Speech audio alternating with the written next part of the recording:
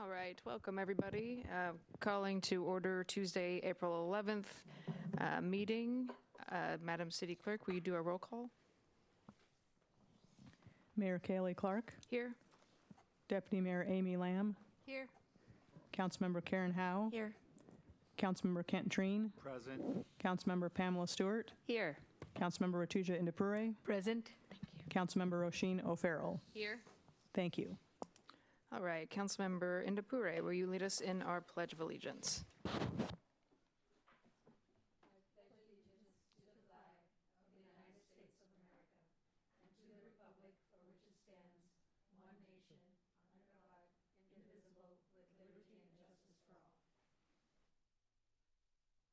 All right, thank you. Deputy Mayor Lamb, will you do our land acknowledgement? Thank you. We acknowledge that we are on the indigenous land of the Coast Salish peoples who have reserved treaty rights to this land, specifically the Snoqualmie Indian tribe. We thank these caretakers of this land who have lived and continue to live here since time immemorial. Great, thank you. So I guess first I'll entertain a motion to approve the agenda. I don't have my magic screen, so. So moved. Second. All right, any discussion? All those in favor say aye. Aye. Aye. Opposed? All right, so first is our open government training. Morgan. Great. Yeah, nice to meet you. Thank you so much. Nope, thank you all for inviting me to spend some time with you. So we're going to be talking about a couple different things this evening. We're going to start this evening with a conversation about the Public Records Act, and then hopefully, I don't take too long and whatnot, we'll finish off with a conversation about the Open Public Meetings Act and kind of cover both prongs of transparency. In terms of why it is I'm here and who I am, I'm with the Attorney General's office, and I've been there for going on 20 years now.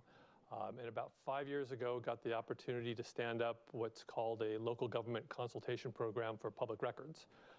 And basically what that means is that I'm crazy because I like this topic. I think the public records has a huge value, but what I do is I work with local governments all over the state, answering all kinds of questions, doing trainings like we're going to do tonight, getting people up to speed with the current state of the Public Records Act. And then my other hat is I'm also the Open Government Ombuds. And so take everything I just said and insert the word Open Public Meetings Act, and it's the exact same idea. And basically that's my role with the office, is to serve as a resource for folks all over the state on both of these laws.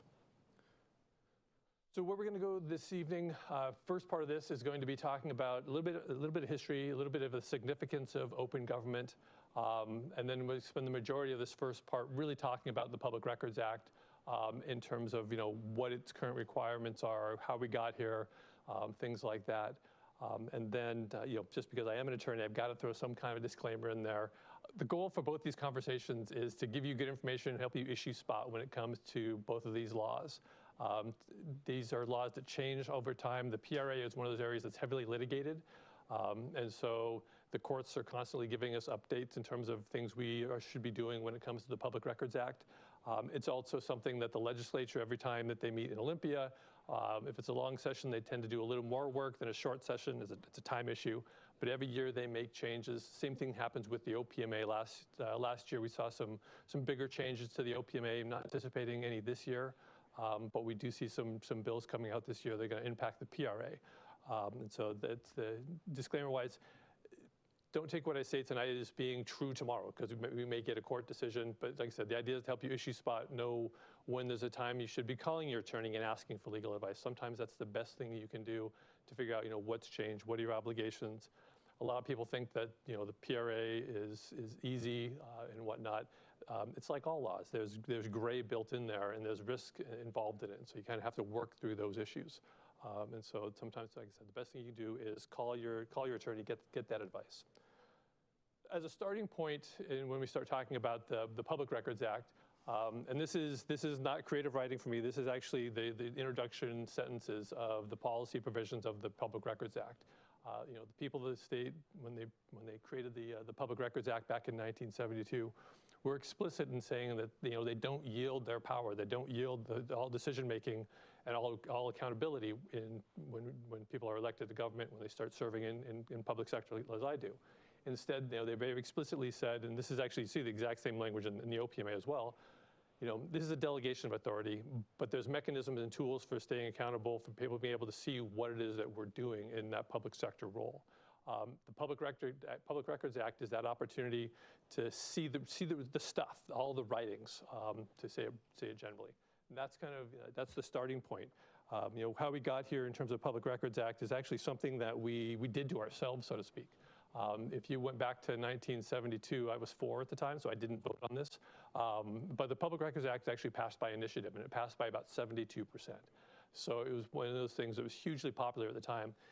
Just to tell you how much of a public records nerd I am, I went back and read the Botus pamphlet from 1972 because there was actually 2 issues that were part of this initiative in 276. Most of it was campaign finance, and then there was this 4th section that was public records. Public records over those last 50 years, obviously, has evolved into the force that it is and a way of producing that accountability, people understanding what it is that we do. And so in terms of why we should care about it, one is because it's the law. Our boss says we should. It's what's codified. Kind of working, I'll go kind of around to the left this evening.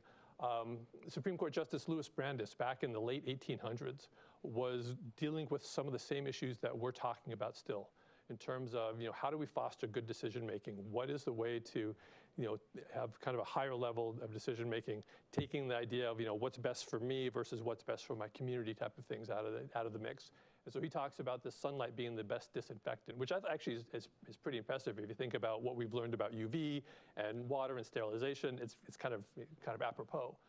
But I think this is, in terms of like an old term PRA hero or something, he's rapidly climbing the charts because this is the kind of things he's writing about, in the late 1890s and things like that.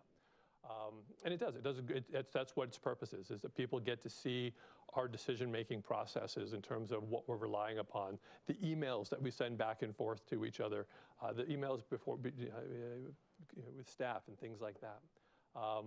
Another reason you should care about the PRA is because it comes with some teeth. It has some pretty strong teeth if we get it wrong. To give you the range of what we've seen for penalties against the agency, the high water mark, this has changed, by the way. It was sent back on appeal, but the high water mark is $2.6 million against the city of Tacoma. Like I said, that's been remanded by the Court of Appeals. We expect that number to change. I don't know how it's playing out.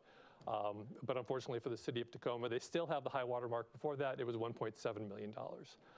And just to give you that, that was not a one issue. There was a fair amount of issues in that case to get to 1.7 or $2.6 million. Just compare and contrast, like to be fair about this, the lowest actual judgment I've seen is $14 against the governor's office. And that's, that had some, obviously there was a mistake there, but what made it a low judgment was what they did when they found the mistake. Basically, there was a 2-part public records request. They fulfilled 1 part, missed half of it. A lawsuit was filed by the requester, and their public records officers, first off, had a really bad day because they realized, oh my goodness, I missed half of this thing. But then they jumped on it, and there was 14 days is what it took them to get the records to the requester. And so I think that's, the court looked at, what's it going to take? Because part of the purpose of penalties is to encourage future performance, get the PRA right in the next time around. And they were able to show the court in that case that there isn't a systemic problem here. This was an oops moment, and they were able to rectify it very fast. So it's, great work on the governor's office staff's part. The other reason, and just to continue the way around the circle, is just think about what the impact that headlines have. And these are just random headlines I grabbed from all over the state on Public Records Act cases. But as people are reading the newspaper, if anybody actually, my dad's 92 now. He still gets a newspaper. Most people are reading it online, but think about these headlines and what the impact that has on people when they start seeing city settles for this. People start forming impressions about what it is that the city is doing, what the towns are doing, what the county is doing. And they think about it, well, what are they hiding? If they can't get this right, what else are they not getting right? Because like I said a couple minutes ago, people have this perception that public records is easy in some cases. They still have this idea that, oh, you just go to the file cabinet, you pull it out, and you give out the papers. Not realizing kind of what requests are looking like. More and more requests are looking like, I want any and all records related to insert topic here. And so you're going from this request for a report to a request for 20,000, 30,000 pages of records, something like that. But that, but in terms of the impact, think about the, that has a strong impact on how people perceive the work that you all do as council members. If the city starts getting, gets these kind of headlights, people start forming impressions, and they may not be justified, and they may not read the articles, because a lot of time article headlines are, it's to hook you, to get you to read it. When you read it, you realize, oh, there really isn't a problem here, but the headlines do have that kind of impact on people. So that's kind of the 4 reasons why you should care about the Public Records Act, and a big picture whys. Going back to that purpose kind of statement, because the purpose of the PRA is to increase governmental transparency, to increase what it is that you're doing. And the reason I came back to this is because I wanted to offer you a way to think about the public records processing. As we talk along here, you'll kind of see where there's lots of decision points when it comes to PRA. What am I supposed to do here? What should I do? Should I apply an exemption? When you start talking about one of those moments where you're like, do I do A or B, left or right? Think about it from this kind of a lens, this kind of perspective. What's the decision that's going to maximize transparency? If it's a close call, sometimes they're not. So like if it's an exemption for a social security number, that's easy. We're going to redact that. Other times it's not quite so clear. And so when you start talking about what you want to do, what the decision you want to make is, come back to this kind of lens as kind of your guiding light. It's just a good way to think about the PRA. Because when we start talking about the PRA, and more I've been talking about this when I talk with folks, is that its purpose and the way you should think about it is really from a customer service standpoint. I end up talking with a lot of clerks about, how do you process public records requests? How do you engage with requesters? What are you going to do? Think about it from this, it's really a customer service role. This is a chance for people to understand what it is that you're doing, what it is the city's doing, what it is the county is doing. And so when you start thinking about, just the way you engage with folks, think about it. And I really like these quotes that I just put this together about 2 weeks ago when I was kind of, adding this slide in. But I really like, particularly from the Zendesk quote about the, moment of first contact to months and years afterwards, because that's what we're talking about with the Public Records Act, is it's that ability for the community to engage with, in this case, the city of Sammamish and what it is that you all are doing. And it's not going to, for most people, it's not going to be a short-term environment. Most people, I think I said something, I live in their house for 7 years before they move again. I've lived in my house for 15 years. And so, I'm pretty well set where I am in my community. That's where it's where I plan to be for quite a while. More and more, that's what people are doing. I guess 2 parts. There's people that move pretty consistently. Then there's people like me that are like, I'm done moving. I've done enough of this. But think about it from that long-term perspective. That's why I really like this idea of approaching from a customer service point of view. What I should have mentioned, I didn't when it got going here, was feel free to interrupt me and ask questions as we go along. I'm happy to, as people I've talked with on a regular basis know, I'm happy to chase squirrel, and I'm not sure who chases more squirrels, my dog or me. So if you have a question, feel free to ask me. Sometimes I will say, that requires legal advice. Other times I'll say, here's the things you should think about. Here's how the courts have looked at it. Yeah, please. So on the definition that, if you go 2 slides back, I think. Yep, this one. Nope. There we Yep. go. Yes. So how do you, the word accessible, can you maybe expand on that a little bit? What does it mean to make public records accessible?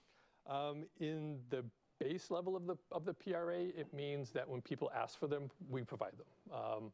More and more, what accessible means, we're seeing more and more work on making records available proactively.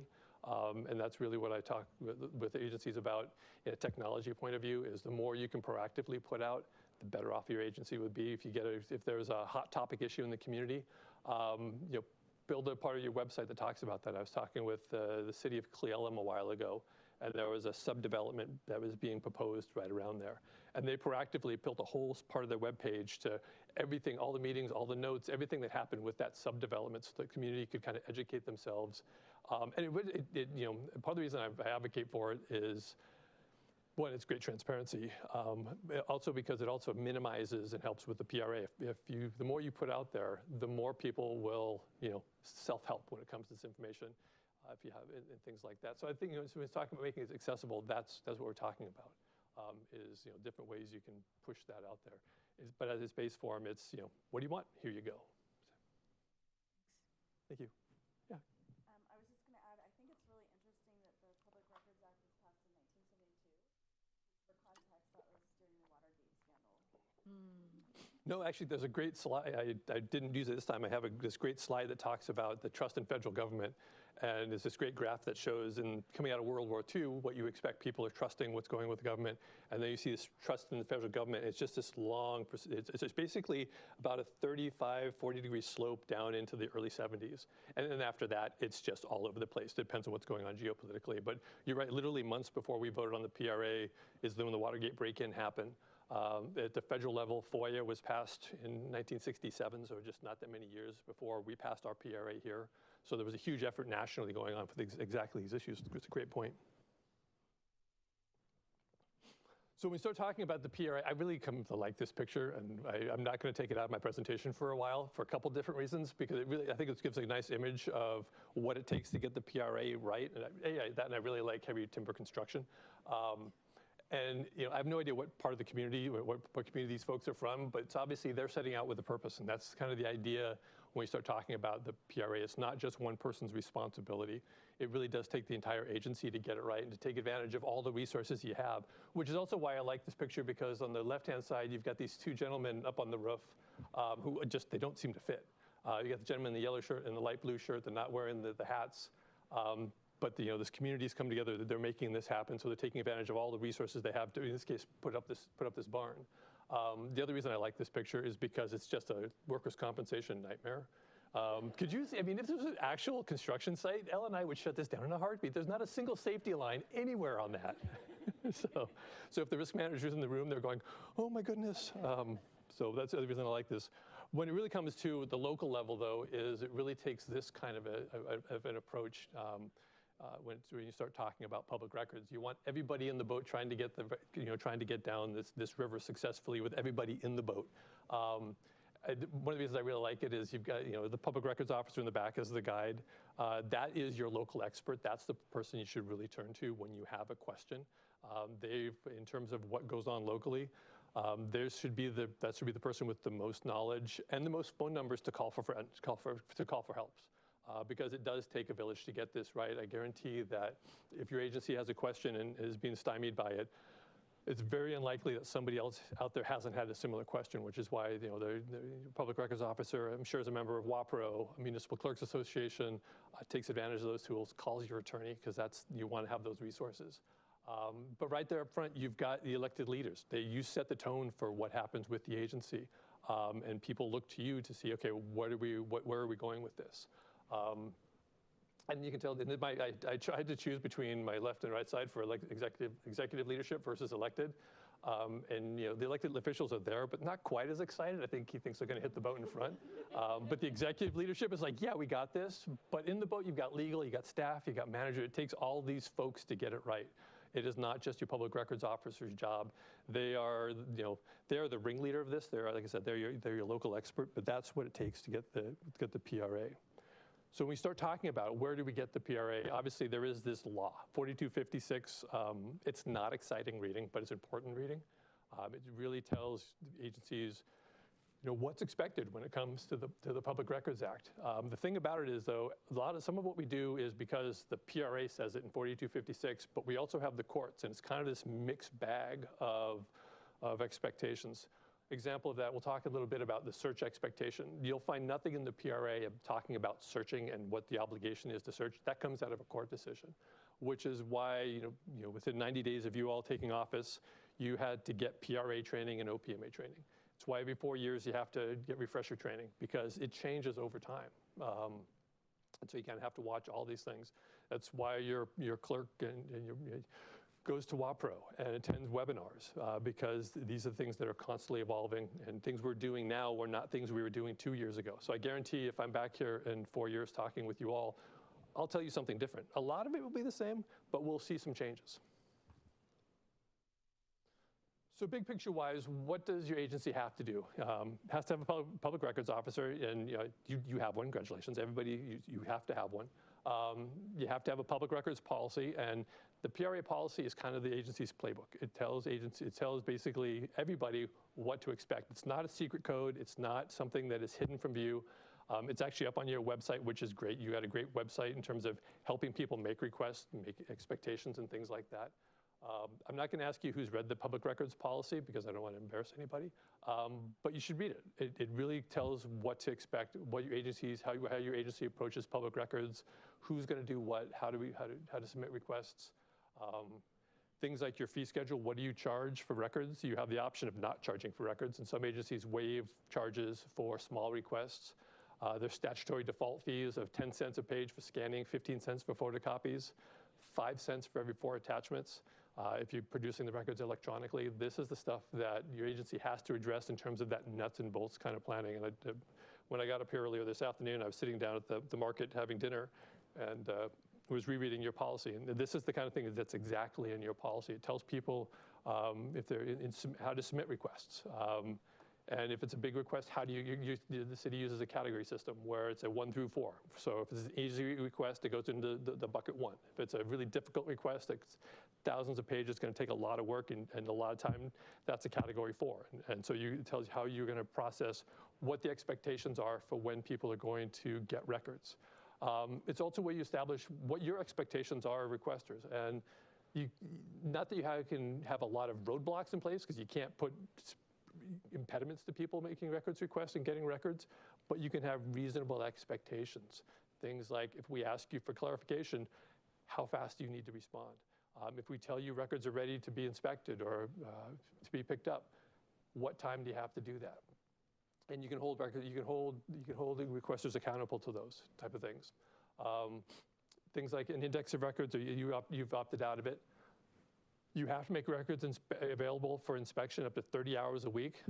There's a small town in eastern Washington, about 10 years ago now, that said, we're too busy for a requester. You've got 1 hour this week, 1 hour next week, 1 hour. And when they got in front of a trial court judge, the judge said, it says 30 hours right here in the PRA.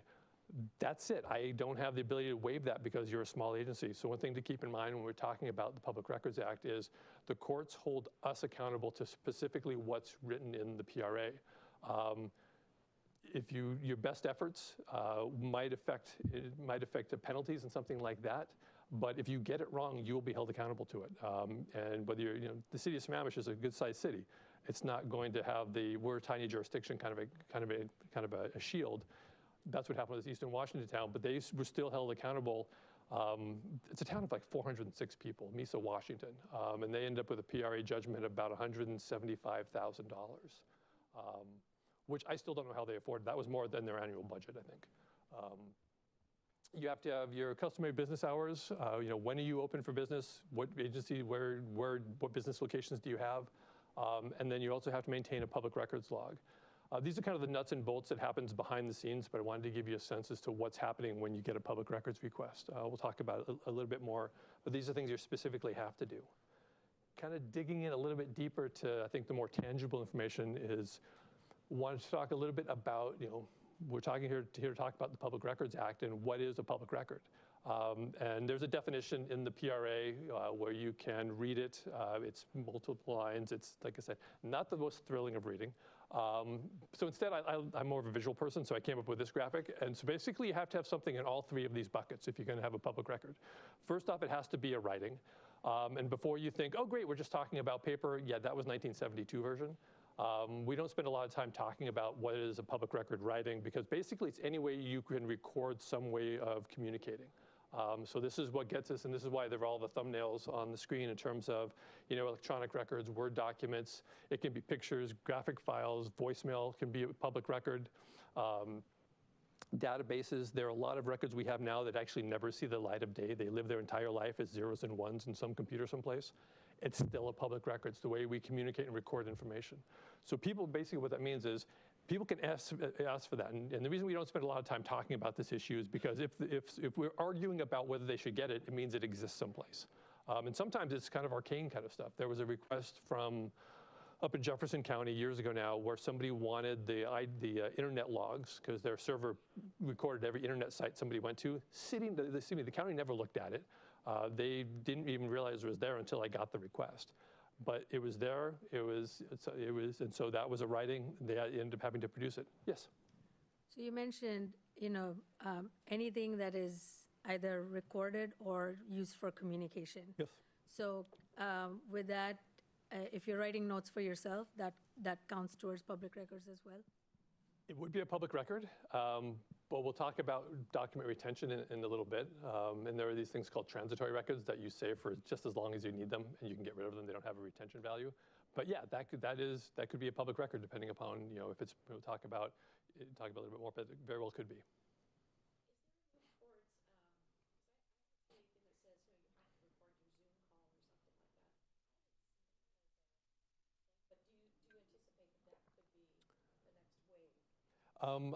Yeah, I do. When the legislature was talking about the amendments last time, one of the things they were debating was requiring all agencies to record their council sessions. And that came to be highly recommended, but not required yet. I think it was because of the technology issues. And some smaller jurisdictions were just like, we can't do that. So I think it's kind of we'll see it coming back again at some point in the future. I don't know when that will be, but I suspect it'll come back. Sir. I just want to jump in really quickly and remind council that we are recording this and are asking staff to watch it later on. So please remember to turn your mic on when you ask a question so they're not just getting the answer. Thank you. Hypothetically speaking, if you... So you have to have something in the second bucket as well. It has to be related to the conduct of government, a proprietary function. Basically, it has to be related to something that your agency is doing.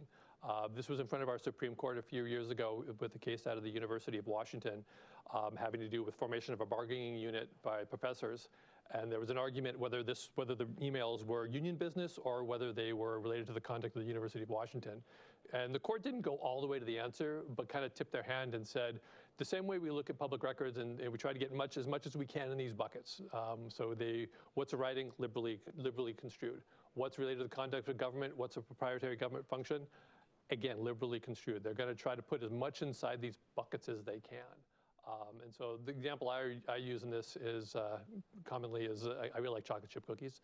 And so if somebody emails me a chocolate chip cookie recipe because we happen to be talking about it, that's probably not related to the conduct of government.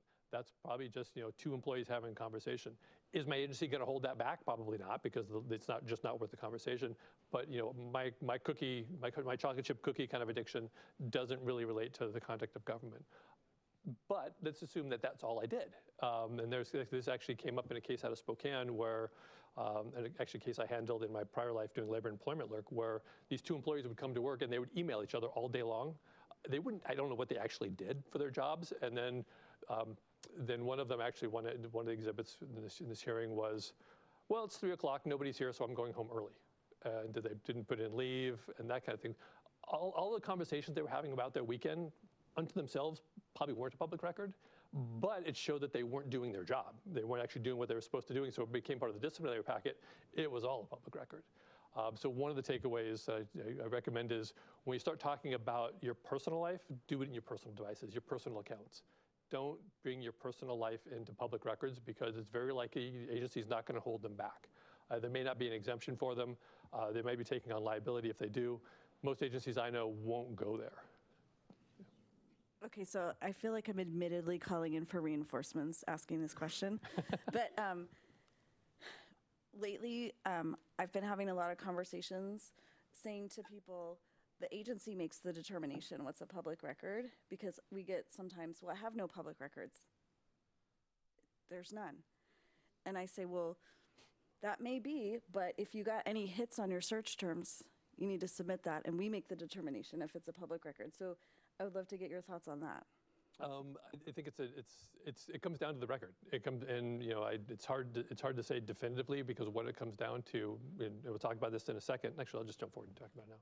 When we start talking about things in a private device, because that's what we're talking about, it can be a public record if it is, if you say yes to one of these three questions. If the job requires it, your boss tells you to do it, or if it furthers your employer's interest, which is, the courts usually give us two nice, easily understandable ones, and then they give us this third category of, yeah, you kind of know it when you see it, statutory.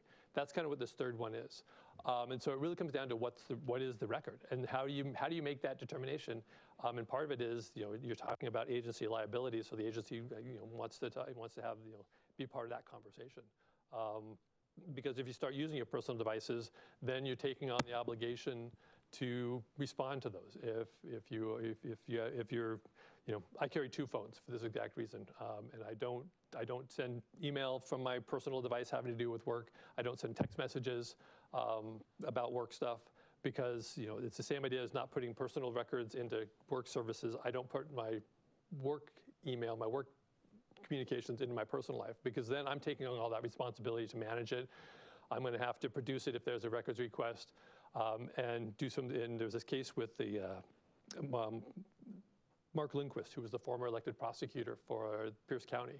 He did work on his personal device. That's how he communicated with the staff. And so somebody wanted a copy of that, and he tried to say to the court, I have a constitutional privacy interest in my phone, and the court said, you do for most of it, but not for the stuff that's related to your job. Because, and pragmatically, it makes sense. Because if I could use my personal device and then hide public records, basically nobody would ever use their work devices. They would just use personal devices, and the PRA would be eviscerated, and people wouldn't have the accountability. So I think in a very kind of pragmatic decision, the Supreme Court said, no, it comes down to the record. What's the record say? What's the record about? And so this is the conversation that has to happen. Ultimately, it's the obligation on the court has said, it's the employee has the obligation to search their phone, and what they say about the declaration is to provide a declaration of what did they find, what was responsive, what wasn't responsive, why the difference, how did you get your records off your phone, what were your search terms, what was your date range, all these kinds of things is what the court, they trust us to search our devices to a point, and then they say, and now show your work. It's kind of like, if you had kids my daughter, when she was in 3rd grade, could see the answers for math really fast, and so we just write down answers, getting her to go back and say, no, show me the steps. That's exactly what the courts are stating to us. It's like, we want to see what it took, when you went to your phone, when you searched, what did you do? Show your work is exactly what you're going to have to prove to the court if challenged in terms of did you produce records. Because when we start talking about this, it goes back to my comment about, if we could use our personal devices and not produce records, obviously the PRA would not function the way it does. Because underlying all this is this idea, and this is actually, there's a statute in 4026 that says, these records aren't our records. These records belong to the agency. If I'm doing work, if I decided to email a client, having to do with something, they asked me a question about an exemption, and so if I sent that on my personal phone, that's me doing my work, and the people have the ability to see it. And that's what the statute says. Those are public records. They're not my personal records. And yeah. Oh,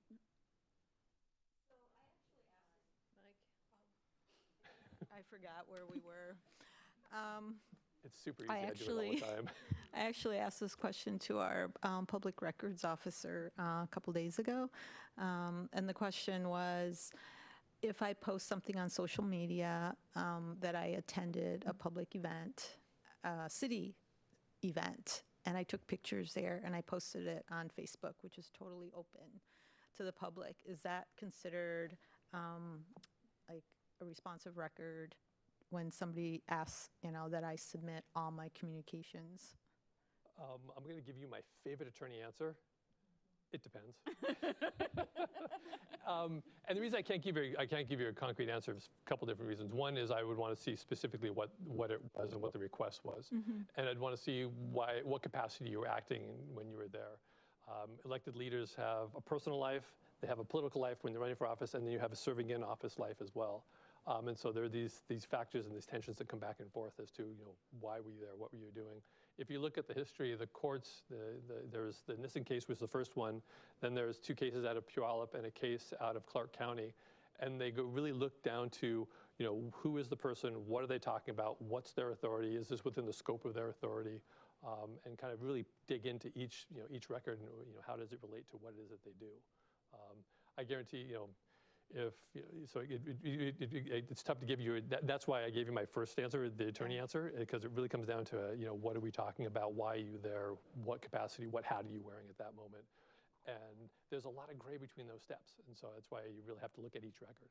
Okay, so pretty much if I'm going and I have my council badge on, council member badge, then I'm representing the city. And so then that would be considered possibly a record, responsive record. I would push it more towards yes in that one, in that scenario. Again, I'd want to actually see the record, what it is, things like that.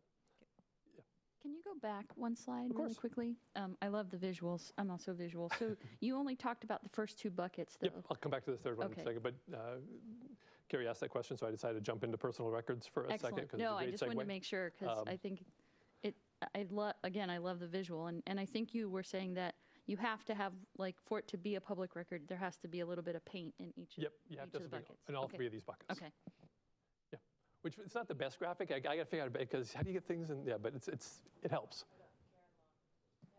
You may not get through your PowerPoint because we're going to ask so many questions. I'm fine with Please that. And I'll come answer back and do an OPMA one Call later. logs, yes or no, on your personal device. I can't tell you how many public records requests we see for call logs. Like, I get voicemails, completely understand that. The Nissen case has some great language about that. In that one, the agency actually went to Mark Lindquist and produced the call logs, and there's some language in that talk about did the city, in that case, did the county actually use them? Was it really related to anything going on?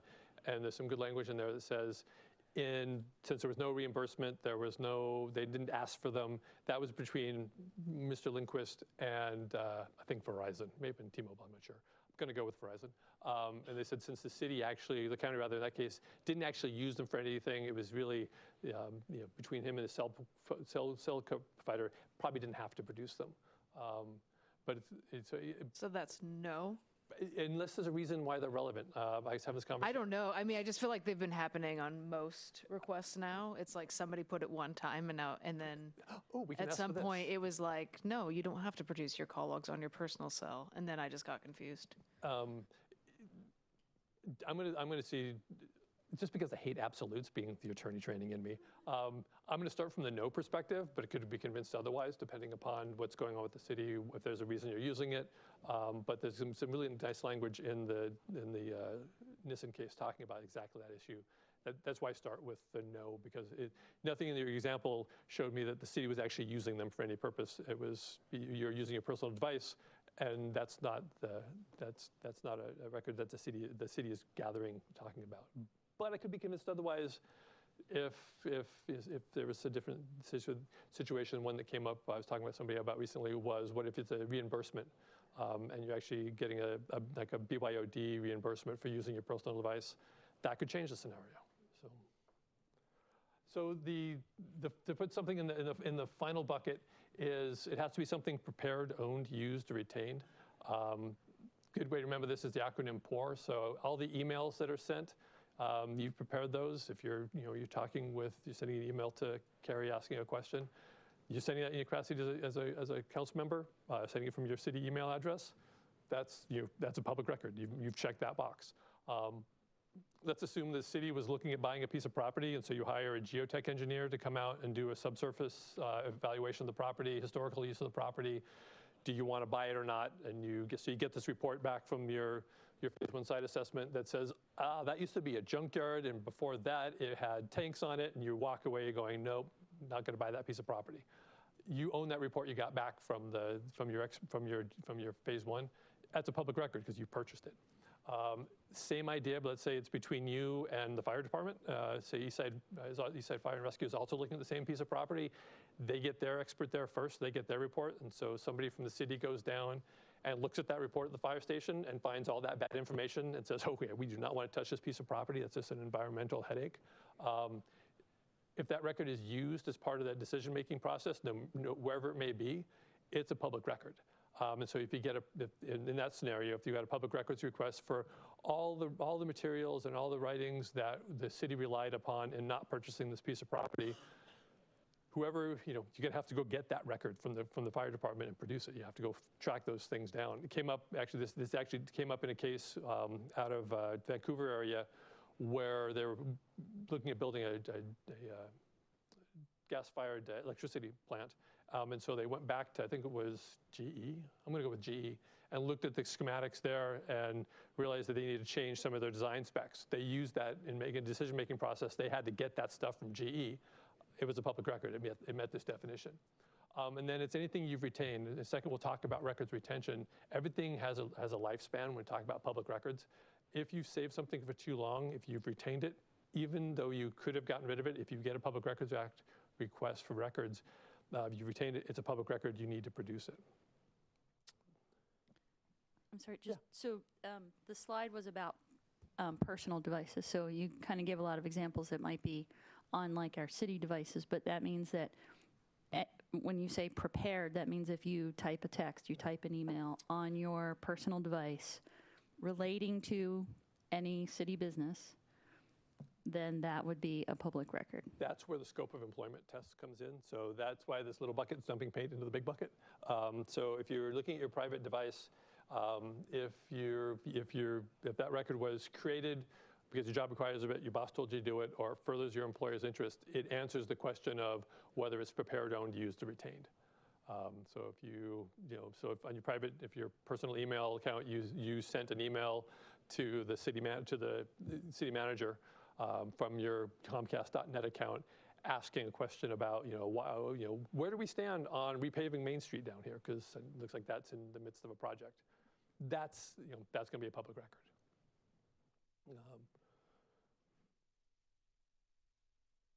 The tiny bit we're going to go into records retention, and to tell you that I am not the records retention experts. The Secretary of State's office, I suspect your clerks have talked to them repeatedly. They are the same way I'm a nerd for PRA and OPMA. They are the same kind of frame of reference when it comes to records retention. And they develop these things called records retention schedules. There is a thing called a core, which is a common records retention schedule, which is basically the records everybody has. Things like payroll, things like financials, things like that. And then there's specialty schedules that are developed for the fire departments, for the police departments, for water and sewer districts, and they get into the records you need to save for those kinds of industries.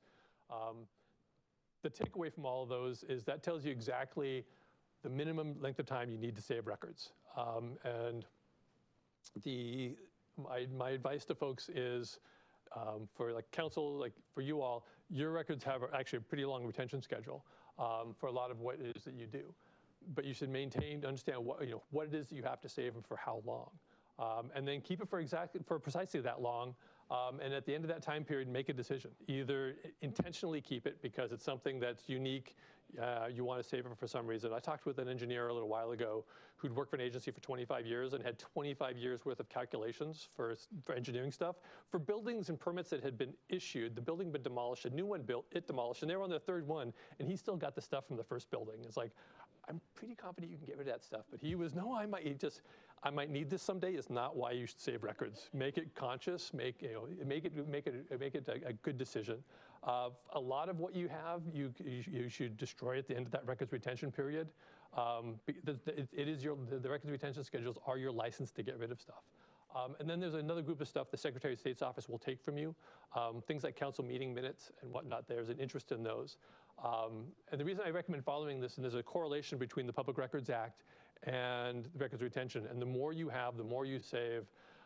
Obviously, the more you're going to produce, and oh my goodness, the more you're going to produce. Think about if there was a request for that engineer for all of his engineering calculations or something like that. That's a lot of records he's going to end up having to produce. You'd asked a question about notes. There are these things called transitory records. You save for just as long as you need them.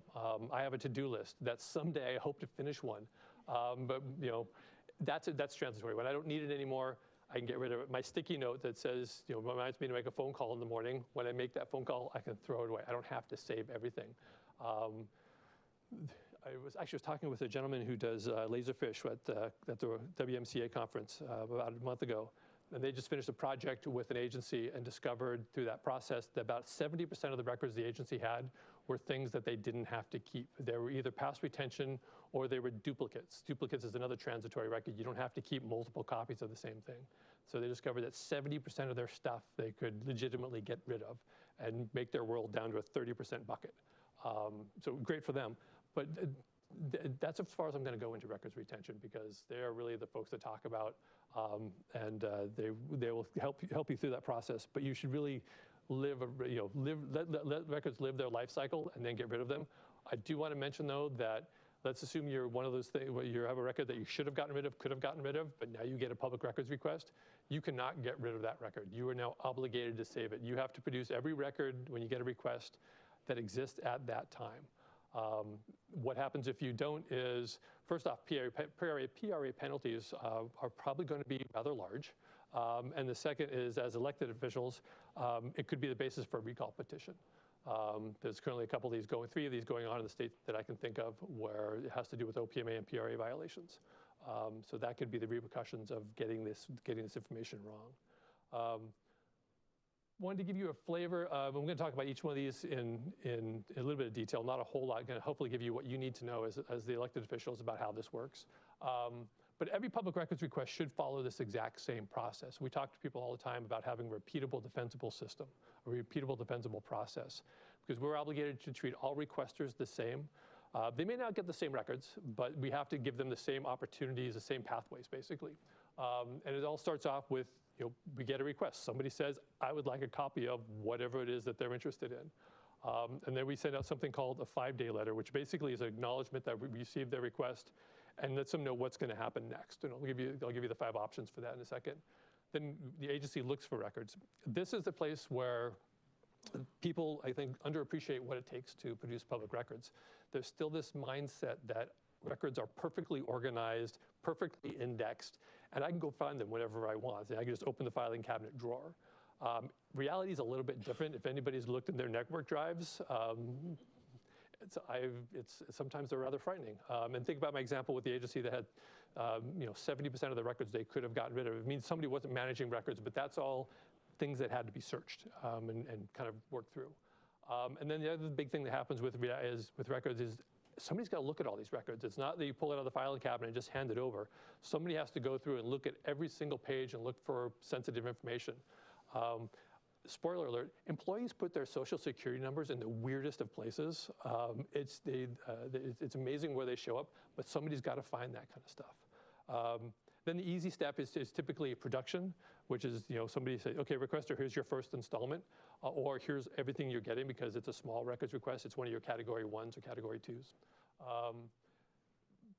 PRA specifically says that agencies can use installments to produce records, and this is what that means basically is this is the sanity tool for your clerk, for your public records officer. It means that instead of having to spend hours of their lives looking through 8,000 pages of records and trying to dig through that and produce it, they can say, okay, I've got 300 pages. I'm going to go through 300, there's my first installment, and get their other work done. And so you get on this kind of installment wheel where you get stuck between review, produce, review, produce, review, produce, until you get to the end of that. And finally, you close out the request, and you say, whew, this one's done. Next, because there's always a next. Unless you're really, I've talked to one agency that hadn't gotten a public records request in 7 years. I'm not going to tell you who they were because that would probably be really, really bad for them. But it doesn't happen very often. There will always be a request pending. For the city of Sammamish, I guarantee you're going to have requests pending always. You're just too big of a jurisdiction not to get them. I'm being optimistic. So I do want to take a little bit of time to talk about what a request looks like, because this is one of the places the world has changed on us in the last couple of years. We got a decision from the Court of Appeals out of Tacoma involving the city of Tacoma about 15 months ago that basically said that we judge whether something is a public records request not by whether it came to the public records officer, because we did have a case before that said requests had to get submitted to the PRA officer or the public records officer. It said we make a determination of whether something's a PRA request based upon a bunch of multi-factors, but what it comes down to is the nature of the request and the nature of the records that are being sought. And there's subparts to each of those. But basically what that means is that, and actually this is in your policy, it says that records requests could be submitted to each individual department. As elected officials, you could see one of these in your email that says that's a public records request. So how do you know what it is? How do you know what something is a public records request? There's no magic language. They don't have to cite 4256. A lot of times folks will cite FOIA because that's what people know at the federal level. But basically it has to put us on fair notice that they're asking for records. And this is where you really want to treat this as a hot potato. Because the second you see this, you want to forward it to your public records officer, forward it to your clerk, because the clock is ticking at this point. There's no specific format. We can't require them to use your forms, but I took a look at your website, and you've got multiple ways for people to submit requests. The great thing about this is the easier you make it on people, the more people will take advantage of the tools that you build. It's that field of dreams analogy. If you build it, they will come. So make it simple, open those doors for people, and people will walk through them. They'll take advantage of those systems. Most people are great to work with when it comes to public records. The media is, I've never had a bad experience with a media requester. They're interested in a story, not in coming after the agency for something. They're trying to figure out why something is going on, not looking for a PRA mistake. Most requesters are the exact same way. Something is of interest to them. And so it comes back to that customer service idea. They're trying to find out why it is the city is looking at repaving the street. We just did that 3 years ago, or whatever the question may be, or something like that. People can be anonymous in making public records requests. They don't have to tell us who they are. Most people will. I've talked to some people that are convinced that if they say if I tell them I'm requesting, they won't give me the stuff. That's not been my experience, but they don't have to tell us who they are. We have to accept them in person, and your policy provides for this. Your policy has some great provisions about if they make an in-person oral request, it says your clerk of the board, your public records officer, is going to follow up and send them a message, an email, or letter saying, here's what I understand you're asking for. You want the following records. And you really need, obviously that's a good thing, because you think about what people say and what people hear, they don't always line up. And the courts have recognized that, and so the court's been really good about holding requesters accountable to what they say. There was a great case where a requester made an oral request, they followed up, and the clerk sent out that letter saying, this is what I understand you're asking for, and let me know if I'm wrong. Nothing happened. They produced the records, they closed it, and then months later, the guy came back with a PRA lawsuit and said, oh, that wasn't what I wanted. And the court said, too little, too late. This was good communications on the part of the agency. It goes back to that customer service role. Good communications are key. Quick question. Yes. So I know the example that you mentioned is that somebody wants to know why we're paving the roads again. And this might be a question for staff maybe, but what's the difference between like a PRA request and that kind of email that comes, which it might not be very specific? And how does, is there a difference? Is it the same?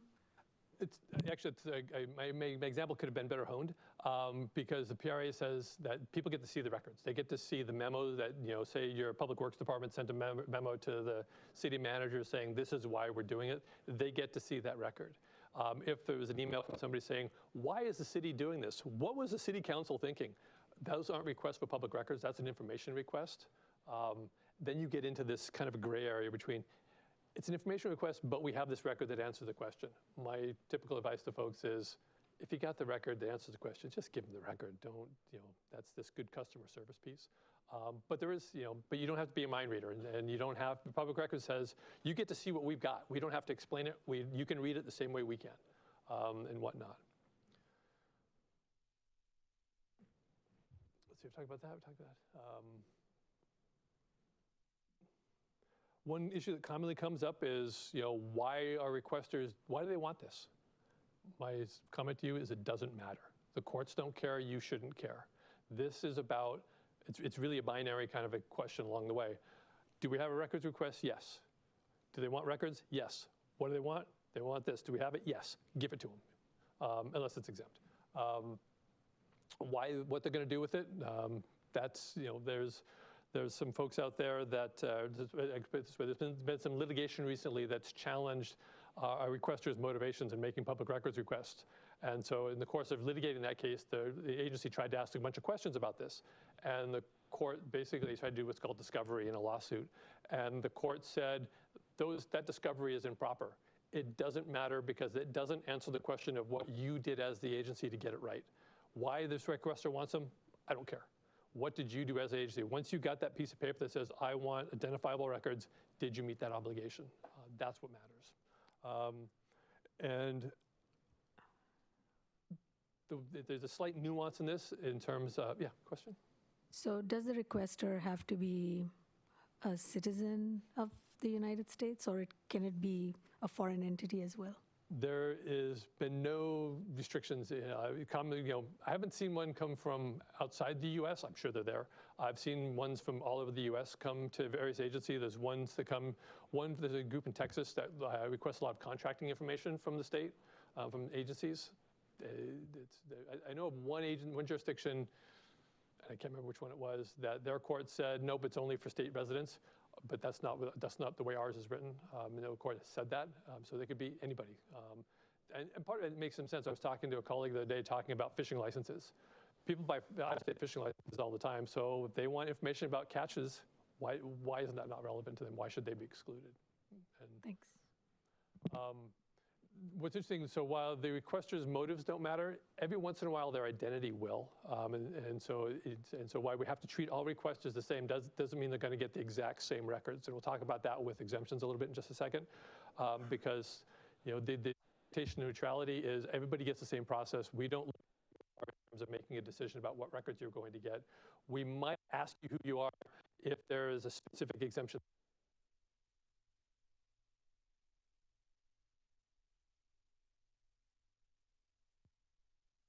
Do is completely up to them. And there's been a couple cases. There was a case recently where a woman had gotten an anti-harassment order against a gentleman, using that in vague terms. And the Court of Appeals came back and said that's an improper use of the Public Records Act. What they're going to do with public records once they get them, that's not the basis. That's not a basis for withholding records. The fact that they might have going to be doing something with them that, culturally or maybe for some other purpose, we would say no. The Public Records Act doesn't let us make that kind of categorical, oh, you have ulterior motives, you have evil intent. PRA doesn't care. Our Supreme Court was looking at that issue with dates of birth, because there was a request for employees' dates of birth for all state employees. And there was some great testimony and some great declarations about how, that's the cornerstone of identity theft. And the court said, you're right, but the legislature hasn't given us an exemption to let you hold it back, and therefore you've got to produce all that information. They've since changed that, by the way, but that's the courts that's the way the courts look at it. The next, I'm going to go back to another question, or okay. That next step, and just give you a flavor of and the reason I said I made a comment that if you get a public records request in your email, or say a constituent walks up to you, say at council chambers here, and hands you a public records request. First response should be, hey, would you mind talking with? And if they say, no, I'm giving this to you because I'm talking to you, Amy. Your first response should be, great, thank you. You're and instantly hand it to your public records officer, because within 5 days we have to do one of these 5 things. If it's simple, provide the records. We can ask and this is the comment about proactive ways, and I advocate putting as much on the internet as you can as you build those resources. If they ask for records and it's on the internet already on your website, we can just give them that hyperlink and they can self-serve. You can deny the request, say they got the wrong agency. They actually wanted something from Issaquah, not the city of Sammamish. Fine, you can deny that request. Fullest assistance says you might want to talk to something like that, but you still need to close out that request. Agency still has to close out that request. You can ask for clarification if you don't understand what they're asking for. You can ask to say, go to the requester, give us more information, and they have an affirmative obligation to give you more information. If they don't, you don't have to respond to unclear requests or unclear portions of requests. And then the other one is you can acknowledge the request and say, we anticipate having records to you in a reasonable period of time. And what's reasonable is based upon a bunch of factors, things like how busy is your public records officer, what's going on, what are the other duties, how big is this request, does it need legal advice, does it need third-party notice, but it has to be a reasonable period of time. I want to talk a little bit about that next step along, which is record search, which is where it comes back to, this is that picture of everybody trying to build that barn. It takes everybody to get this right. There's been a couple of examples recently where public records officers thought they did a good search, thought they understood, but then other people in the agencies were calling the records by acronyms and things like that, and so records weren't produced. It really takes everybody to get record searches properly. From a big picture point of view, it takes planning to get these right. I always talk with public records officers about the worst thing you can do is jump right in. step back for a second. Think about what's my agency, where is it reasonably anticipated these records are going to be found, because that's what the courts tell us. No court, well, there's one judge in Eastern Washington who would do it differently, but except for that gentleman, the courts have said to us, we have to look everywhere it's reasonably anticipated we're going to find records. It doesn't have to be perfect. What that means is if you miss something, miss one record, miss two records, and you turn over 3,000, probably going to be okay. That happened with the city of Tacoma, where they literally missed 3 records. 2 were graphics files. It's tough to search for graphic files because they have weird names that don't it's tough to find those. And an intern had a file, and nobody knows why the intern had it. They did the right thing when they found them. They put them on a thumb drive and gave them to the requester and say, we think these are responsive. But when it comes to public record searches, it takes kind of that comprehensive planning. What records does the agency have? Who's got them? Where is it reasonably anticipated records are going to be found? You have to turn over all the appropriate rocks. You don't have to turn over every rock in the parking lot. That's what it takes when you start talking about public records. But it also comes down to who's got records. A lot of agencies search email centrally, but think about within each agency. I carry a pack that's got a couple things in it. If somebody wanted a copy of a training I did up in Friday Harbor a couple weeks ago, I've got a copy of that in there. I'd be responsible for giving that to my public records officer to produce it. So everybody, this is where it's that team sport idea where everybody's responsible for searching records they have, but also sharing if they get an email from the public records officer that says, hey, we got this request for. Part of it is a dialogue about what search terms should I be using? Where should I be looking? Who else should I be looking for? And then as you go through this process, following the breadcrumbs. And as you start seeing, oh, we didn't think John over in accounting would have records, but we see his email a lot. Now we're going to follow the breadcrumbs and go ask John, what else do you have? And kind of follow through those logical kind of pathways to look everywhere where it's reasonably anticipated records are going to be found. The other thing you need to do when you start talking about record searching is documenting what it is that you do. Because when it comes to proving the agency got it right, it's your obligation as the agency. And it's going to come down to your attorney being able to work with your public records officer and whoever the appropriate people are to craft declarations that say, I looked for public records I looked for records responsive to this request in my work-issued laptop. Here's what I found. Here's my search terms. And think about memories. Public records is not the kind of thing you're going to put in the front of your brain and think about every day and reinforce. It's just not that exciting in terms of what you want to be doing. And so think about what you did last week. Think about, I get to go on vacation. My in-laws live in Montana, and so I get to spend a couple weeks in Montana every summer, which is amazing. A great vacation. I get to spend numerous days fishing on rivers. I can tell you about a couple of those trips with specificity now. Kind of. I can tell you what happened. I can't tell you what day of the week they were anymore. I can't tell you specifically what time we launched. I don't have the details anymore. And so when it comes down to the PRA, same idea applies. If you don't keep good notes, when you respond to your public records officer and say, yes, I searched for records, if you don't follow up with, and here's what I did, I guarantee in a year, if you're dealing with litigation, because requesters have 1 year to file a lawsuit against us for getting Public Records Act wrong. I guarantee rebuilding those memories is going to be far more challenging versus having contemporaneous notes.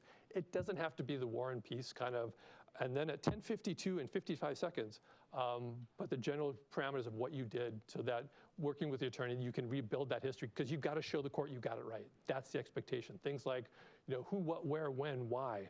Think about if you took a journalism class, those are the kind of the questions you have to be able to address. When you start, I'm going to switch forward that next step. When we talk about reviewing, what we're really talking about reviewing is looking for exemptions. And so if you go back to that slide I had about the buckets, putting as much as you can into those buckets, trying to take something out of those buckets is called an exemption.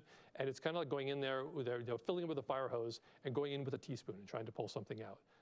Whereas what is a public record is broadly construed. Exemptions are narrowly construed to specifically the text the legislature has chosen to draft. And so example of that, if it says a social security number is exempt, that's all it's exempt. It's not an EIN, accomplishes the same thing for tax purposes, but an EIN is not a social security number, doesn't apply. You have to find a different exemption when you start talking about it. They have to exist in state law or federal law. We have to be able to find some code provision that says, you're not getting it and this is why. Your agency also has to explain to the requester why they're not getting it. It's called an exemption log, but basically what it means is here's the law and here's how it applies to the record. Here's what you're not seeing. One of the things that comes up every once in a while is this thing called silent withholding. And basically what that means is there's a record we didn't tell you about and we didn't produce it. Courts don't like that. Not super surprising. That's the way you get the penalties to go up. If there's a record you fail to disclose its existence, when we start talking about penalties in a second, that's what causes the penalty knob to get cranked up because it shows what's the mindset of the agency. Other thing to keep in mind with exemptions is the majority of them are discretionary. Some are not, but the majority of them, your agency has the choice whether to apply them or not. Where this comes in most often is, and this is also if you have a good relationship with requesters, you'll assert an exemption, and then they'll push back and say, really? And you'll look at it and go, don't care so much. It's really not something super sensitive. It is exempt, but it's not the end of the world if we don't assert it. There are some exceptions to that and whatnot, but the majority of them are discretionary. One I do want to mention is this idea of privacy. Privacy is not a standalone exemption. It's also amazingly high standard. It is things that are highly offensive to a reasonable person and not of legitimate public concern. What that really means is this is the kind of stuff you only talk about with your partner, with your doctor, with your counselor. It's things that happen at home. It's not the stuff you talk about with Wilson over the back fence. That's one step too far. I'm dating myself, obviously. It's also not a standalone exemption. This is just a definition, which is why I gave you the example. Things in people's personnel files are exempt to the extent it would violate their right to privacy. Like if somebody wants a copy of my appointment letter as an AAG back from 2003, not going to meet that standard. My evaluations meet that standard, as long as they don't have specific instance of misconduct and things like that. Just give you a sense of other ones out there. There's now an exemption for dates of birth. Since I bring that up, I wanted to put it away. There's an exemption for, we talked about personnel files, things like driver's license numbers, things you would expect. There's an exemption for applications so that we can have good application processes and get good employees and good reference checks and things like that. There's all kinds of other exemptions out there. I said I think there's over 600 exemptions now in state law. I do not keep them all in my head. That's just not possible. It comes back to that whole chasing squirrels thing, I think. But what it does mean is that you have to find one of these. And what I commonly talk about is if we're asserting them, we also have to prove them. We have to be able to show the courts why it is that if we give out this information, it's going to compromise network security. IT thinks a lot of things compromise network security, and I'm always pushing back my IT folks going, tell me how. I'm not saying I don't believe you, but you just can't run around saying the sky is falling. We actually, show me the acorns falling from the sky. Okay, that's how you got to get there. One of them, commercial purpose. People get to use our records for making money. That's okay.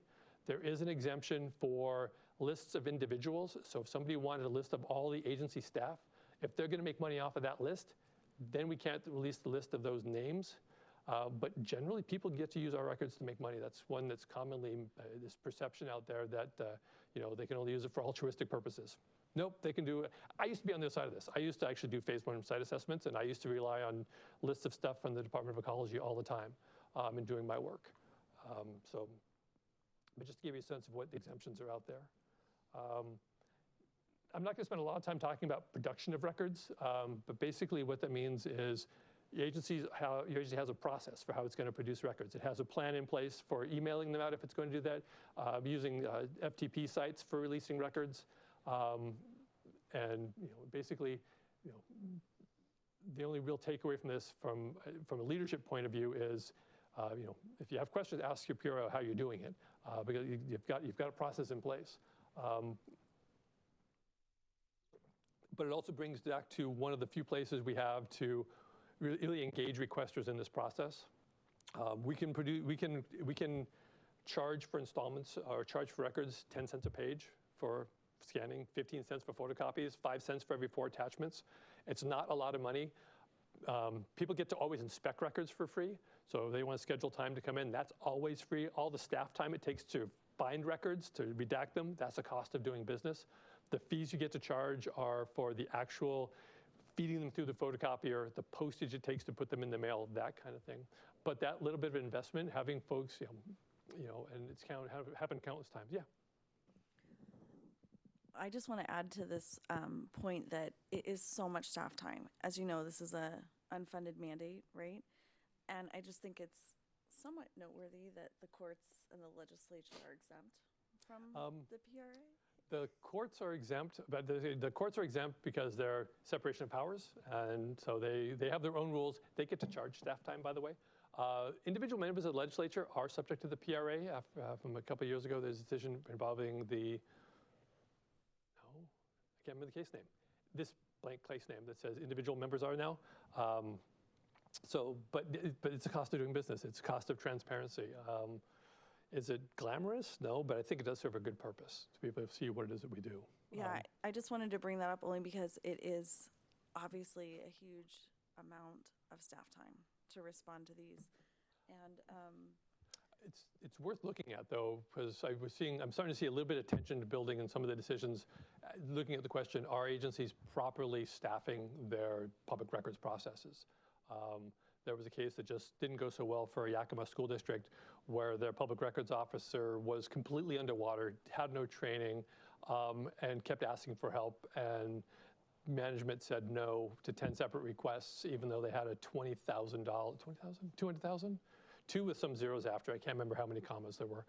They had a budget surplus at that point, and they didn't. That was a comment the court made in this decision was, they needed help and she didn't get it, and they didn't take it seriously.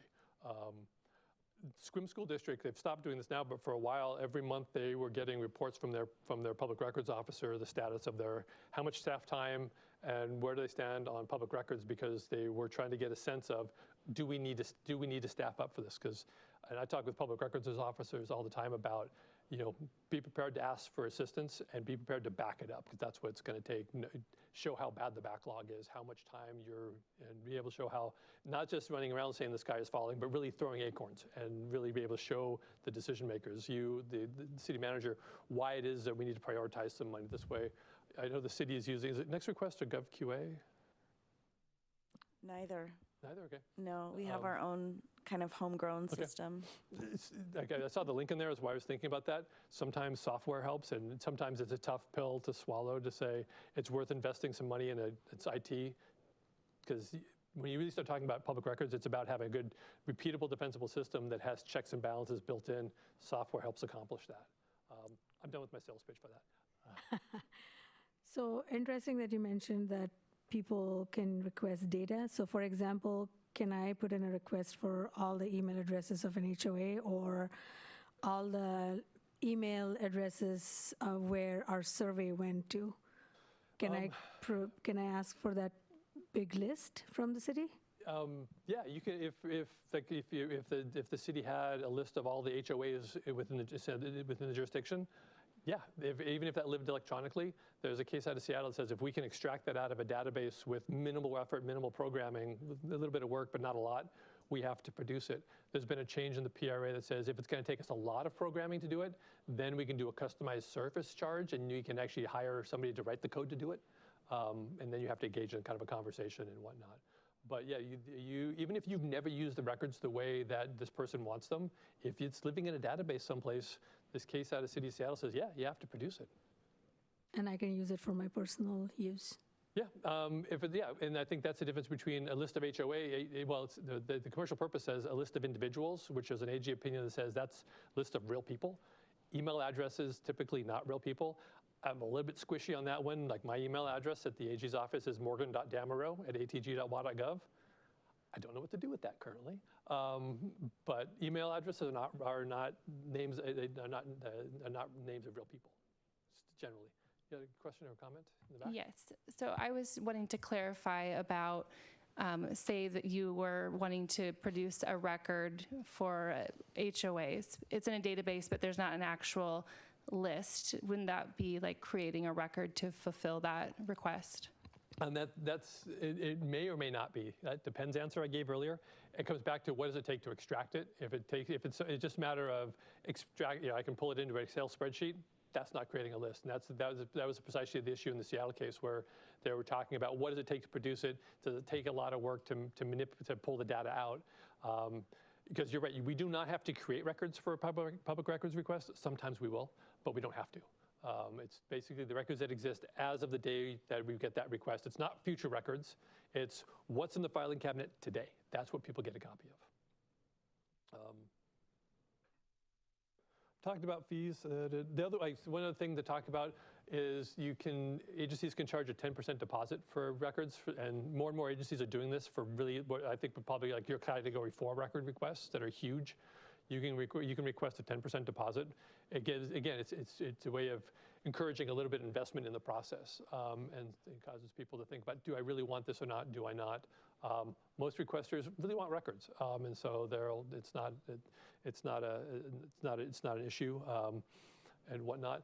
I have heard one horror story out of a case in Eastern Washington where a contractor was, they couldn't come to resolution on a subdevelopment, and so the parting comment was, I'm going to bury you in public records requests. And every Monday thereafter, they started getting public records requests from this person for a while. Those are the exceptions. Most requesters, 99.9% of requesters, are truly interested in records. They're not, those cases aren't as frequent as people might want to believe. Doesn't mean people aren't interested, doesn't mean people aren't active. That's completely different. People have the right to be active in the community, to know what it is that we do. And then the easy one is you close out the request. And the reason that I bring this up as a simple step, but an important step, is because your public records officer is going to be very clear when the request is closed. We have produced all the records that we've been able to identify. Do not expect anything more from us. This satisfies our obligation because there's a 1-year statute of limitations to file a lawsuit, and you just want to be clear as to when that clock starts running, because the courts have been really good about holding requesters, 1 year and 3 weeks, you're late to the party. So they really hold people accountable to that 1 year, as long as there's no reason to give more time, like we lied to them, we misled them, something like that. If we've done good faith, if we've done everything we said we were going to do, we were supposed to do, the courts are really good about saying, sorry, you've had plenty of time, you're too late. Carrie? We've been trying to close out some requests, but have been waiting for NISN declarations, and those have been hard to obtain from former elected officials. Do you have any thoughts about how long an agency should wait before closing a request in a circumstance like that? Next question. That's a tough one. Former electeds are, that is one of a few things keep me awake in the PRA.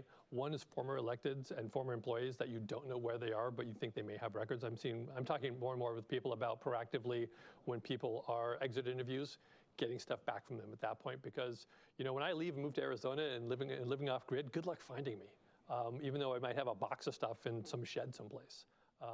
So I don't have a good answer as to when you do that. At some point, you have done what you can do, though, and if you get into a challenge on it, you show that you looked everywhere, you tried to do everything you could, and I don't know what the solution is. That's why one thing we talk about personal devices. I talk with agency all the times and talk about, do you give your city council email addresses that are city email addresses? Do you give them work devices to work off of? Good public records officers have a little bit of a control issue. Same with records managers. It's about mine. I want these. These are mine. You can't have them. And so it's really about the more that you keep home to begin with, the less you have to try to track people down. That's a better place to be. Finally, to finish off with so what happens when you get it wrong? Up to $2.6 million. That's unusual. The more common judgments, the Kitsap County, excuse me, I'll get too many Kitsap in ones, but Kittitas County lost a case where they went in and admitted they were wrong. They admitted that they should have produced records. They didn't. What happened was their public records officer didn't search everywhere, didn't produce records, that didn't follow the breadcrumbs, went in, admitted liability, still came out with a $60,000 judgment against them for penalties and attorney's fees, because the courts have the discretion between $0 to $100 per day per document. And there's this case out there called Eusifian versus Sims that came out of King County, where it lists out these factors, and there's, the Supreme Court gave us, things that show the agency did it well, things that show the agency really dropped the ball, and it's aggravating factors and mitigating factors. But what it comes down to between the aggravating factors is we didn't try, we didn't care, we misrepresented what we did, we didn't search as we should have, versus the mitigating factors are, we did our best, we looked everywhere we should have, the request wasn't clear, the requester didn't communicate well with us in terms of what they were asking for, and ultimately the trial court gets to decide what's the penalty to encourage the agency to get it right next time, because that's what it's supposed to be. Requester doesn't have to show they were injured in any way, harmed in any way. This is all about, what's it going to take to get the agency to get this right next time. And so one of the arguments, one of the things that comes up is, for some agencies and that have been in front of courts repeatedly, you start seeing those numbers go up because the court says, well, that didn't do it. Let's crank the dial up. And so far, nobody's AMP has gone to 11, but that's the kind of thing that it takes is, what's it going to take to get the agency to produce, to follow its obligation. Because when you start talking about public records, it's one of the essential functions. It's not the essential function, but it is, in your desk drawer of stuff. It's not the stuff that's way in the back. This is in the top center drawer, and the stuff you get out that you talk about on a regular basis. This stuff, because we're talking about transparency. This is decided by the trial court, and so that don't expect this Court of Appeals to save you when it comes to penalties. And so typically what we see is what the trial court says, as long as it's well reasoned, that's what you're facing, and whatnot. So going back to that customer service idea, training staff is hugely important. All staff should be, and I push it in 3 levels. So public records officer, they have to be the PhD level stuff. Managers and city council, they are congratulations, you've got your Bachelor of Arts in public records. When it comes to everybody else, they're the 2-year degree. They're the AA degree when it comes to public records. They need somebody to introduce us to this concept, 15 minutes of fear when it comes to the PRA. They need to know enough to know what they're supposed to be doing, to be afraid enough to ask questions. So when they get an email saying, do you have stuff? They go, help, what am I supposed to do? And know to ask questions. From a public records customer service point of view, don't make promises you can't keep. Good communications is key. Be helpful, listen, be polite. Sometimes requesters are upset, and you may get some of this. More likely, it'll come to your public records officer. When they come with you, when they come in, listen, be polite, answer complaints, listen to them. Sometimes it's hard, practice patience. Sometimes people are, I'm sure you've seen this, people are very passionate about whatever issue's in front of them. And if they think it's not handling it properly, it's easy to take it personally. And sometimes you have to step back and go, I'm here, how can I help you? I had somebody tell me the other day that I said, I always try to be patient. And they tell me, well, you shouldn't have to try, you should just be. And I'm like, I have bad days, I'll admit it. But you can't, sometimes the best thing you do is, let me call you back, or let me have Sue talk to you, or something like that. But as an agency, practice patience. Make sure your agency is responding to emails, to phone. Take the extra step, particularly when it comes to searching for records. Cast a wide net and then go one step further to make sure you've got everything inside the hopper. Then ferret out, okay, is this responsive, is it not? What's exempt, what's not? In terms of takeaways from this is, these records are presumed open. People get to see what it is that we have. That's the reality of the Public Records Act. If we're going to hold something back, we have to have an exemption. Those are narrowly construed. We have to find one of those in state law, in federal law, things like the ADA for schools, things like FERPA. If it's not exempt, we have to disclose that record. We at least have to disclose that record's existence if they're not going to get it. Location doesn't matter. It's all about content, because these records aren't yours. These records are your agency's records if they're within the scope of your employment. And then records have to be retained pursuant to retention laws. Live that life. Let the records live for as long as they should. Get rid of them when you can. If you get a public records request, do not push the delete button. That is too late. That will get you in trouble. That causes the AMP to get turned up to 11, and penalties get ratcheted up. Any other questions I can answer about PRA?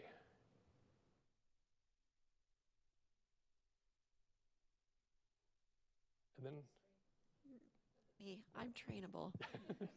Gold So, star. I have a question around being proactive. Is there any software that's out there, for example, that would automatically help you find records to just automatically just push it to your city email, just as a proactive thing to do a search across I have not terms seen or something and have it just go? I have not seen a silver bullet. It depends upon, there are lots of discovery software tools that law firms will have that will dig deeper into stuff, but versus some of the searches that I've done this with my computer at home, where I've gone looking for something that I just closed and then it doesn't find it, and then I'll do the exact same search and it finds it, and it's like, I got nothing. So I don't know in terms of a specific one. And there are some really good ones out there, but it's the whole cost to how well they work and how deep they dig. And I don't know if there's one that I would say is off the shelf better than any other. Do you ever advise your clients to actually to just do a proactive search? So like, at the end of every month, you just search everything just as a matter of behavior? I haven't had that come up specifically. I've been even more proactive, and in terms of my thoughts on it is especially as elected officials, you cannot stop somebody from sending you an email. They might have, morgan.damero at google. Whatever my email address is. I don't have a Google account actually. But if I had one, they could send me that. My advice is, to elected officials like you, is forward that to your work account instantly and respond from your agency account. Get it out of there. Don't wait. In part because I'll go back and clean it up later. Good luck. I mean, if you do it, I'm super impressed. I know it's a challenge, and so I try very hard with my email to touch it once. I'm not always successful doing that, but when I see it, move it, get it out of there a second. It's that hot potato. Get it where it belongs as fast as you can, and then if you get into a situation where you have public records request, and then you're still going to have to go back probably to your declaration in that case would be like, my practice is when I get these, I forward them instantly, get them where they belong, and delete them off my personal server. I went back and looked anyways. Here's my search terms. I found nothing. That's what it's going to look like. Morgan, I'm channeling a question from our DCD director who's in the back of the room. So if you want to ask this question instead, David, feel free. But I have no mic. I'm happy to transport it back there. But this is a question about the deliberative process exemption. Oh, yes. So in Sammamish, we often have homeowners that make public records requests on their neighbors. For example, they find out their neighbor's applying for some sort of permit. Let's just say it's I'm making this up now, like a request for a variance, right? And the neighbor's like, what's the status of that? Is that gonna get granted? I want all records related to this application for variance for the property next door, and they'll give the address, right? And so we'll reach out to staff and say, hey, we need all these records, and they'll say, but my staff report's not done. I'm only like 30% done with it, and I need more time to do my analysis and complete it. And we say, well, that's okay. We can put a disclaimer on it that says it's a draft, but we need to respond to this records request. We maybe will reserve it for a later installment or something. But what's your thoughts on whether the deliberative process exemption would even apply in that type scenario, or how to respond to something like that?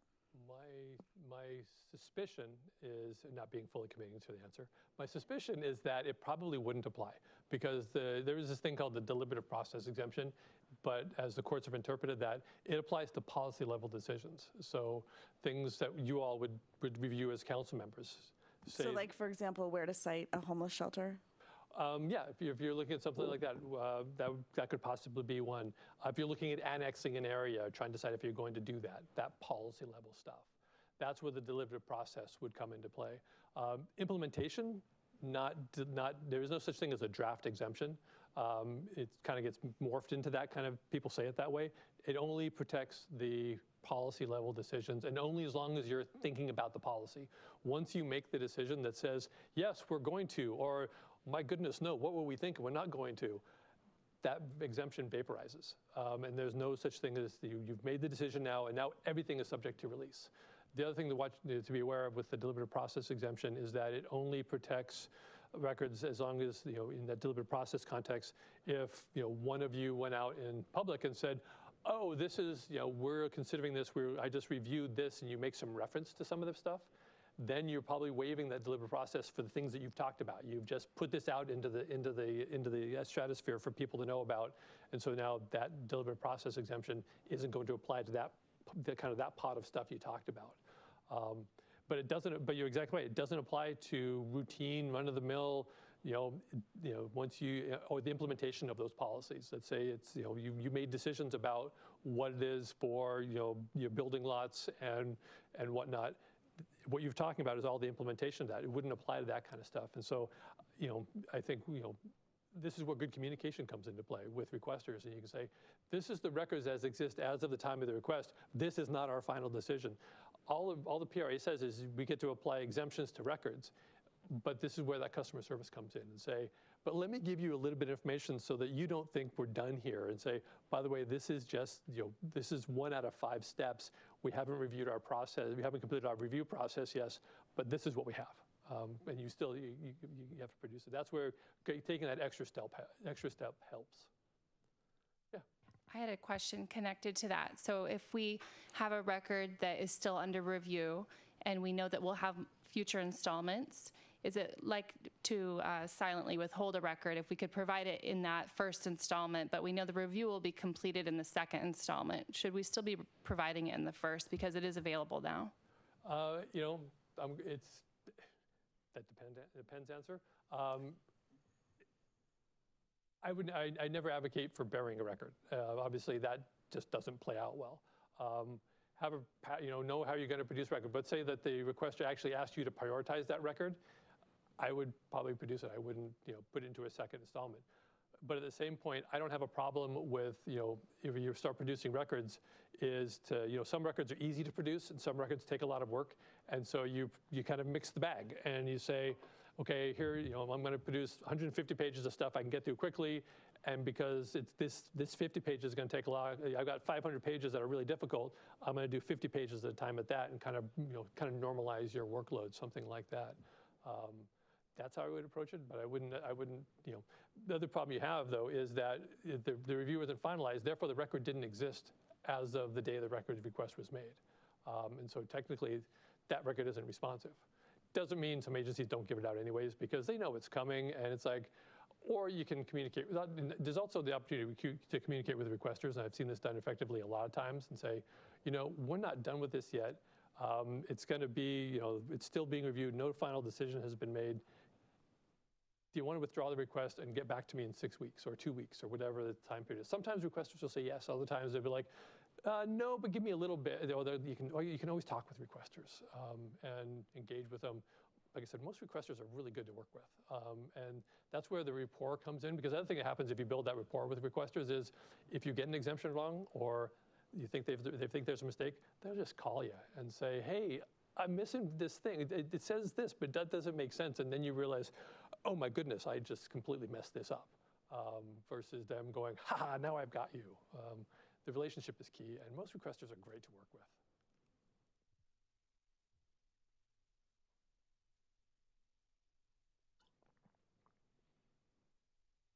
Any other questions I can answer?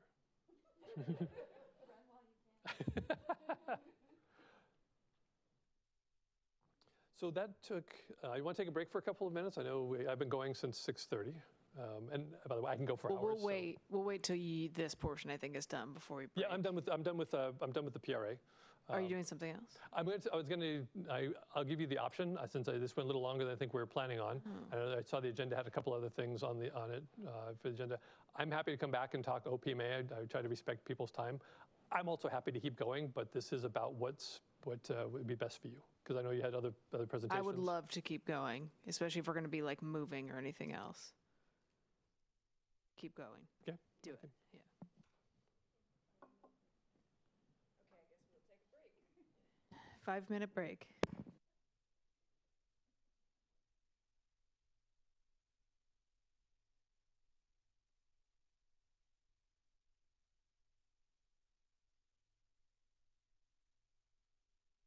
So we're just going to go with it. And so this is still me, and it's still a disclaimer, so talk to your attorney.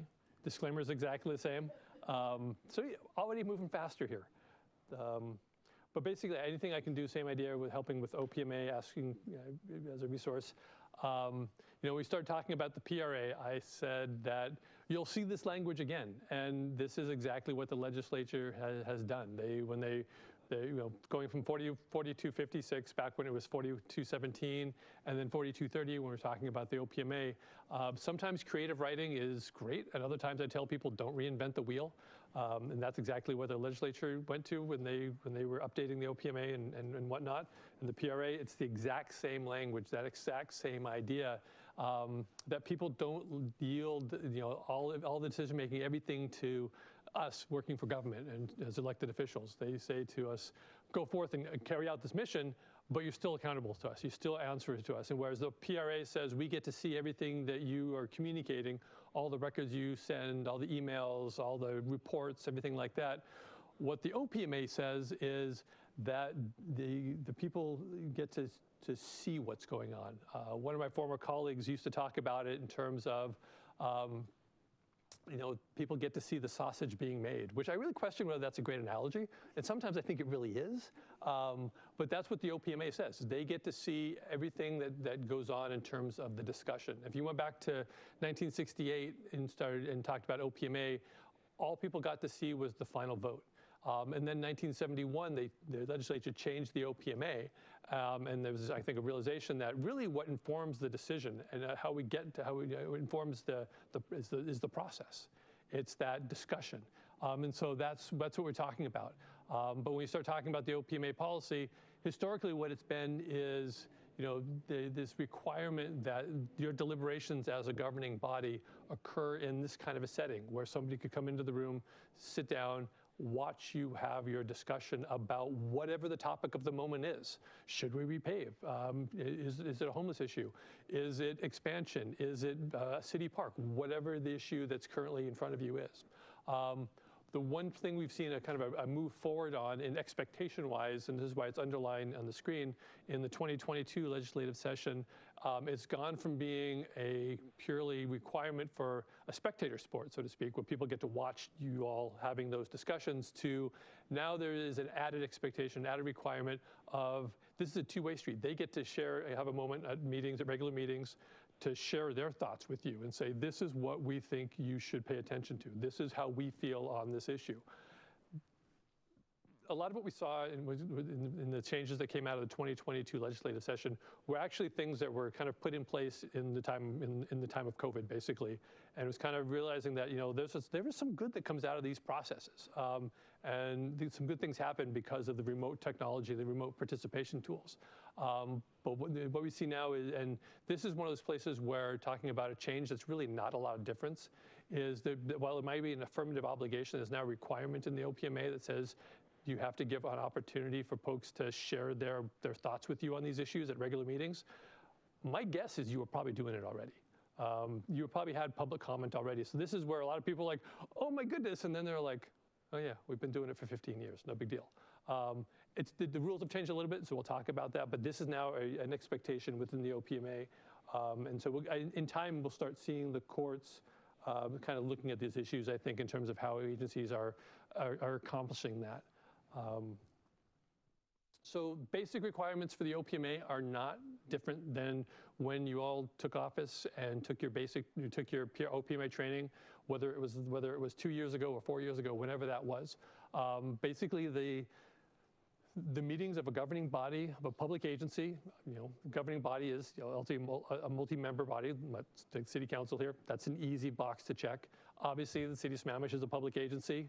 And there's an expectations that people be allowed to participate to come to these meetings without restrictions. And this is one of the places we've seen kind of that step forward. And your question earlier about recording sessions.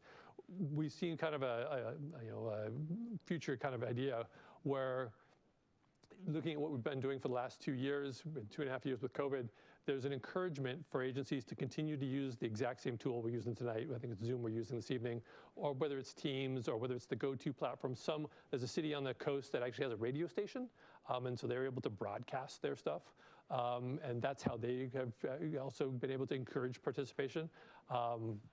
And so there's an encouragement for agencies to keep doing what it is that we've been doing for the last 2 years, because anecdotally I can tell you, and I've taken advantage of this, both in my job as the ombuds and also personal life, paying attention to issues I care about.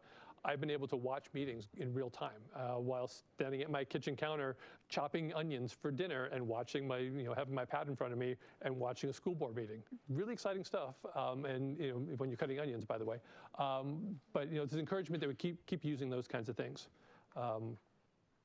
So in terms of what a governing body is, the easy one is you all. As the council members for the city, you are a governing body.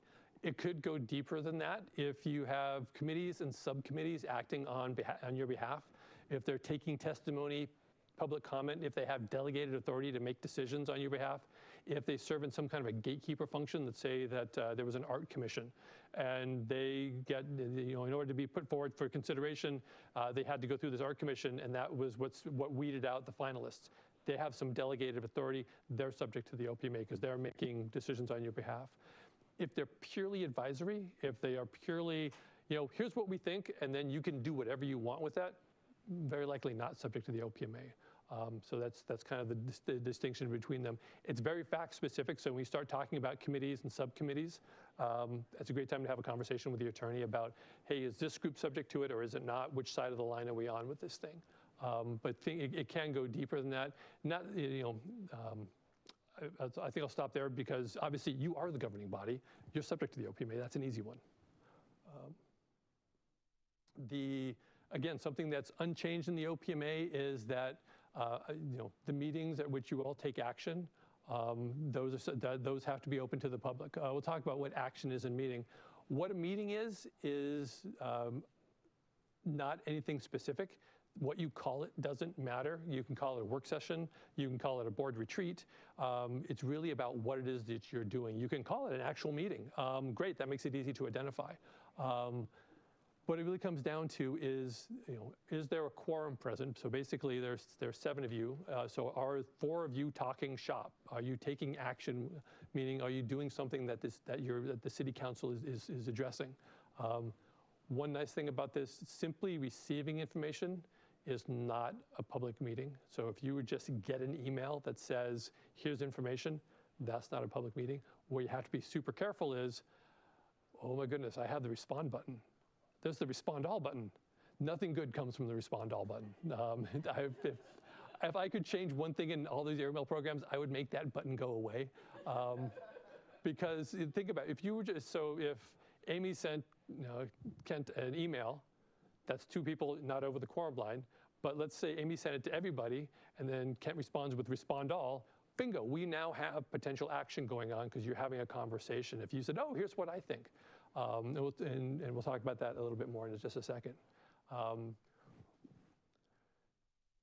In fact, right now, I was thinking the slide was one more further. To give you kind of a compare and contrast as to how this happens, 2 real world examples. One happened up in San Juan Islands. They had a planning commission where there's 7 people on the planning commission. Had to do the math real fast there. An attorney doing math is always a scary thing, just so you know. Yep. So they had 7 people on the planning commission. 2 of them were having a conversation about something that was in front of them. Fine, no issues whatsoever. And then they looped in a 3rd council member, a 3rd planning commission member.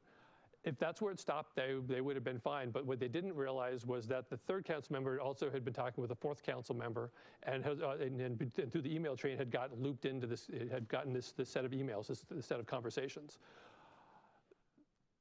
This was not an OPMA violation because the court said there was no collective intent to have this meeting. It was one of those like, oh my goodness, how did we get here kind of moments. And I think what really saved them was what they did. And specifically what the 4th council member did is the 4th council member did nothing.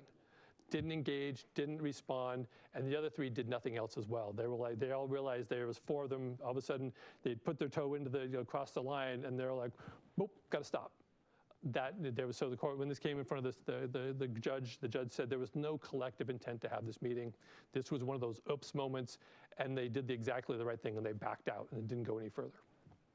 Versus, you might recall, there was a bit of press about the head tax in Seattle a few years ago.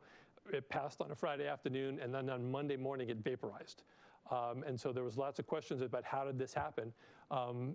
By the way, I base all my decisions on what I read in the court decisions. I have no idea what reality is. This is the facts that are given to the judge, and the judge gives them back to us. According to what the judge saw was an intent by some of the council members to actually have a conversation over that weekend to figure out how they were all going to vote on Monday. There was intent to poll and to figure out, what are we going to do? Are we going to make a decision? How are they going to vote? And so there was a collective intent to have a discussion about what was going to happen. Where were they going to come down? And that's so on Monday morning when this thing vaporized, that's why everybody went like, wait a second. Everybody was way on board on Friday, and now everybody's like, no, we're not doing this. How did that happen so fast?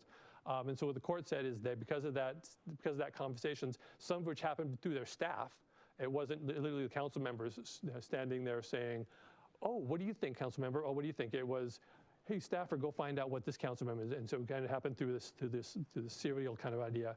That court said there was a collective intent to have this meeting, and the court said that stepped over the line. There was this idea that they intended to have a conversation outside of the public view.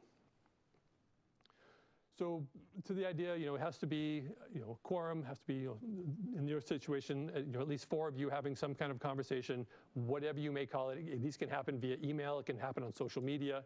If you're engaged with each other having these conversations, also has to be taking action. And so what that means from the OPMA point of view is what you would expect. It's the sausage being made. It's everything from getting the ingredients out of the fridge to having figuring out how much you need. In OPMA world, it is public testimony. It is having discussion. It's having conversations about what you're doing. It is deliberations. It's evaluation. It's also final action, which is actually how you decide on an issue. All of that is action. All of that has to happen in this public setting. That's also, if you think about where agencies get into trouble, it's because these things start happening, and it can happen via email. In my example I talked about with the San Juan Island, where they didn't intend to get there, but it just kind of happened, and that kind of thing.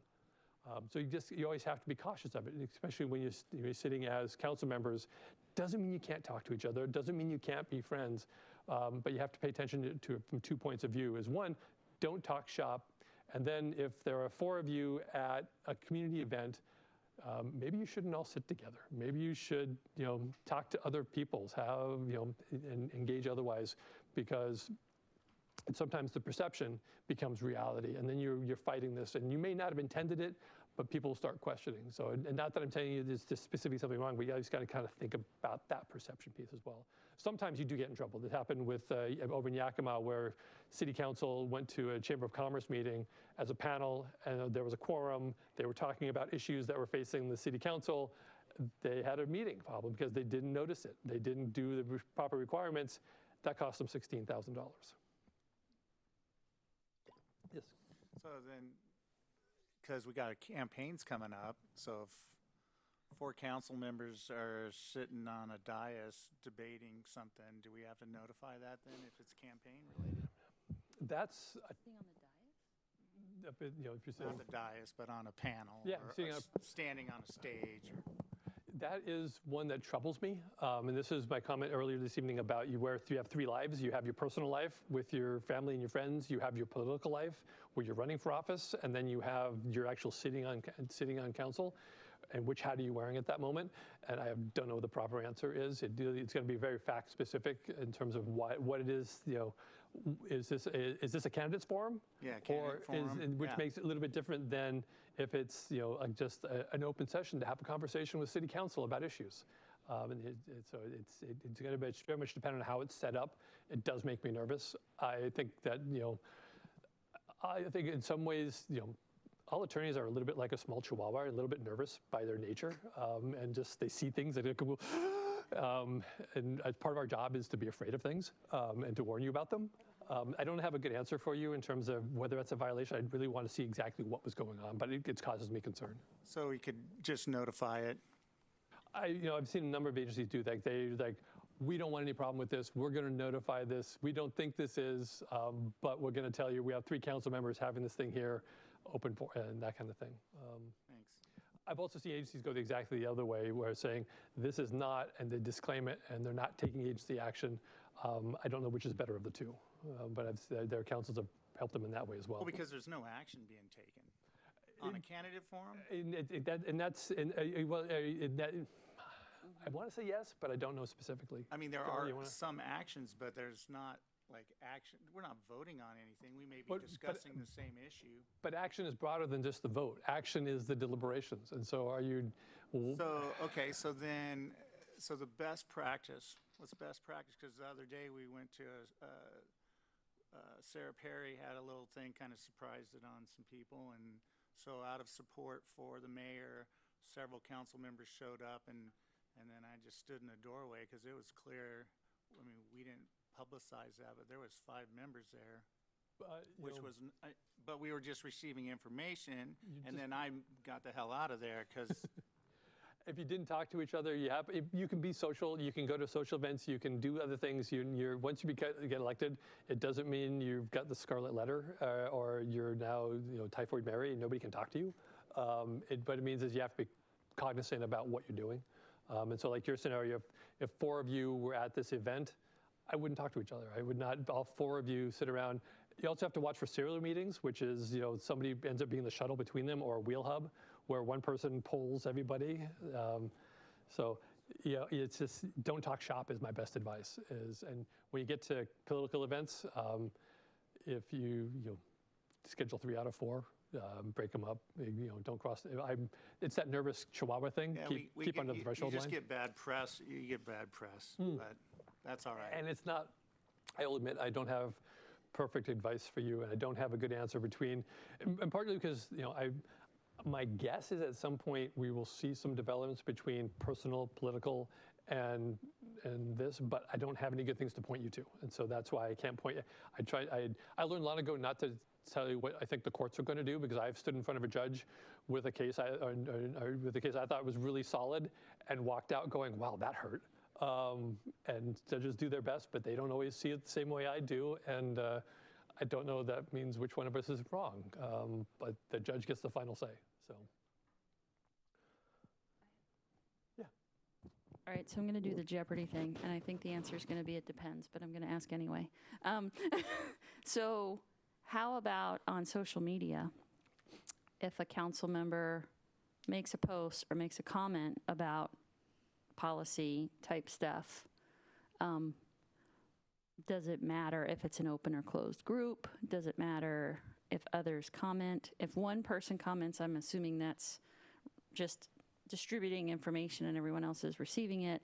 If one other council member comments, but more than 4 council members are in that group, does that constitute a violation of the OPMA? I'm going to give you a different answer. I don't know. I'm not sure. Okay. So, I'm going back to my nervous Chihuahua analogy, and just causes me concern.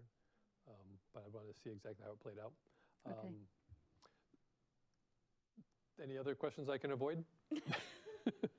I suppose it's obvious sometimes I don't have a solid answer, and sometimes it is so fact specific that there isn't a one size fits all kind of thing where you can say, I can tell you, like to your example, Councilmember Treen, that kind of thing got Yakima in trouble, but that's because they were 4 of them sitting on this panel, but they also weren't sitting in election mode.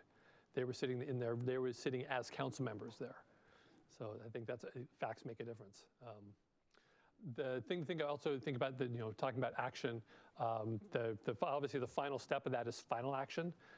This has to be done in open session. You can't poll the audience. If you go into executive session, with maybe one small exception, and talk with your attorney if you're even contemplating this idea, you can't make final decisions in executive session. Final votes always have to happen at the dais. People get to see, whether it's raise a showing of hands or roll call vote, people get to see how it is that you all vote on whatever the issue may be.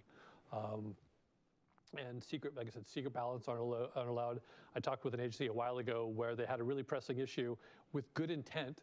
They said that the council chair said, let me know how you feel, and so we can make a decision. Then they were going to publicize that at the next meeting. I think they had a problem.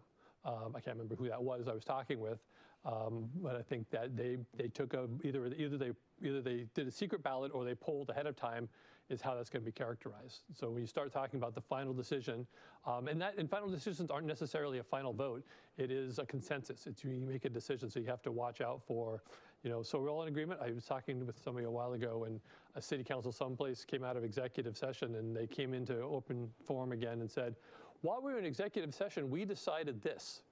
I was like, well, they're done. That's an OPMA violation. You cannot do that. Those decisions have to happen here. There are certain exceptions to things that are not covered by the OPMA. These are things you may do that are outside of OPMA purview. One is if you are sitting in a disciplinary, quasi-judicial capacity. Doesn't happen very often. It happened with City of Bellevue a little while ago, where they were hearing a land use petition. They're sitting not as counsel, they're sitting in this adjudicatory capacity. That is not subject to the OPMA because of the role.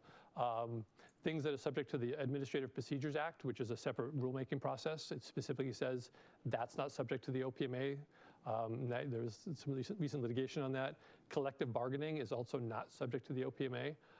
Those are things that, to the extent you're involved in bargaining, say you're in bargaining with your police union, that's not subject when you're talking about those kinds of decisions. What's your bargaining positions? That's not an OPMA issue. If you're thinking about having one of these meetings, have a conversation with your attorney before you do it to figure out you're squarely within one of these, and that you're having a safe meeting and whatnot. But I wanted to flag, not everything you do is OPMA covered. There are these exceptions to the rule. The other, the bedrock of the OPMA says that you can't place conditions on people's attending public meetings. So this meeting is a public meeting, and as you can tell, the audience is full. I'm always crushed when people don't come to hear me talk about OPMA and PRA. But you can't put conditions. You couldn't have you have the table up front with some candy and things like that. If I wanted to walk in and sit in the back of the room, you can't place conditions on that attendance. I get to do that no matter what. These are also public meetings, which means if I want to record this as a member of from the audience, I can do that. This is not City of Mesa, who got themselves in trouble with that PRA request, also got themselves in trouble with the OPMA, so to speak, when they had somebody arrested out of their meetings who was trying to tape record it.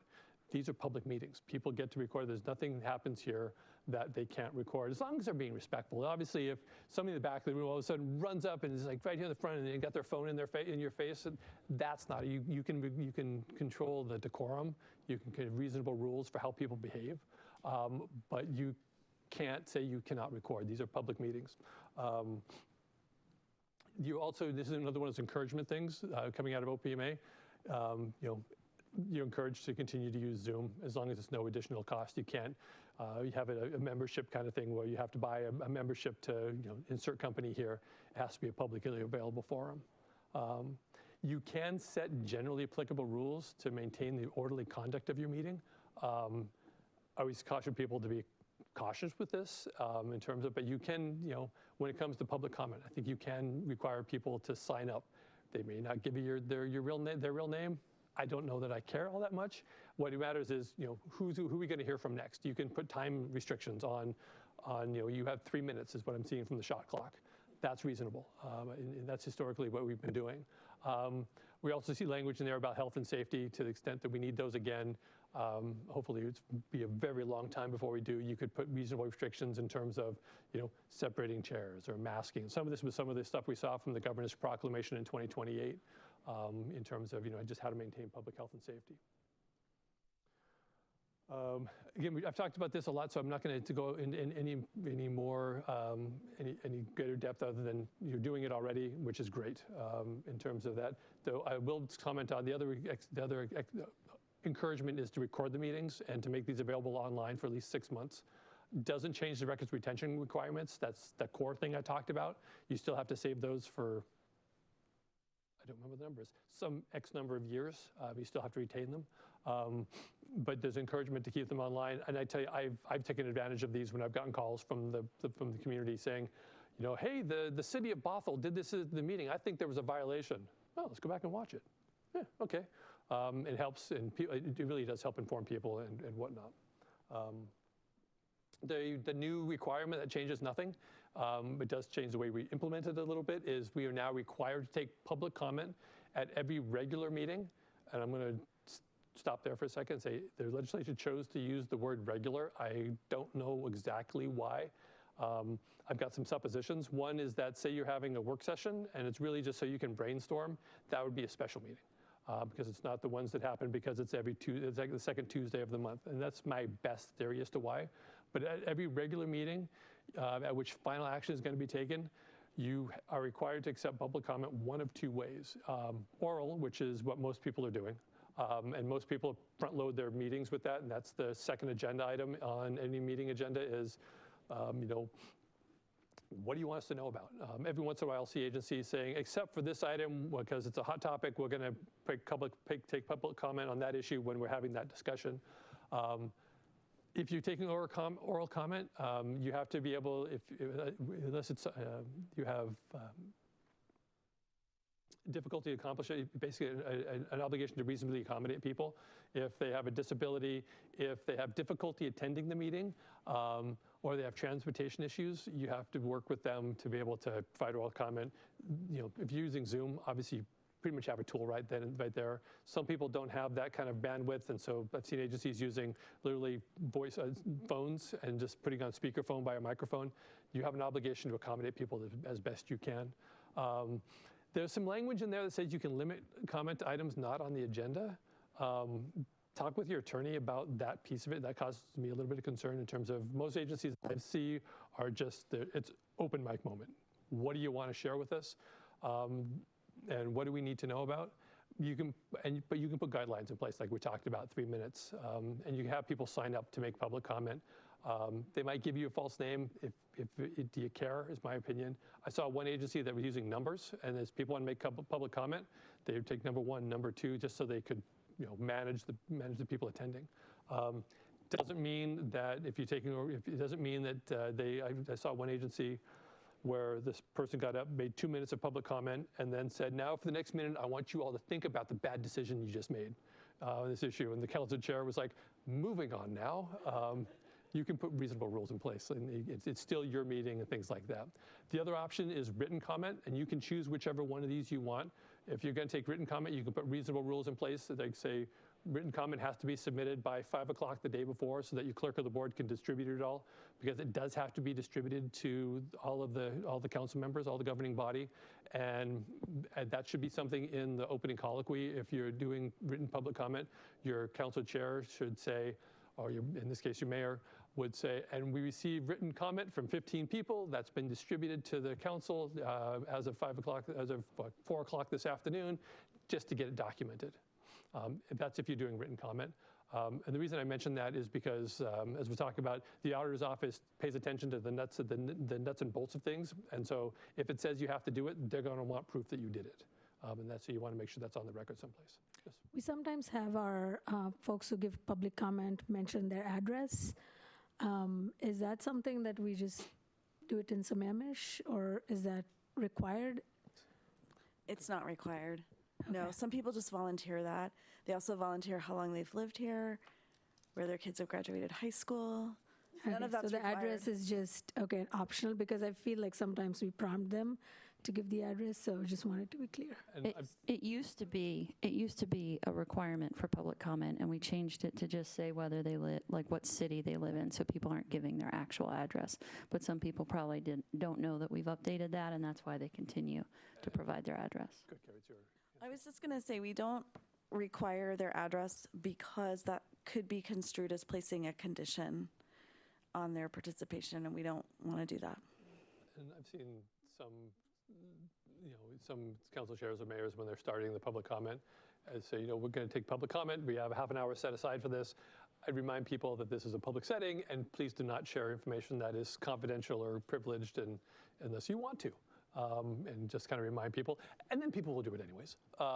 And people will say, and talk about medical issues, and people will say home addresses, and I know one person actually said their social security number, and it's like, Okay, people can choose to do what they want to do. That's, that's not, it doesn't, that's all you can do is say, remind people, and then, and that's the way it goes. So that's kind of, the basic structure of a meeting, and now the public comment requirement.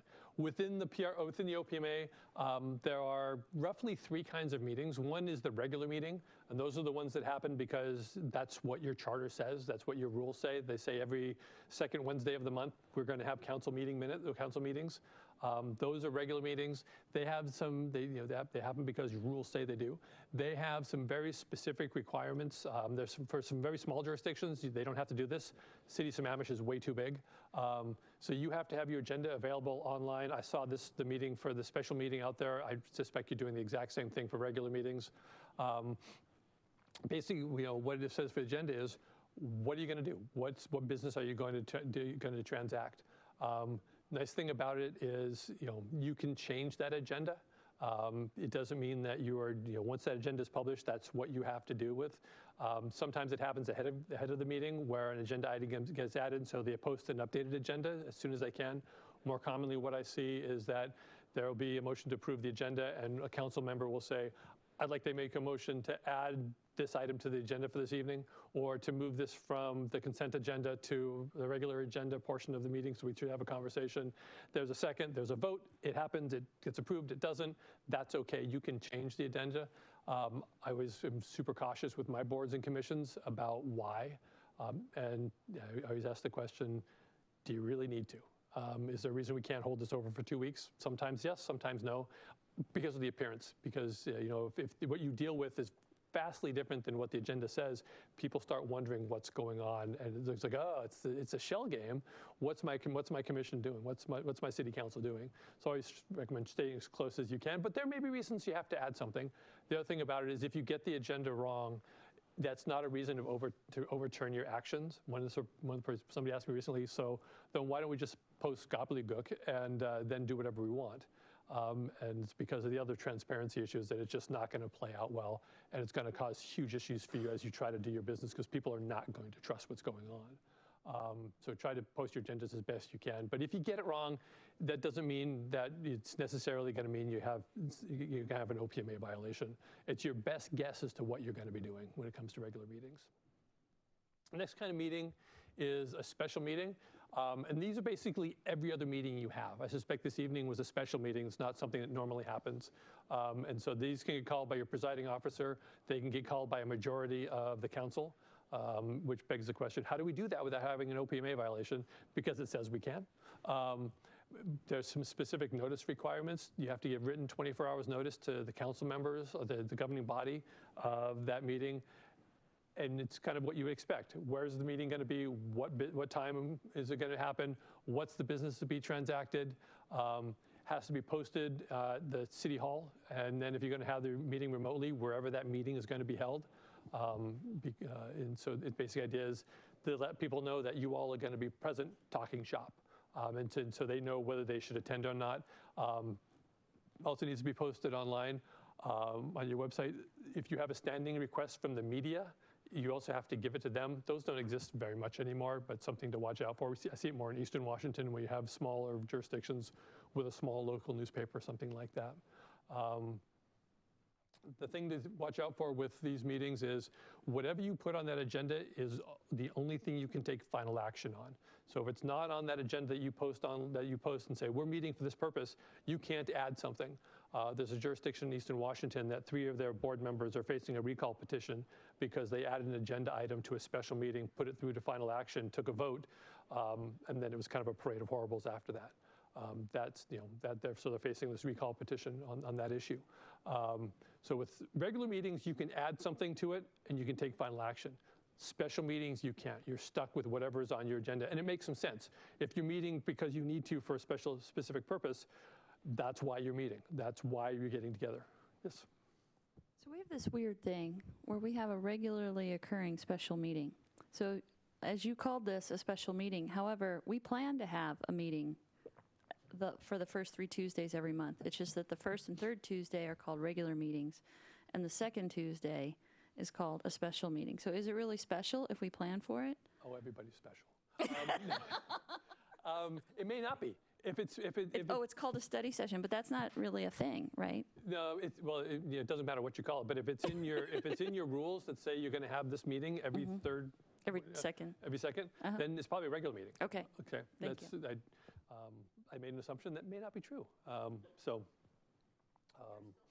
think you appreciate that. One other, both for regular meetings and special meetings, I reckon best practice is if you're going to have remote tools, put those in your notices so people. I saw the one for tonight, which is how I actually got on and able to share my presentation this evening. That's a best practice.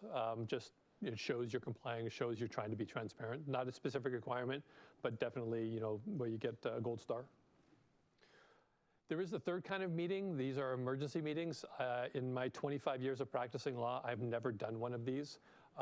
You can have these meetings, and basically it means that what an emergency meeting is the 7 of you could get together because something really bad is about to happen.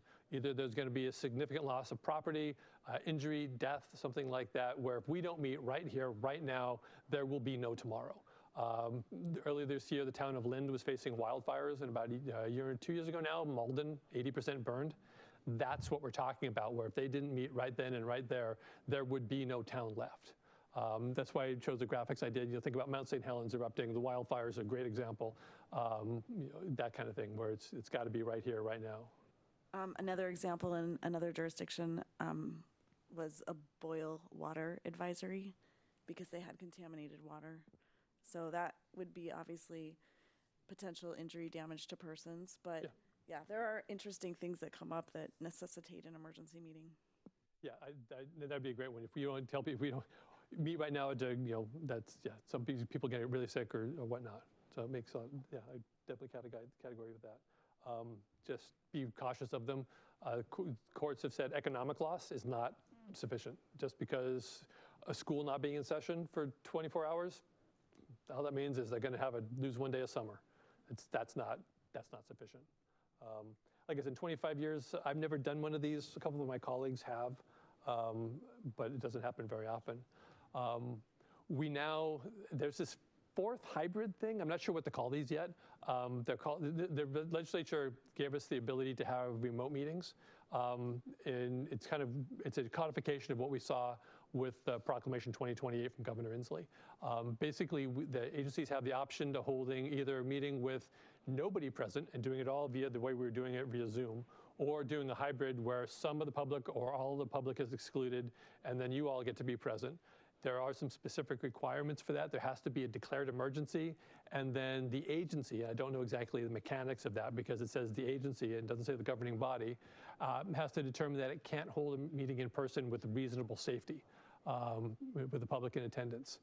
If you're going to do this, think about what we did for 2 years. The public has to have the ability to participate remotely. You have to have some kind of a Zoom or Teams or some capacity for people to listen at minimum remotely.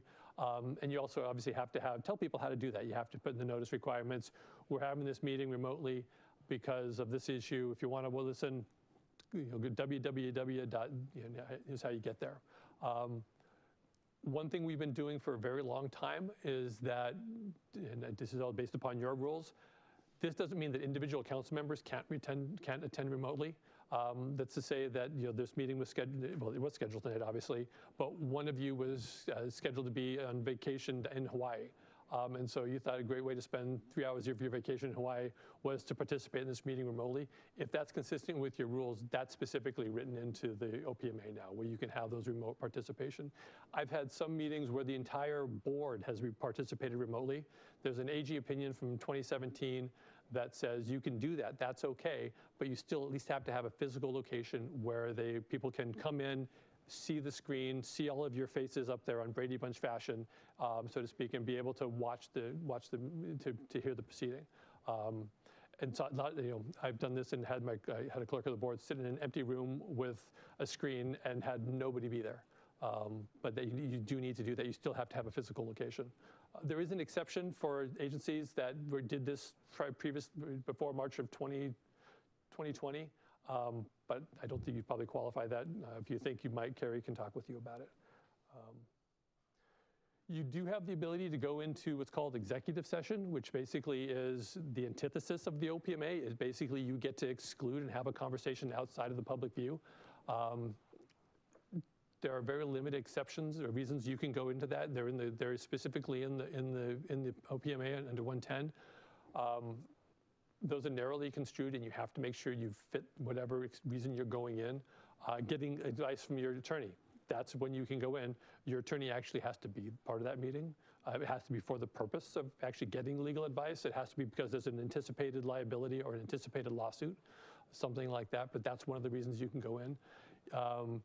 When you go into that, first off, in your agenda, it says, we anticipate having an executive session, why you're going in there. And I always tell people, don't get creative. This is not a time to reinvent the wheel. Read the code, read the RCW, and that's why you're going, quote the RCW.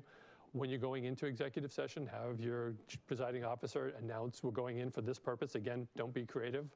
Use that language, talk with your attorney about which ones you're going in for, make sure you qualify for it, and that you're not, sometimes agencies tend to, we're going in for having, I've heard about, haven't seen it firsthand with my agencies, we're going in to get legal advice from our attorney, and then they don't ask a question of their attorney, and they want to talk about something else. I know of attorneys that have been in the middle of meetings and had their counsel start going off into another conversation, and the attorneys, that's part of why you have your attorneys part of these conversations, is to be the guardrails and say, no, back up, this is not why we're here. That needs to happen in open session so you don't find yourself inadvertently violating the OPMA. You have to announce how long you're going in for that executive session. And you can't come out early. If you're going to say you're going to be in for 30 minutes, you can't go back into regular session early. If you say 30 minutes, it only takes 10 minutes. You've got 20 minutes to kill, get a cup of coffee. You can't come out early. If you need more time, your presiding officer has to make that announcement and has to say, we're extending for 20 minutes. And this is one of the places where, when the auditor's office is doing their reviews, they've been looking at this issue and they've been saying, did you announce how long you were going in? Did you announce the purpose? If you extended, did your presiding officer announce what time did you actually come out? And having that documented in the minutes. Technically, it says that we talk about minutes in a second. It just says you have to have them. It doesn't say what has to be in them, with the exception of this. We now have to record why we went into executive session in the minutes. The auditor wants to see more. They want to see the bits and pieces to show we said we were going in for 30 minutes and we went in at 8:03 and we came out at 8:33. Bingo, we met our job, we met our obligation. The other one is have a plan. Carry on. I have a question about this because when we extend, sometimes I'm the one that comes out and says it instead of always having the mayor do it. I mean, technically that sounds like that's improper, but I'm really like being her delegate, but I understand that's technically we should always have the mayor do it. And it says presiding officer, and specifically written in. I haven't seen anybody challenge it, but this caught my. Hypothetically, I may have seen the exact same thing happen all over the place. But I've seen the auditor's office, going, hey, that's not the presiding officer. And it specifically says the presiding officer has to do it. So from a strict compliance point of view, congratulations, Mayor, you get to do one more thing. The other one is just, if you're doing it remotely, have a plan for making sure you're letting people in who should be part of the meeting. You can have other people in your executive sessions. Obviously, they should be related. We'll have a reason for having them there. If it's an executive session and it has to do with acquisition of a piece of property, so you want to have your planning people there to talk, your financial people there, you can have other people there. It's not limited to just you, but have a reason for having them be part of it. Who can invite other people into an executive session? So I view the answer to that question of who can invite others to the exec session as the body. I think that practically speaking, we often just assume people that you'll want there, but you could disinvite them. But can one member of council bring someone to the meeting, or does it have to actually be the body? I think it needs to be at the body's request. Yeah, awesome, perfect. I would agree. This is your meeting. This is the governing body's meeting. Collectively, you speak as a voice. And so, if say you wanted to bring somebody and all the 6 council members didn't want to, I think that's a vote option. That's how I would probably resolve it if you couldn't resolve it through discussion. But that's also a comment going back to public comment and listening to people. somebody shared this with me a while ago, and people are making public comment. Their practice of their board was not to respond for a couple different reasons, but the primarily one was because if you respond, you may be doing something that's not on the agenda, may not be a technical violation, but you speak as a collective body, and if one person responds, that may not be where the collective body stands, but that voice will be perceived as the voice, and so they typically, I've seen it come up and they say, "Thank you very much, appreciate your comments," or that's on our agenda for later on tonight. So I appreciate that. That's kind of where people deal with. Yeah, sir. Yeah, but it also wouldn't be appropriate to remove a council member who is part of that body from executive session, or even two of them. Would you agree with that? We do agree with that. Yeah. That was easy. Like I said, you have to keep minutes of executive sessions, or excuse me, minutes of your meetings. You do not have to keep minutes of executive sessions. You do need to record them in some capacity. I've seen some transcripts, some meetings minutes that read like transcripts, and I always feel really badly for the clerk of the board having to do that. I've seen some transcripts or some minutes that you can barely tell anybody was there and they had a conversation at all. I'm more of an issues kind of, there was a motion, 4 people are voted, so you get the flavor of what happened. It's kind of an art form to get it right, but I'm definitely not a fan of transcripts. The nice thing about it is you start recording more and more, then the thing about it is the transcript, is the official minutes of the board, what happened. If you want to hear what was said, you've got the recording. People can go back and watch it. The executive session's purpose has to be recorded, but anything that happens in executive sessions, much like does not have to be recorded in minutes for obvious reasons, because that's why you went into executive session, is to have those conversations.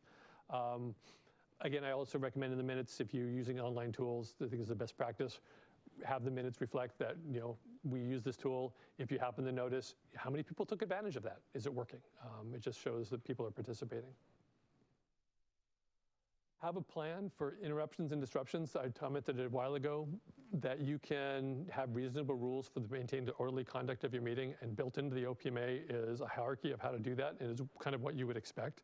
And the first one is you engage with the person that is having the problem, and you try to, first off, Morgan, would you please? Thank you, Morgan. Would you please sit down? And try to deal with it that way? And then it kind of ramps up to, okay, we're going to take a 15-minute recess, and hopefully that's a cooling off period. And that takes care of it. If that doesn't work, you can, and there's a specific process to adjourn the meeting. You actually have to take a vote under a different section. You can actually move the meeting to someplace else. And I always recommend that have a plan in place, and hopefully your clerk of the board or your mayor at regular meetings has a binder, and on the back page of the binder is this red sheet that says, in case of emergency, here's the game plan, because you don't want to get caught flat-footed with somebody who's being disruptive. So there's something for your to-do list. Just have a plan in place, because I've seen this happen with board members, with boards who all of a sudden get a disruptive people, and they're like, what do we do? And that's also, I think, what led to somebody being arrested in a lawsuit out of Mesa. So, yeah, but you want to have a plan, develop a plan in advance so you know what to do, so that you can go, here's our playbook. In your playbook, don't put where you're going to adjourn that meeting to. Just to have that, just in the back of your mind. So can you mute somebody if they're on Zoom? And then can you prevent them from, like if you're having a breakout session in a Zoom setting or online setting, can you not have them write comments anymore? So you may recall in 2022, when you updated your council rules of procedure to take into account the amendments to the OPMA, that we added that the video feed can be stopped if someone has, for example, a highly offensive background, or remember we have that rule? Mm-hmm. Yeah, and there's been some horror stories with there was one meeting where I didn't realize I was loading my AR-15 while I'm insulting you. Really? You wouldn't be allowed to bring a weapon into this, and yet you're doing this. So yeah, people, and they actually referred that one to the sheriff and said, would you please look into this case for us? Something like that. So yeah, it's that reasonable rules. It says you have to accept oral comment. Nothing says you have to turn on video. Some agencies don't do it. Obviously, you get a lot from video, but you also, I can flash something up on the screen that you can't take down fast enough. So if you're going to turn on video, have somebody with their finger on the kill switch so that you can, take it down real fast. Because I'm going to test that next meeting for you. I'll just so aside from that slide I showed you about the OPRA and why you should carry, that same idea about the public, if you get the OPMA wrong, the impact it has from the community perception of what the work is that you do, which obviously I think is huge. From an OPMA, there's some, whereas the PRA is agency liability, when I start talking about those penalties, PRA is agency liability, OPMA is personal liability. If you knowingly violate the OPMA, the first knowing violation is a $500 penalty. Each subsequent knowing violation is a $1,000 personal penalty, which is, that's your individual. You're cutting that check to somebody. So obviously, please don't do that. Please don't be in that situation. I don't see it happening very often, which is a good thing. I think part because it has to be a knowing violation. But I did mention that Yakima settled a case for $16,000. There was the Egan case out of Seattle. That was an OPMA case. I don't know what the dollars were involved with that one are, but it is personal liability. What concerns me more about it is actually that the court, and it says this specifically in the OPMA, if you violate the OPMA, the action you took in violation of the OPMA is null and void. So think about that. So think about if you improperly took action to acquire a piece of property, and then it's 8 months later and you're in this litigation and somebody says that was an OPMA violation when you authorized that contract, and that contract doesn't exist anymore. And then you've committed resources and time to that piece of property. Maybe that person either selling you that piece of property is willing to still go with the deal. With property values kind of declining, they probably are. But think about it from 2 years ago. Somebody who's opportunistic could say, wait a second, it's been a year now. We've had a 15% property value increase, and I know I'm the only game in town. So think about what they're going to maybe want to re-execute that contract for. And that's the piece that concerns me with having decisions overturned if you violate the OPMA, is because of that, the what if happens and the parade of horribles. Two solutions to that. One is that if you had a procedural violation early on, but everything else later on complied with the OPMA, the court, that may not overturn the decision. So if you had an early violation, but everything else was fine, the court might say, okay, that was a problem. That discussion shouldn't have happened the way it did, but everything else was above board, so you're good. So that you may have that situation. The other way it could resolve itself is, going back to the third grader analogy, call a do-over. I've had agencies been like, we're not sure we got this right or not. Let's do this again. Let's insulate ourselves. It won't absolve you of the prior violation, but it insulates the decision then. And so you can say, we came back, we had the conversation again. We made sure that we complied with every procedural issue along the way. We took another vote, we're good to go. Because that's something the court could require you to do, so you can proactively get out in front of the judge and fix your violation. So a shorter conversation, but that is the OPMA. Any questions I can answer or that Carrie can answer? Because that's kind of what happened today. The second part was you'd ask a question and Carrie would answer. So this is. Yes. So if you have a constituent that comes up and starts a conversation with you about policy, what is your responsibility for reporting it back to the larger body? That's not a meeting. This is a constituent talking with you. This is you engaging with a member of the community. If the four of you happen to be grocery shopping and then a constituent happened, you might have an impromptu meeting, but you're just engaging with I don't see a meeting there. That's just you engaging with the community, engaging with somebody who cares about the issue. Do you guys, please tell me you guys don't all grocery shop together. That'd just be really kind of unusual.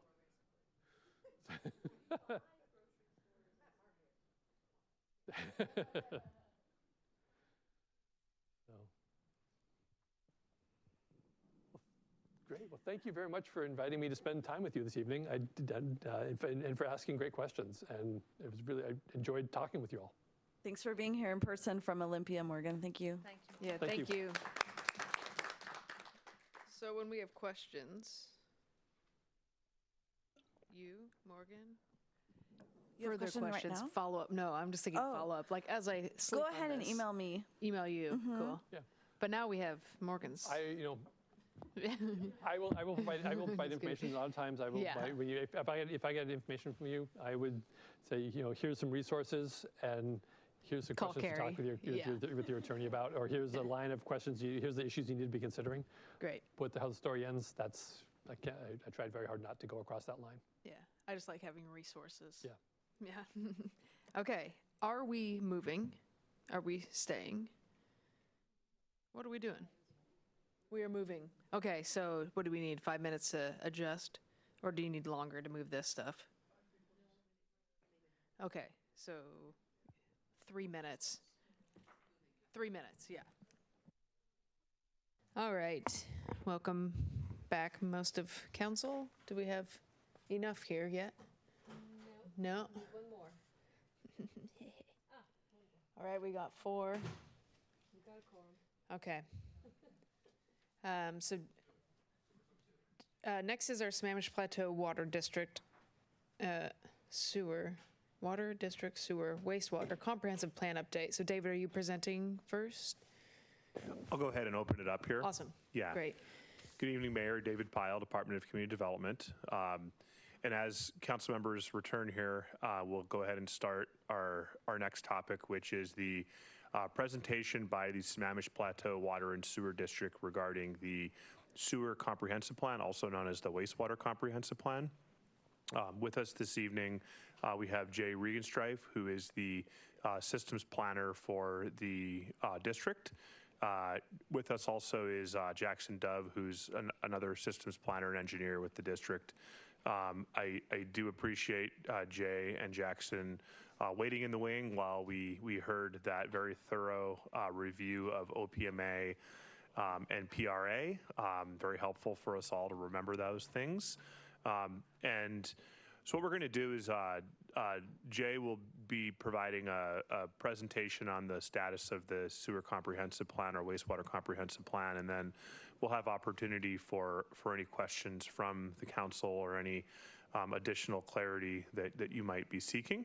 And we just sort of as a matter of opening and as described in the agenda bill, received notice from the district in early March, I think early March, that they had finalized their sewer comprehensive plan, that the district board of directors had approved it by resolution, and that they were seeking city concurrence and approval of that in accordance with state law. And that initiated a 90-day time clock that we have to perform our review and approve or ask for additional time or take no action. And by taking no action is a default of approval. So with that, I'll turn it over to Jay, and we'll be able to follow up with any questions after the presentation. Thank you.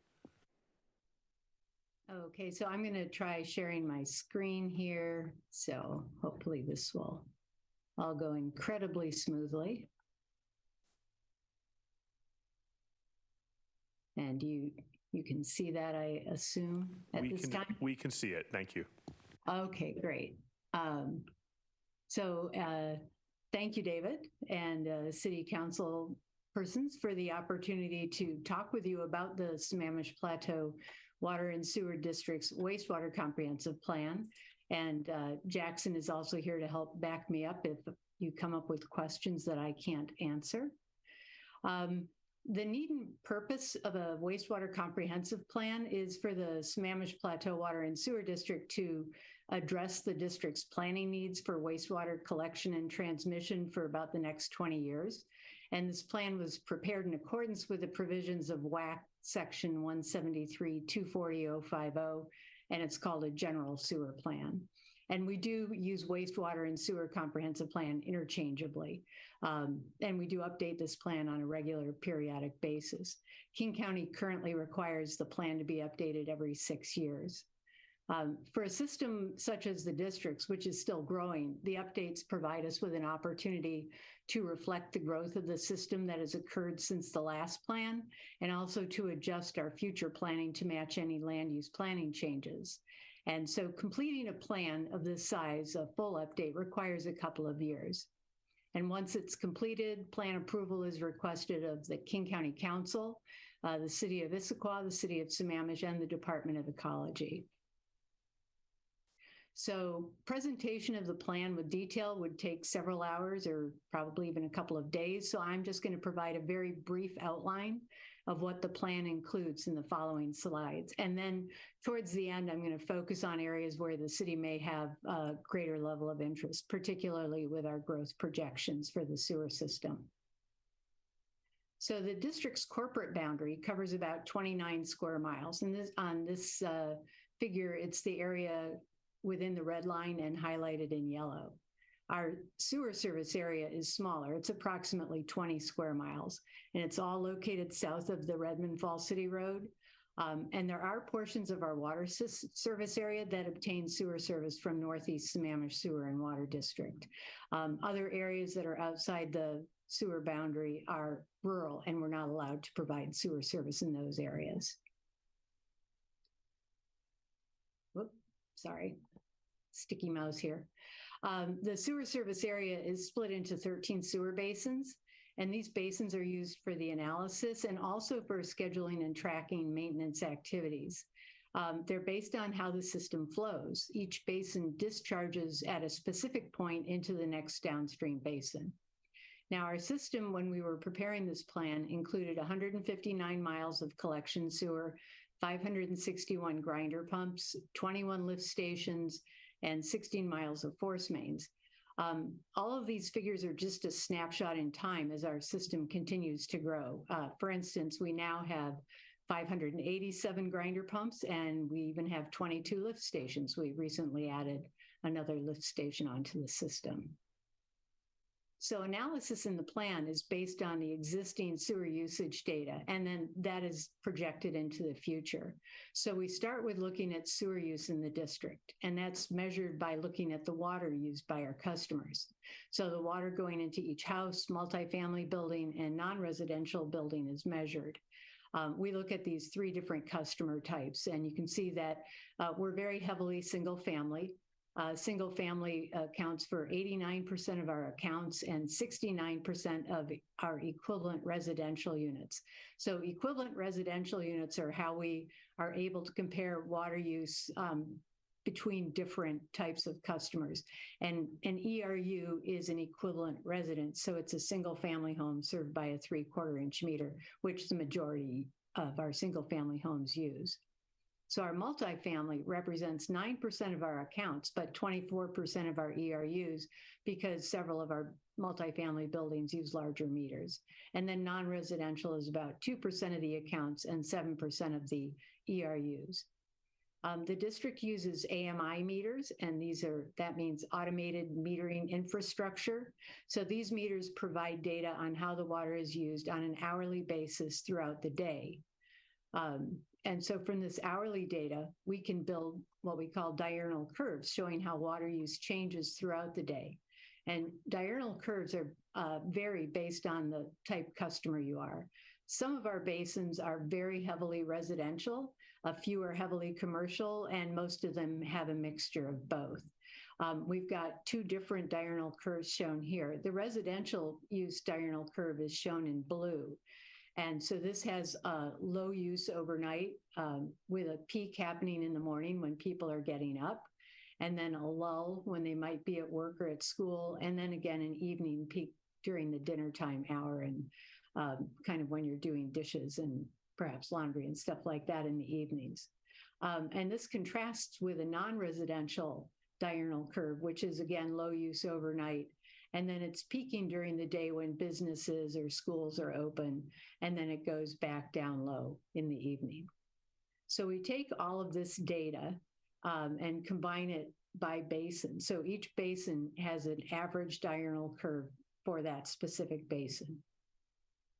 Now that's flow that's coming from our customers. There's also a flow into the sewer system from infiltration and inflow, known as I&I. Infiltration is groundwater seeps into the sewer pipes, And inflow is stormwater flows that get into the sewer from downspouts, foundation drains, and storm drains. And these are generally not supposed to be connected to the sewer system, but it does happen. And the graph over here on the right, this shows the impact of I&I at our Inglewood lift station during the storm on December 20th of 2019. This storm had about 4 inches of rain over a 36-hour period. So the blue line's the histogram here. That's showing the rainfall that we measured each hour during that storm. The purple line represents, and that's the upper line, represents the flow that was actually measured at the lift station. Now the orange line is what we would normally expect. This is normal customer use throughout the day. And so the green line here, this is the I&I, and that's basically, we just took the purple line, what we measured, subtracted what we would expect to see from the orange line, and that shows us what was the I&I, the difference between those flows. And I&I actually drives the design of the sewer system. And so this pipe down here at the bottom gives you an idea of where the flow in the sewer is coming from during a storm. So at the bottom, we have our average daily flow. So that's just an average of the flow that we expect to see throughout the day. And then the middle section, that's also flow coming from our customers, but during the peak portion of the day. So we add something onto the average. And then the rest of this is coming from I&I. And it's almost half the flow during the peak hour. So that can be a lot. I do want to note that even with that much coming from I&I, the district system is a tight system. So there are some systems that have considerably more of their peak flows coming from I&I. Now, the next thing we do is we look at our growth projections, and the plan provides for projections for the 6-year, 10-year, 20-year, and then zoning capacity projections. And I understand that this is an area of interest, so I'm going to try and get through basically the outline of the plan and then come back and talk about growth projections in more detail towards the end.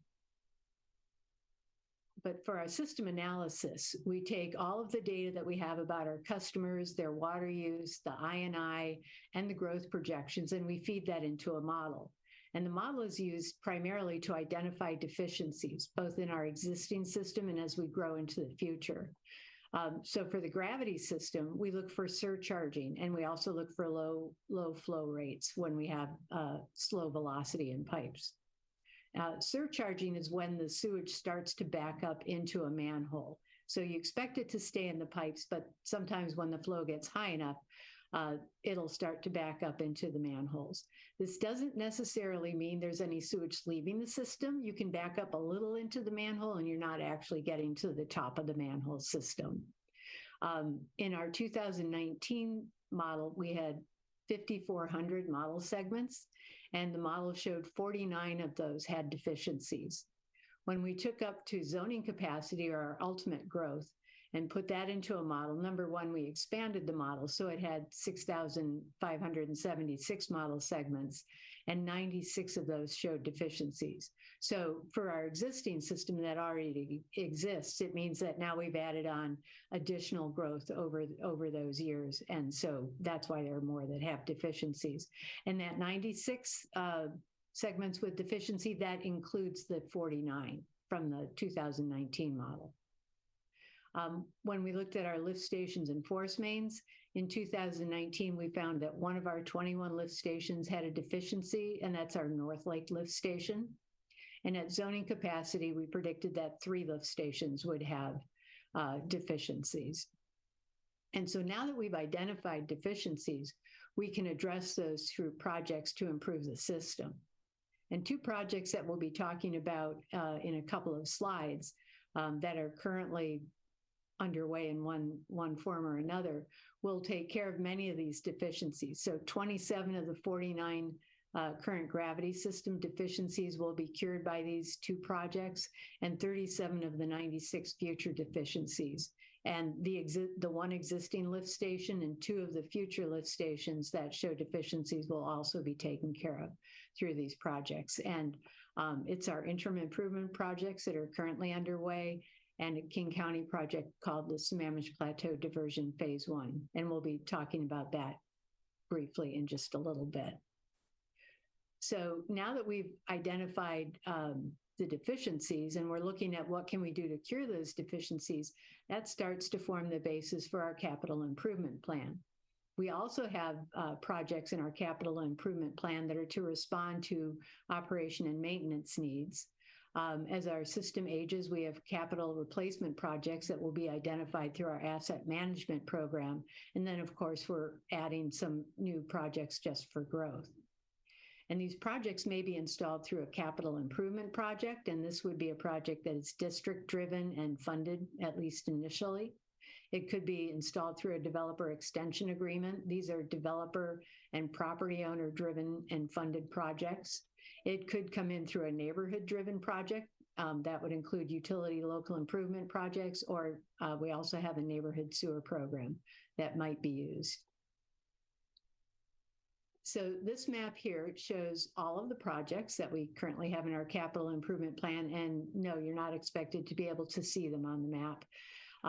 And we do have in the plan, there are maps for each of our 13 basins, and they are legible. So you can look at that. But we do want to point out that we have a lot of projects, and they're not all expected to happen at once. They're spread out over time. And the anticipated time frame for each project is provided in the plan. Now, the costs associated with district projects are also reflected in the financial summary in the plan. And the capital improvement program, that is fed into the financial summary. It's only one part of our total financial picture, but it's the primary piece that comes from the comprehensive plan. Now, I just want to take the next slide to talk about our King County Regional connection. This is one subject that's covered in great detail in the plan.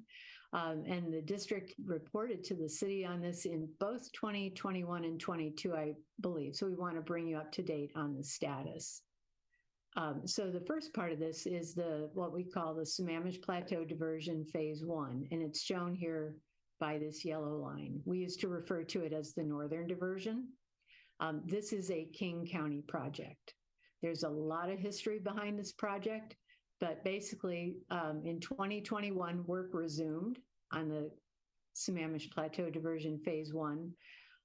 Completion of the project does require full funding by the King County Council. Their current county budget includes funding for the design of the project, which has apparently been initiated, but it doesn't yet include the funding for construction. At this time, completion is contemplated by 2030. Because of the delays in getting the King County project rolling, I mean, it was rolling once and then it was paused and now it's rolling again. The district completed a series of studies and reports to determine how to best respond to that situation. So on this map over here, you can see this red or pink area. This is called the North Sewer Service Area, and that's the part of the district sewer system that was impacted by not having the Sammamish Plateau Diversion Phase 1 project in place. And so what we came up with through those reports and studies was we implemented immediate improvements, and now we're in the process of constructing interim improvements. So the immediate improvements were really just to carry us until we could get the interim improvements completed. And it included installation of a bypass pump at our North Lake lift station. You remember that that's the one that had a deficiency identified. We also added some above ground storage at our Inglewood lift station and the Central Lake lift station. And then finally, the third piece of what we really did to get us through the last winter was we did an infiltration and inflow abatement activities throughout this area. We smoke tested all of the pipes, all of the gravity pipes in there, and we did identify several areas where we had connections that shouldn't have been bringing stormwater into the system, and we did take corrective activities for those. Now, the interim or the near-term improvements are intended to carry us until Sammamish Plateau Diversion Phase 1 is completed. This includes the Central Lake Force Main project, and this project has been now constructed. It's completed. The road restoration is done, except I think some striping still needs to be completed down there. And we're just getting ready to start on the North Lake Force Main project. This one has been Design, bid, and construction is, I believe, scheduled to start on May 1st. The third part is our North Lake Lift Station project. This project is currently out to bid. We're opening bids towards the end of the month. And because, I don't know, I'm sure you've heard about supply chain issues happening. We were quite concerned about the lead time to get some of the equipment needed for the North Lake Lift Station project. So the district pre-purchased pumps, a generator, variable frequency drives for the station, and control panels to avoid those supply chain issues. So work on this will be starting later this spring, or like say we're closing bids, I believe, at the end of this month. So then we should be awarding that contract in May. So basically, that's the plan in a nutshell. And now I want to go back and talk a little bit about our growth projections. The district's aware of the state proposals that are currently under consideration that would impact potential property uses, especially in single-family zones. And we've also been following the discussions that the city's been having on growth targets and proposed land use changes that the city may be considering. So as with many things, our comprehensive planning process follows a cycle. Some of it is put in place regulatory, and others are just good management practices that are involved. So there's 5 sections here. Again, we start with our existing customers' sewer use. That's always our starting point because it's the basis of everything else that follows, and it has to be done very early in the process. For this plan, we used the existing customer data from the end of 2019. And at that time, we had 12,880 connections. About 92.5% of those are in the city of Sammamish. They represented 16,874 equivalent residential units, about 83% of those in the city, and a total population of about 50,000. And about 80% of that population was located within the city of Sammamish. I do want to note that the data that we used in the plan predates the latest city growth targets. And that's because, again, we started in 2019, which is before those growth targets were being worked on. After the starting point is established, we add growth projections. And these come from developer extensions, the town center, and septic conversions. So to go into those in a little more detail, again, we provide a 6, 10, 20-year projections and zoning capacity projections. So starting in 2019, for the next 6 years, we're looking primarily at our developer extension agreements. Now, these are currently proposed developments, and they do require a monetary commitment from the developer. So we see them as a pretty good short-term projection. And they usually take 3 to 5 years to finish. So that carries us basically through the 6-year projection. The district usually has about 100 active developer extension agreements in process. And this goes from the very beginning of a project all the way through construction. In this plan, there were 3 developer extension agreements that were actually located in the town center. And that's the Brownstone West, kind of the east part of the Brownstone area, and the UZDP. So all located south of Southeast 4th. For septic conversions, we've assumed for this plan that those are going to occur in the 6-year period at 42 conversions per year. And this kind of matched what we'd seen over the last few years, where we had about 40 going per year.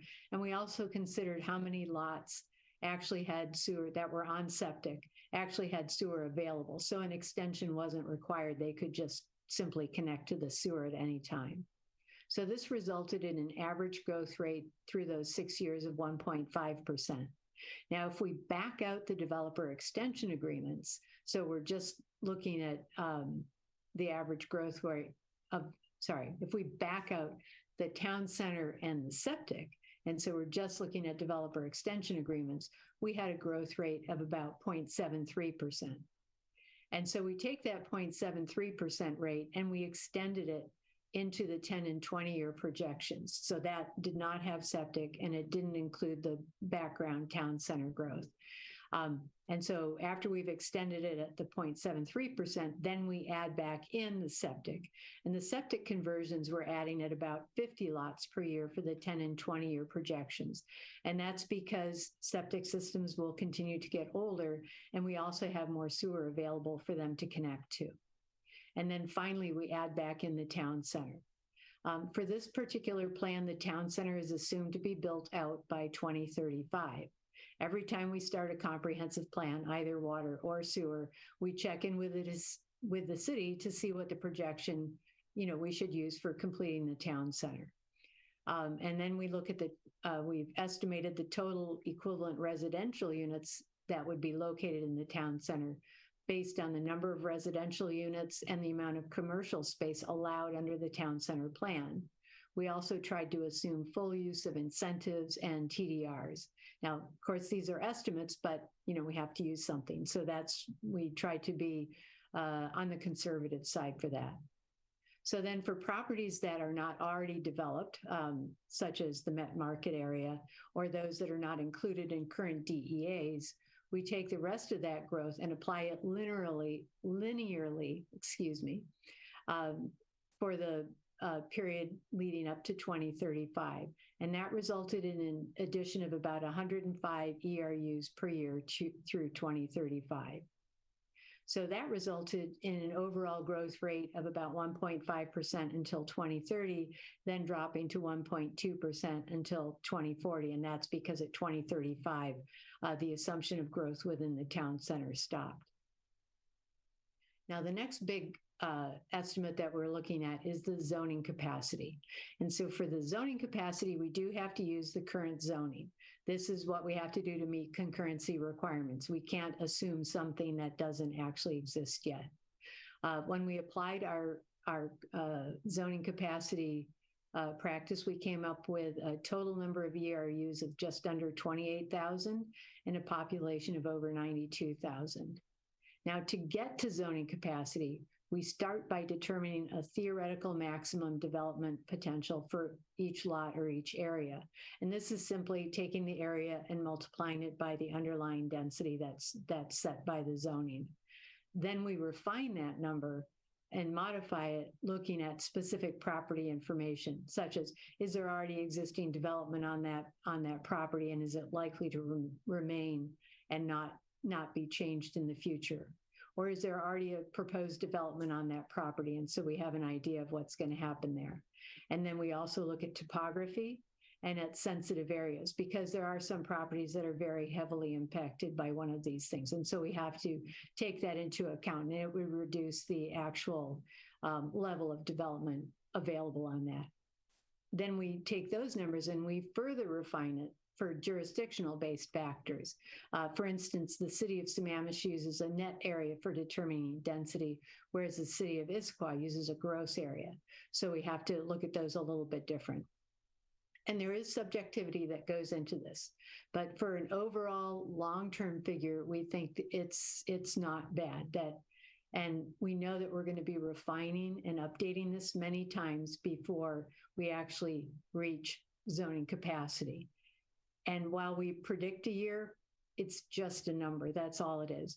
What we're really using zoning capacity for is when we get back into the next step.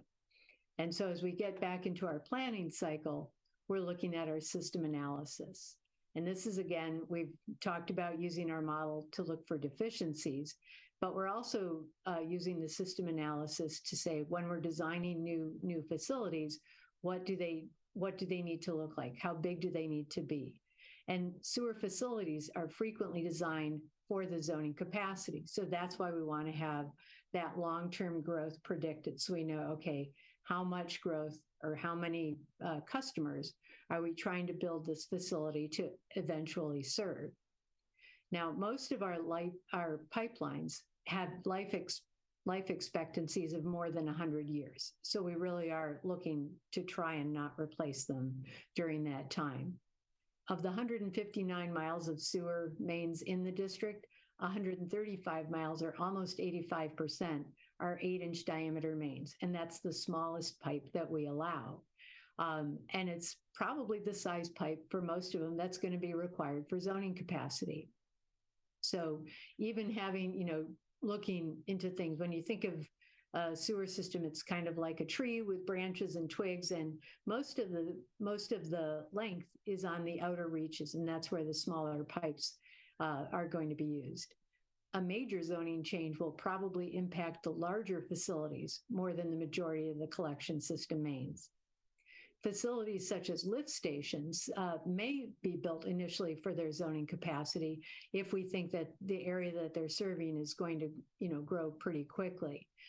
This happened in the Beaver Dam area. It also happened with our Trossachs lift station. But other lift stations, we figure, are going to be phased and expanded over time as sewer service in the basin grows. So we might build a building that's large enough to take, the full system at zoning capacity and only have 1 or 2 pumps put in where we have room for 3 or 4 pumps. And we'd always have at least 2 pumps. We'd never have just 1 pump. But so we might build it, only install 2 pumps, and we figure eventually we're going to have 3 or 4, or maybe be putting a larger pump in at some point in the future. Then all of this feeds in again to our capital improvement program, following the model results. And every time we do a capital improvement program, we're building on the plan, the capital improvement plan from the previous plan. Now, some of the projects may be the same, but they may have shifted in time, either earlier or later than we previously thought they might occur. They may be modified to reflect our updated projections. And of course, we can always be adding new projects to this with each plan iteration. And then we start the process all over again. So again, King County requires us to update the plan every 6 years. And so the first thing we're going to do is we're going to check our projections against what actually has occurred over the past 6 years. And so this is when the current regulatory changes that are being considered, they would be picked up in the next iteration of the sewer comp plan. And when we're talking about that, we want to see, well, how are changes really going to be felt or seen by the sewer system? Because our goal, again, is to have the sewer system in place to accommodate growth before or as it occurs. So we want to be at least concurrent with that. And so we look for potential changes in water use rates. When they have big changes to the plumbing code in 1993, that actually resulted in a water use reduction of about 15% in some of the studies that we looked at. We want to adjust for operational criteria. For instance, if the Sammamish Plateau diversion is coming along, we'll be able to adjust some of our operational needs. And then again, we're updating our starting point to reflect the actual growth. The near-term growth will reflect updated developer extension agreements. And then, of course, we're going to be adjusting the zoning capacity for zoning changes. So that is our plan development in a nutshell. Just to talk a little bit about the process for developing the plan. We did initiate work in January of 2020. And that's basically when we started working on the demands in our growth projections. And so this all occurred before some of the more recent things that the city's been working on, the urban growth capacity study, the building lands analysis, the growth projections that are the potential land use changes that you're looking at right now. And so we usually can complete a plan in about 2 years. We got a delay this time because we figure it was about a year's delay because during the whole time that we were developing this plan, we were also working through all those system limitations in the North Sewer Service area. And our personnel resources, both with district staff and with our consultant, were limited because the same people that were working on the plan were also working on getting all those things in place that we needed to get through that limitation area. So basically, we've gotten through that. We've gotten through all those steps there. We did the I&I abatement program. The interim improvements are designed and now currently underway. And so then we were able to get back and focus more on the plan. So we did complete the plan in the third quarter of 2022. And the plan information, our board, unlike seeing this in, I don't know, half an hour here, our board had several presentations during their meetings between May and September. So we did adopt the plan in September of 2022. We sent it out to all the agencies and made it available to the public, providing 3 months for comments, or basically to the end of 2022. We held a public meeting in the middle of November, and we met with city staff in early December and did receive comments from the city staff on December 15th of 2022. So then we went back and revised the plan in response to the comments that we received, not just from the city, but from others.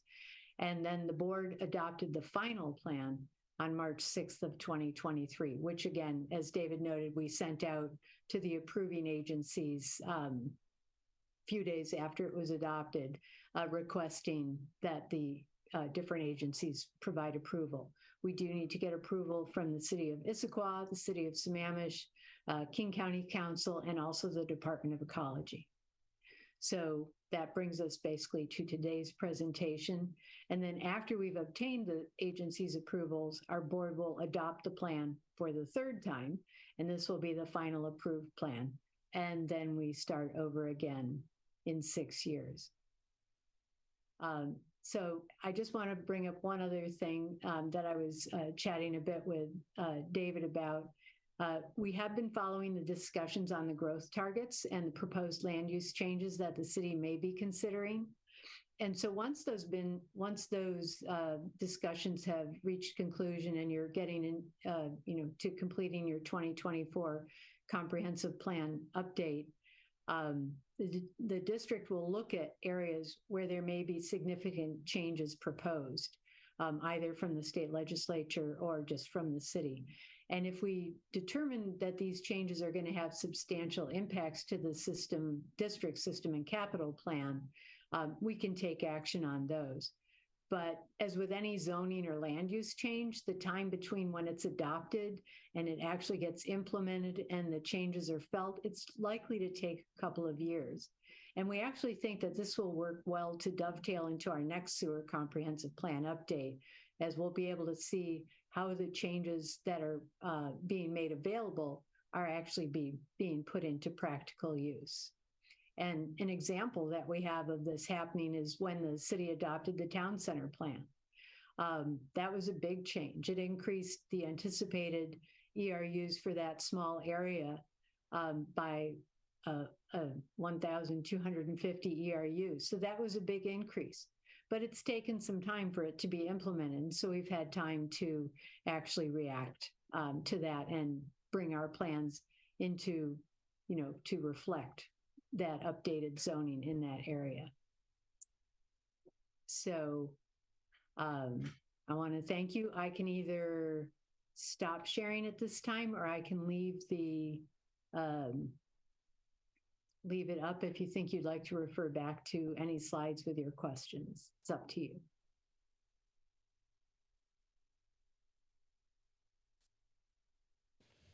I think you can stop sharing unless there were specific questions on slides. Okay. Did you have something, Councilmember Howe? I didn't know if, David, you were going to start, or if it's just back to us for questions or comments. Yeah, we can just go ahead and open it up for Cool. questions or comments. Councilmember Stewart. Yeah, hey Jay, thanks. It feels like it's been a while. I guess it's been almost, a year and a half or so since you guys were last here. Thank you for putting this together. It is a lot of information. So thanks for that. One of the things that I apologize if it's in here and I just didn't see it, but one of the things I was trying to comprehend is, what is the current, I see what our current, it has the 2019 sort of current ERUs and current population as of 2019. And then you have the projections of what you think the zoning capacity ERUs and population would be. But what is our existing capacity right now? And I know, if I recall from last time, you guys talked about capacity in flow rates. And And so, like, I don't care which one we talk about and whether it's flow rates or ERUs, we should just be consistent, right? Like, what do we think our existing capacity is? And then I was curious what our capacity would be with, you know, just the interim work that you're doing, since the diversion project is funded for planning, but it isn't fully funded yet for execution. I think we're all optimistic that that would happen, and I'm curious what our capacity would be if that didn't happen. Or didn't happen, I shouldn't say it won't happen, that it doesn't happen in the timelines that we anticipate, right? Because it's still a long ways out. Okay, so I didn't bring those figures with me today, and honestly, I don't remember all of the, I know exactly what you're talking about. It's where we had the different ones, and when we do this, it will add this much capacity to the system, and it should take us this long. And I actually do a report that has those figures in it monthly, but I don't remember what the figures are. I apologize. No worries. And so I can get back to you on that. But and I should, for those that may not have been at some of those meetings a year and a half ago, we were very specifically talking about the lakefront system. So going from our Englewood lift station to our North Lake lift station and then down to our Central Lake lift station, because that was the system that was pushed for capacity by not having the North Diversion or the Sammamish Plateau Diversion Phase 1 in place. And so we were focusing on that, and we were looking very specifically at the capacities at the lift stations. And so we were looking at flow rates there, and you know, how much would that be? How much would that increase by each of the? And because I'm not even on my. I don't have my work files up, so I'm not even going to try and bring it up right now and give you figures. That's okay. If you could send that to us, especially if you have it in a report. Now, does that just give us the flow rates, or does that also give us sort of the ERU conversion? Well, what we're providing to our board on a monthly basis, it doesn't have. Okay, now I really want to see it, but I just don't think I can do that. It's already late. I don't want to keep you guys longer than is necessary. We give a report to our board each month, and my portion of the report, which is talking about commitments and connections, it has some lines on the graph that shows this is where we are now, and this is how much we can grow to. So it's kind of we added 11 commitments last month, and we had 6 people connect in this area. I mean, it's very, very specific. Okay. But it does have some ERU values. And I think it's really reported in ERUs rather than flow rates. Perfect. Because that's, when you have some that are single family and some that are multifamily, it just gets very complex trying to put it into flow rates. We do watch the flow rates at the lift stations, because the limitations at the lift stations have so much to do with storms. And it's not always, apples and apples. Sometimes it's apples and oranges. Totally. But I can provide that for you. That would be great. And then just refresh my memory, because I think that there's a kind of another conversion when we talk about ERUs. An ERU is a single family home equivalent, but there's like a multiplier if you're looking at multifamily. So if you had 10 ERUs, that would be 10 single family homes and some approximate range of multifamily units, correct? Right. And it gets even more complex, because when we look at ERUs, we're looking at meter size. So a 3/4 inch meter is 1 ERU, and most single family houses use a 3/4 inch meter. If you need to go to a 1 inch meter, that's 2.5 ERUs. And say a fourplex might get by with a 1 inch meter. So you've got 4 units, but it's only 2.5 ERUs. And then it goes up from there. And of course, commercial uses something. But in the sewer comprehensive plan, we do something else as well. We look at RCEs, residential customer equivalents. And so we take our single family customers and the amount of water that they use, or the amount of sewage that is generated, which is basically winter water use. We don't use summer use because that is irrigation from single family. And we figure that that amount of water use for a single family, but some single families have 1 inch, so it's not exactly 1 ERU is equal to 1 RCE. It's off by 0.1 in there somewhere. And then we look at the amount of water use that's used by our multifamily customers, and we take what the amount of water is for an RCE for a single family, and that gives us a way to equate multifamily. So it's not the same as ERUs. It's different. Read the plan. It's all in there. I tried. I didn't have enough time to read the I'm entire sorry, plan, and that would unfortunately. I think that would be I think it's in chapter 3. Okay. 2 or 3, where we go into the RCEs, and happy to have an offline discussion. People always tell me to keep things high level. I could spend hours talking about this. The mayor would kill me if we did that, so we're not going to do that here. But Right. I was just trying, again, to get a sense of as we look at the planning, I think we all are optimistic, and we know that the northern diversion has to happen. It's just that what time frame would that happen on? So I'd love to, I'll contact you offline, and if you can share out what your monthly report is, that way we can get a sense of sort of what our capacity is at the moment compared to what we're already using, and then what might we have with your interim repairs.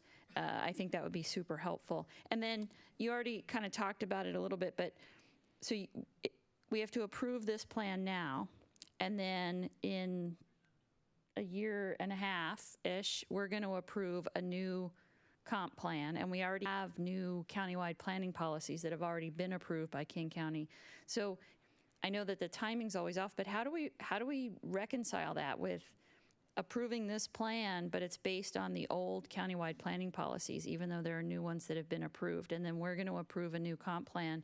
So would we amend your comp plan if need be so that we stay in compliance and alignment?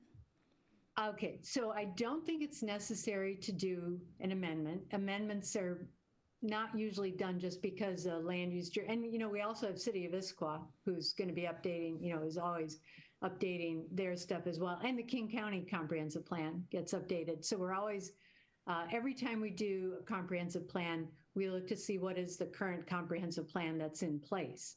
And so as the city is updating to 2024, we'll look at that and see, well, are there major changes that occurred? I mean, sometimes there's just minor changes that aren't going to have a major impact.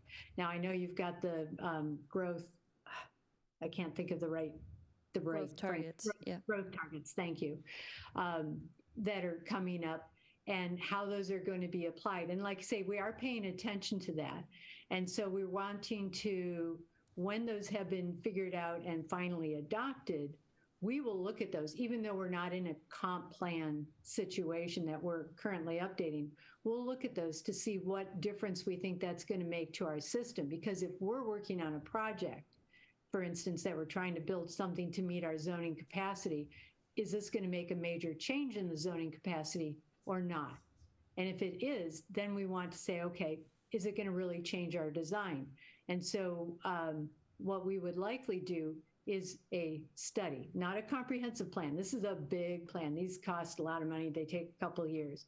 But we can do studies that look at very specific changes that are coming along and determine if we need to modify something, what do we need to do?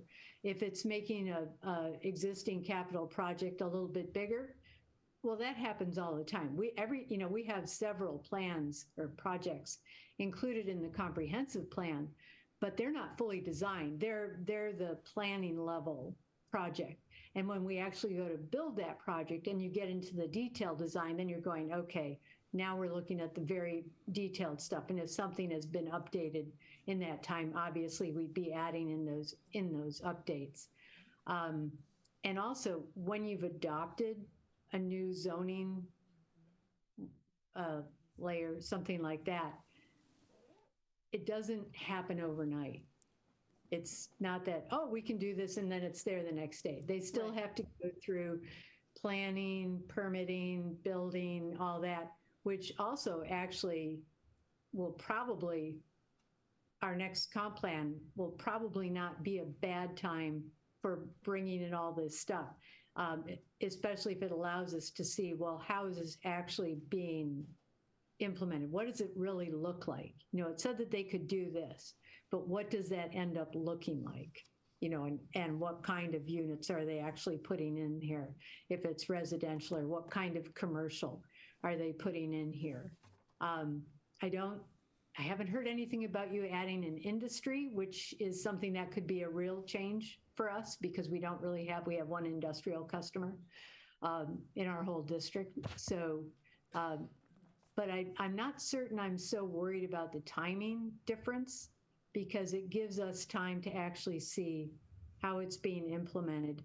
And I did talk to David that, yeah, we're more than happy if we've got some major changes to the zoning let's do a study. Let's just look and see where do we think that's going to make a difference?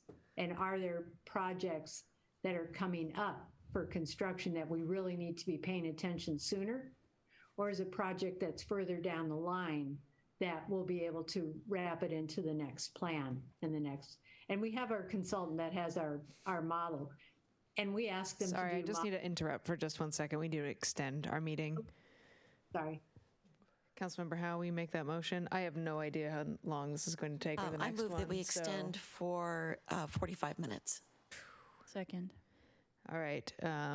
Any discussion? So 10:45, all those in favor say aye. Aye. Aye. Opposed? All right, go ahead. Sorry, Jay. Okay, no, I think. Great. So Jay, I'll follow up with you offline. We can get that report. And then also, do you have, and again, if it's in here and I just didn't grok it, my apologies, but do you have like a range? Because you said that you have projects listed, but they're in the early design, the early planning phase, so they don't have a detailed design. Does each project then have a range of capacity that it might add? Is that how you look at that? Well, the projects as they're listed in the plan generally have a size, like if it's a pipeline, you know, it's for a 20-inch pipeline. And that was based on, you know, the current things right now that we have. So what we would be doing is if we have an increased zoning, we would add that to an area and run it back through the model. Did it change the pipe size? And again, it may or may not change the pipe size that we actually need. And again, when we're finding, we do also have timeframes when we expect those projects to be required. And so, and for every time we do a comprehensive plan, those timeframes shift. Right. You know, sometimes it's because development has occurred quicker. More likely, it's that development has occurred at a slower pace than was expected. That's usually the way it goes. They get pushed further out. All right. I will, I'll go ahead and send you some other questions offline if that's okay. Thanks. That'd be fine. And if we could get a copy of any responses, that'd be awesome. Yeah. Absolutely. Super helpful. Yeah. Councilmember Howe? Thank you. It's nice to meet you. Jay, we haven't met formally before. I would like, I mean, you've answered actually some of the questions I was going to have about maybe doing a study to try to figure out timing, because strategy is not the same thing as capacity. Planning is not the same thing as capacity. At some point, you will run out of capacity. But knowing when that's going to happen or how that's going to happen and what you're going to do to mitigate, very important. And that is something that isn't elastic. We would need to know that early, not late. And so there'd need to be a process and a way to inform us about, you know, like if a project gets going faster than you anticipate. Because I'll give Redmond as an example. There was no development in Redmond, and then suddenly there was a lot because a big change happened and permits had been granted but not acted upon, and then bang, the development happened. So I don't want to find ourselves in a position where we have some constraint that's unanticipated. So I'm trying to figure out, do you feel like you have good ways to stay ahead of that? At this point, I think we do. Like I say, we're very, you know, we do try and stay very involved in what's going on. And people have to come to us for permitting. So really what you're talking about is looking at the downstream elements, the larger elements. So not right where a project is going and where the developer is actually building the facility as they're developing. I think you're talking more about the downstream, the larger facilities. And we do try and keep that. And it's interesting, when I first started with the district, Klahani was being built. And we were adding 1,000 customers a year. I mean, it was, if you just think about 3 a day, you know, they were coming in fast and furious. And we had a much smaller staff than we have now. And so it's even hard to kind of contemplate how we kept up with that. But we did. And because you can see things like that, and I'm not familiar with the Redmond situation, you know, how they managed to get that in front. It is important. We're always talking. I mean, the one example that we have is the North Diversion. We've been talking to King County about the North Diversion for decades. It was supposed to be finished in 2018, maybe 2013 at one point, and then 2018, and then 2025, and then it was 2040, and now we've managed to get it back to 2030. And those are the, you know, I actually have more angst about the facilities that I'm not in control of, if that makes any sense. Can you help me understand who pays for any capacity improvements? Okay, so capacity improvements that are done within the district, that are district facilities, district-owned facilities. For the larger facilities, those are paid for by our customers through their general facility charges, and then which are paid on a per ERU basis. And for the local facilities, you know, the pipes that's right in front of your house, especially the smaller pipes, those are paid through local facility charges, which are paid by all new customers. It's part of the connection charge. Now, if there's a development going in, the developer is frequently installing it, so they're paying it, you know, they're paying their local facility by actually putting the pipes in the ground. And then, but like say the general facilities, those are paid through from our general facility charges. Now, because we have to put the big facilities in place before the growth comes, we've already spent that money and now we're collecting kind of, you know, as things come along. So those take a long time to be paid for.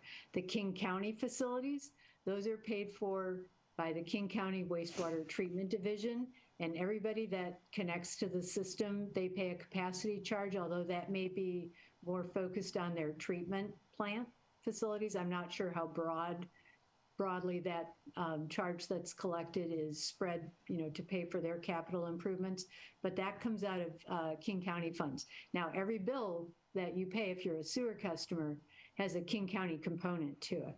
You know, you're paying for your local sewer. There's also a King County charge included in that, but that's rates. And as you look into the future and just see what types of monkey wrenches could be thrown into things, I look at PFAS and PFAS mitigation in terms of hitting everybody's budgets. So is that something, for example, that would not allow you to move ahead on certain projects because you would be your time and resources would be taken up with something like that?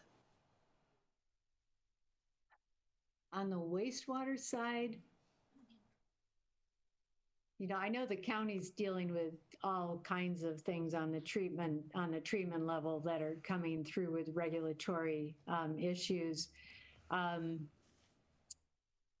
of the big things that a lot of areas have to deal with is controlling the I&I, but we actually think we have our I&I pretty well under control. I don't know, Jackson, I'm not coming up with anything. If you're thinking of something that I'm not thinking of. Not necessarily, but just I'm just thinking of the thing that can happen. That can throw them. An earthquake. Okay. That would do it for everything, though. Okay. Yeah. Okay, thank you. Deputy Mayor Lamb. Hi, Jay. Thank you for your presentation. I just had a quick question with the, you know, in the event like we make zoning changes or land use changes, what are, like, how can we like best communicate, how can our city work better and more collaboratively with your district in communicating like these things that may happen? Well, we actually have regular meetings with city staff, both our engineering and myself in planning. We meet with the development, I cannot think of I'm sorry, your department names. David Pyle. Well, I speak with David on a fairly regular basis, but also with the people that are actually tracking permits and development. We meet with them at least once a month, if not more frequently, just to keep abreast of what projects are coming up. And yeah, and we do get together. And I also, I follow most of your meetings. I frequently watch them the next day or a couple days after, as opposed to live. But we do try and follow the Planning Commission, what City Council is doing, just to keep, have our ear to the ground about what might be coming up. And when we think that there is a very specific issue, of course, we get right in touch. And the town center, for instance, there are regular meetings going back and forth with what's going on there, not necessarily with myself, but with others on our engineering staff. So we do try and have regular communication with city staff. Okay, that's great. Thank you for that. Sounds like you guys wouldn't get any surprises then. We hope not. All right, council, any other questions or comments? Councilmember Treen. Yeah, hi Jay, Councilmember Treen. I just wanted to thank you for the high level, just the vision that you guys are bringing forward, and especially that, 2426, where it's talking about that all septic users within the district sewer service area are going to eventually connect to the sewer system when we hit the zoning capacity. So that just shows me that you guys are looking at what happens at build out and then working backwards from that. That's just a wonderful way of planning, and I just appreciate that and you guys bringing that forward. Thanks. You're welcome. Councilmember O'Farrell. Thank you, Mayor. And Jane, I'm not sure if this is a question for you or maybe it's for David, but just coming in this evening on the news, it's looking like HB 1110 is moving forward at the state level. And I just wondered, does that affect anything that we're talking about right now tonight in terms of the capacity that we may or may not need? And I know that those are, maybe slightly hypothetical, but does this affect this plan that we're talking about right now? Or is that something that when this bill does come into effect, that we go back and we look at all our planning and kind of see how this bill is going to affect everything? Or does that mean that the plans that we're working on right now go on hold until we see what's going to happen? I'll answer first, and then David can cut me off at any time. So from our perspective, the plan that we're putting forward now, it should be approved just as it is. There's always things that are happening, zoning changes that are happening, new regulations are coming into effect. And so we'd be picking that up in our next comprehensive plan. Now, in reality, so, say that's 6 years from now, and what can happen in 6 years? Well, somebody that wants to come in and build a fourplex or a duplex on a property, they have to go through the permitting process. So that's going to take a little while. We already have ADUs, although there aren't that many coming in yet, but we're ready to accommodate accessory dwelling units into the system and into the sewer system as well. And frequently, it's kind of like multifamily, where they frequently don't use quite as much or create quite as much wastewater as a standalone larger single family house would use. But we'll be bringing that in as they come. But again, in 6 years, it's not very long from now. 6 years, believe me, it comes around really quickly. And so when we start working on the next iteration of the plan, we'll be able to see how is that happening in the city of Sammamish, or in the city of Issaquah as well. How is it, really showing itself? We don't expect to have necessarily an explosion happen right away. Even though it's possible for them to request permits, they still have to go through the process of getting it. So we're not expecting to have that many. One interesting thing that we've seen, where ADUs are generally smaller units, we have seen a few condos that are essentially two single family homes on a property. but they're being called condos. And that's been kind of interesting because those are full-size dwellings as opposed to a smaller dwelling that an ADU would be. Anyway, Yeah. David? Yeah, Ap- so we do allow you to place 2 single-family homes on one lot through a conditional use permit, just like a subdivision. It's just the form of ownership is condominiumized, so it's a different form of ownership. So agree with Jay on that one. With regard to HB 1110, we don't see that resulting in as Jay said, an explosion of duplexes or 4-packs or whatever might be allowed. We actually met with the state recently on that to try and get a better understanding of what could transpire with approval of 1110. And one thing to keep in mind is that, first of all, people have to want to build something on their property. So that right away reduces the number of lots that are potentially going to build out. Second is they have to have the actual space available to do it and to accommodate it. So again, that reduces down the number of lots that are available. And finally, the city still has tree protection rules and stormwater requirements, which is a massive slice out of the number of lots that are available. So when you get down to at the very end, you know, for all the media around 11, excuse me, around 1110, the result is actually marginal from our take on it. So while it is a really, you know, I think worthy effort to try and open up housing, we're not going to see an explosion, so to speak. Thank you. So there we go. All right, council, anything else? I think this is coming back maybe on consent next week, maybe a new business. That would be the first meeting in May. Okay. In May. Okay, so not next Correct. week. Yeah. So we have until the first week in June. I had the date up here just a minute ago. June 6th to take action under state law for the 90-day time frame. So what we're trying to do is get this moving forward sooner so that if there are questions from council or things that might require some additional time, we have time to work through it and still meet that 90-day timeline. So we can send you and Jay additional questions potentially. That would be With, great. like, Yeah. oh, yeah. But again, Okay. remembering the OPMA I know, I was going to say, guidance. if we ask single and you put something together with questions, responses, I don't know what's the best way, but. 1-to-1 is the best. Yeah. And then we'll collect them and then we'll send them back out. Cool. That these were the questions, these were the answers. Great.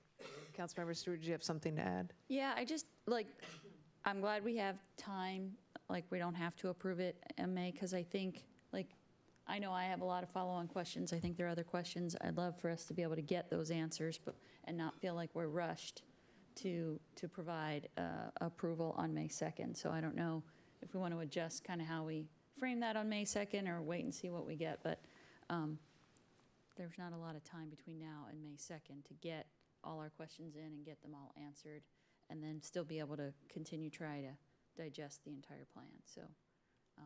Well, with direction from the city manager and mayor, we could move that date out further into May and bring it back as an agenda item, say at the May 16th meeting. Yeah, I mean, that works. I mean, it seems like Jay knows everything, so I think if you asked her anything, she'd immediately respond.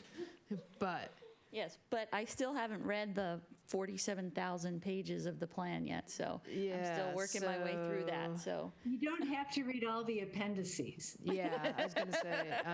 So do you want head nods, Scott, for the 17th? What did you say? May 16th May meeting. 16th? No, Mayor, we're happy to move it to the 16th. That's fine. Great, cool. Yeah. Thank you. Thank you. All righty. All right, thanks so much, Jay and Jackson. Nice to see you. Okay, next up we do have the Notch Property Park Concept Design discussion with Anjali and Kevin. And then I know we still have public comment as well, so I assume we're going to need to extend again.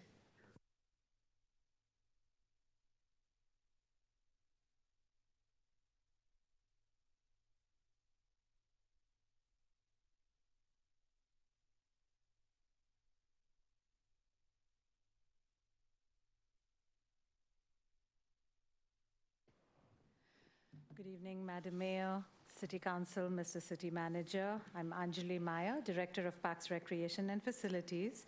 Your next topic is a discussion on the Notch property, which is a city-owned parcel that is part of our Lower Sammamish Commons Park. The parcel will be the southern end of the future green spine shown in the town center plan. And the green spine itself, for everyone's reference, will be a publicly accessible pedestrian-oriented corridor in the town center. The city's adopted town center plan and infrastructure plan does provide some guidance already for what is anticipated on this parcel, and therefore we are seeking your hopes, dreams, and concerns on those programmatic elements, making this slightly different from our other master plans. I'd also like to add that tonight's presentation is focused on this parcel alone. And so if you have any questions on the rest of Town Center, David Pyle, Community Development Director, has kindly agreed to stay for this presentation as well, and we'll defer those questions to him or our city manager. With that, I'll turn it over to Kevin to introduce staff and the consultant team. Thank you, Anjali, and thank you, Madam Mayor and Council, and our City Manager. We realize it's late, and we really appreciate your patience. This is an exciting project, and hopefully it will maybe enliven the meeting at this point. So as the Town Center development begins to move forward, we felt that now was an appropriate time for us to begin planning for this important public space that we are calling the Notch property. Its location, by its location, this park property will be a critical transition space that will lead visitors from Lower Commons into the town center development, and conversely lead them through the urban town center space to the respite, which is the Lower Commons Park. Beginning the design now gives time for input, allowing the community to envision what they would like the space to become. And ensures that the end result is the most responsive to the needs and the desires of the community of Sammamish. We have a very skilled and capable team working on this project, and from the city side, we have our park project manager, landscape architect Michelle Arab, and our consultant on this project is the landscape architecture firm of MXM, led by Scott Melbourne. And Michelle and Scott are both with us tonight, and I will turn it over to them. I've asked them to try to be brief, give us the most important things, but move it along. So go ahead, Michelle, if you can. All right. Good evening, Mayor, Deputy Mayor, City Council, and City Manager. Oops, let's see. Right, there we go. Okay.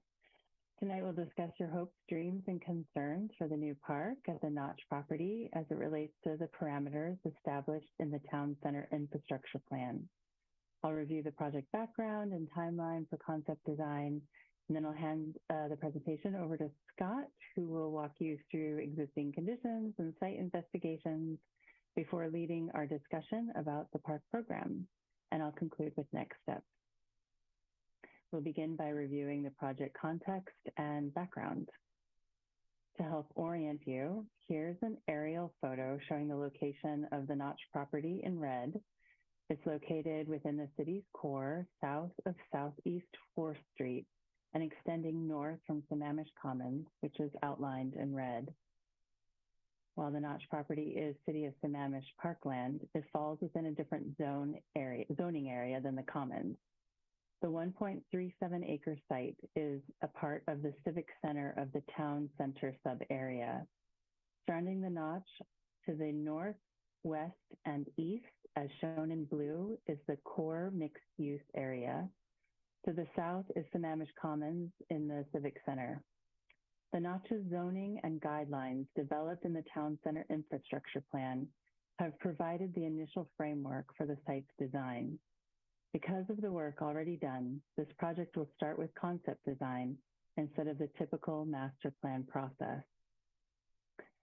The Notch site has 11 feet of grade change and is approximately 180 feet by 318 feet. which is a little smaller than a soccer field and roughly comparable in size to the Upper Commons Plaza, which you see here in plan. You'll see the City Hall is just to the north of the plaza. This plaza is a good example of a mix of hardscape and softscape, with approximately 60% of it paving and 40% planting. This is also a good reference to keep in mind when we discuss the characteristics of the secondary zone later in the presentation. In this site photo, we're looking north to the Notch property and future town center core mixed use area. This open land will look very different when the town center is complete. In this rendering from the town center developer, SCCA, we're looking north from the Notch property, and you can see the transformation of the surrounding site into a more urban neighborhood filled with restaurants, coffee shops, retail, and new housing. The Notch property will become an important neighborhood open space for these new residents, as well as the city as a whole. So the Notch property sits outside the core mixed-use area. The site is identified as a part of the Green Spine, which was first envisioned in the Sammamish Town Center Plan adopted in 2008, and then was further refined with the adoption of the Town Center Infrastructure Plan in 2010. These two documents guide the development of the Notch property as it relates to the Green Spine. As within the Town Center Infrastructure Plan, the Green Spine is a central component of the core mixed-use area. And though it's called the Green Spine, that doesn't necessarily mean it's all planting. Rather, it's a linear public open space with plazas, hardscape, and planted areas. Shown conceptually in this plan, the Green Spine follows a general north-south alignment and is composed of a hierarchy of spaces categorized into 3 zones: primary, secondary, and neighborhood transition. This conceptual plan shows the primary space just north of the Notch property. However, the final location is not determined. And while each zone provides a unique pedestrian experience, all are stitched together to create a seamless public amenity and a great public space for town center activities. Each zone has a list of characteristics that were developed within the Town Center Infrastructure Plan. The Notch site is identified as the secondary zone of the Green Spine. The secondary zone should have a linear park-like character with areas that welcome a range of community activities and programming. We'll review the design elements for the secondary zone later in the presentation. Let's review the concept design process and anticipated timeline now. As I noted, we're starting with concept design, and at the end of this process, we'll have a guiding document intended to set the vision for the park. We envision 4 phases of concept design. Site investigation and analysis have been completed. We are now starting the park program phase, which will establish the uses and feel for the park. We haven't started designing anything yet. We're in the listening phase. This feedback that we receive will be combined with site analysis and city staff input to create the foundation for concept design plan development. And our final deliverable will be a report for the park with 1 proposed plan for concept design. As for the timeline, we had our kickoff meeting and site visit in late November, early December. In January and February, we completed the site investigation and analysis stage. We're currently in the park program phase. The first community survey is timed to coincide with our Earth Day event on April 22nd. In the first part of the concept design plan phase in June and July, we'll share up to 3 design options and coordinate public outreach and the second community survey with the 4th of July. By September, we'll continue to refine those concepts and then narrow them down into 1 preferred plan, which we'll share with the Commission and Council at the end of September and early October. Once consensus is reached, the SEPA process begins. And then following SEPA determination, staff return to City Council for formal adoption of the concept design in early December. And with that, I will let Scott walk you through existing conditions and the discussion portion of our site, of our presentation. Yes. Good evening. We're having a technical issue with promoting the speaker, the consultant from an attendee to a panelist. We're trying to get it figured out over here, but right now we can't promote him so he can speak. So Michelle, can you move into the site condition slides and go ahead and speak to them, and I'll try to fill in, or if, I think you got it. Okay. So yeah, the Notch property is surrounded by that core mixed-use area and ties into Sammamish Commons, and it has that southern facing aspect to it. So those are all, those connections and the grade change, like I mentioned earlier, with the 11-foot grade change from the north to the south, and then the solar aspect are some things that I know Scott has been looking at. And there are some site photos that I know Scott wanted to share with you. In the first image here, number 1, you get a sense of just kind of how open the site can be in certain parts, and there's this evergreen hedge that's blocking the view into the maintenance yard at the moment. Image 2 shares what it might look like to have that town center development adjacent to the Notch property. 3, we have the connections into Sammamish Commons, which will be really important to think about.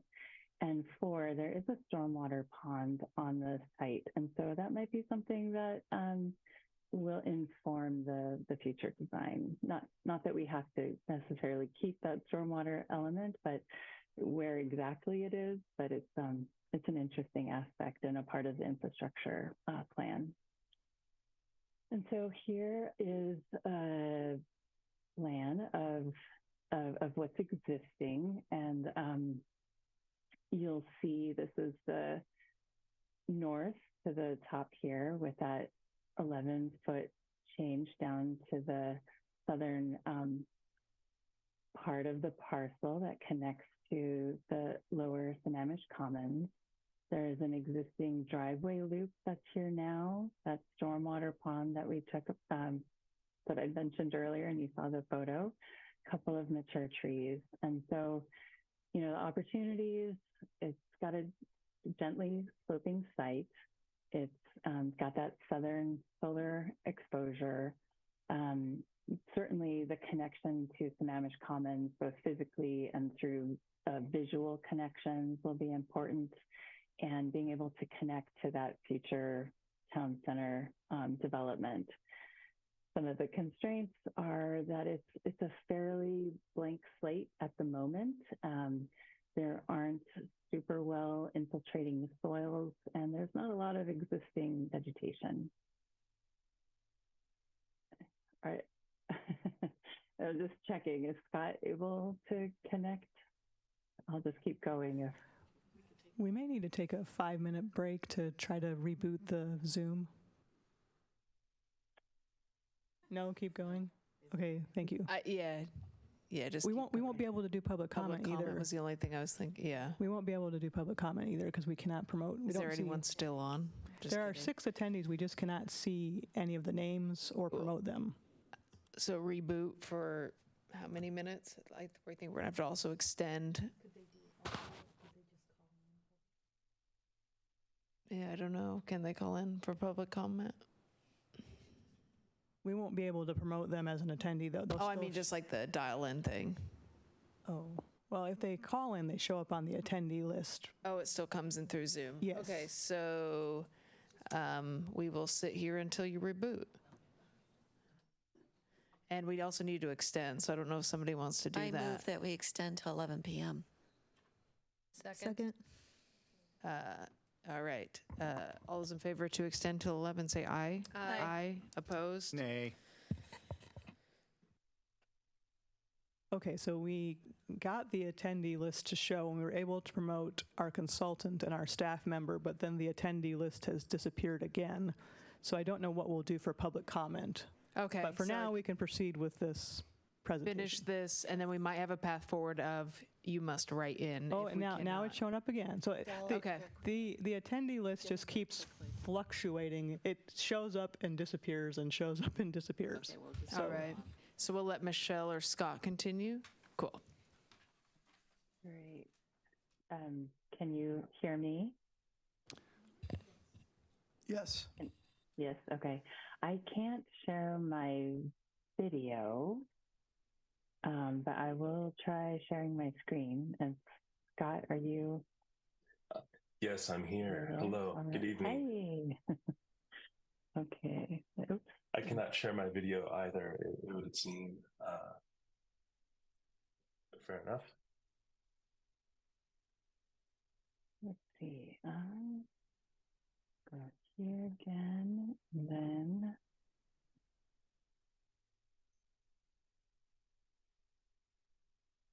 Okay, are we on the slide? Can Okay, you all see we've changed the permissions, so the video should work now. Okay, great. 1 second. Hello, good evening. Great, great. Nice to see you, Scott. Would you like good to me see to go back to any of the earlier, any of your earlier slides? Is there anything you'd like to touch on that? I think we could just continue on, and I'll jump in right where you left off, Michelle.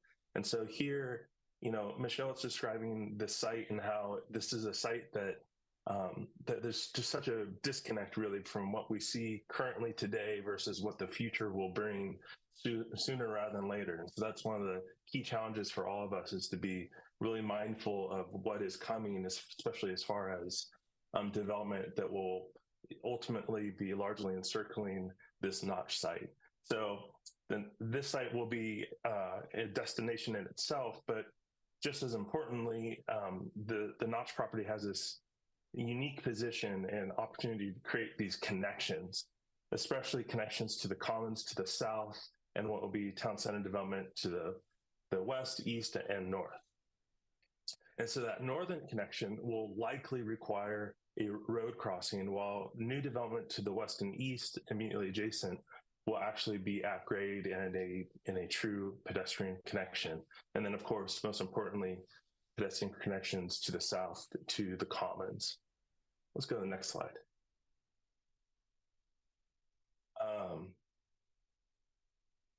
So here we get a sense of those connections as if we were standing at a somewhat elevated view, but as if we're standing at the northern edge, what will be the notch site, looking to the north at that future development, just as a frame of reference.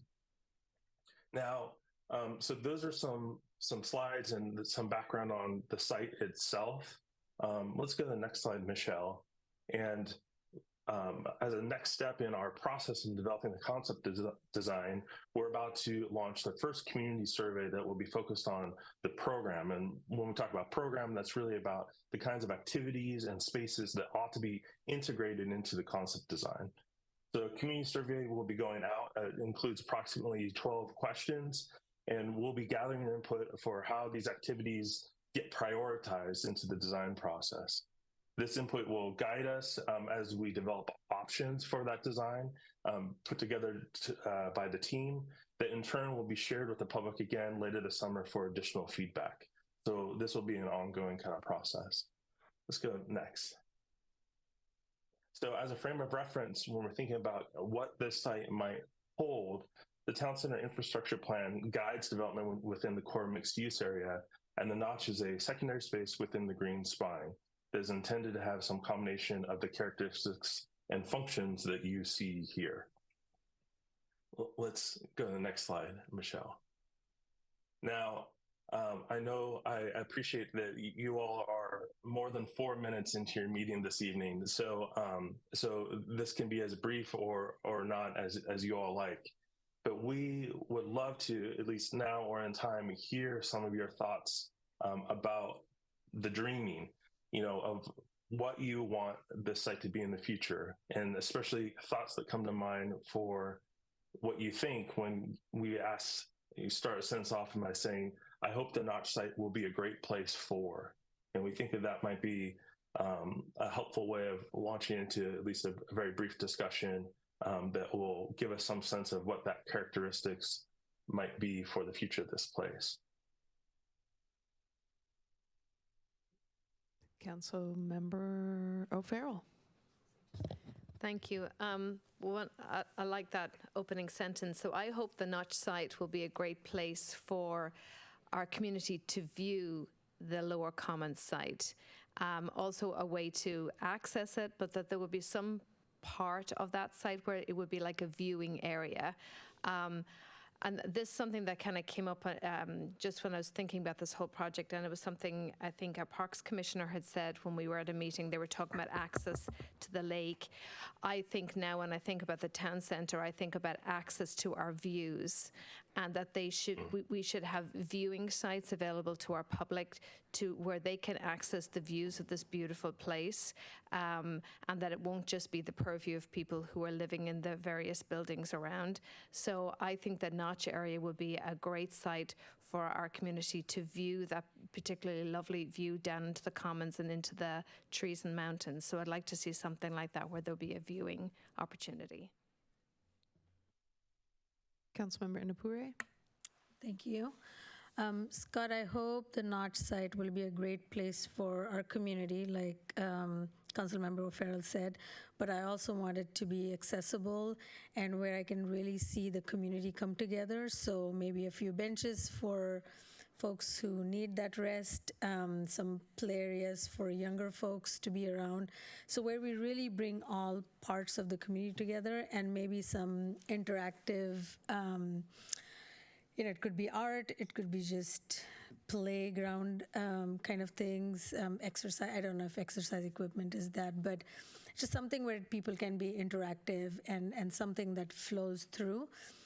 Somewhere which brings people in and creates the sense of belonging.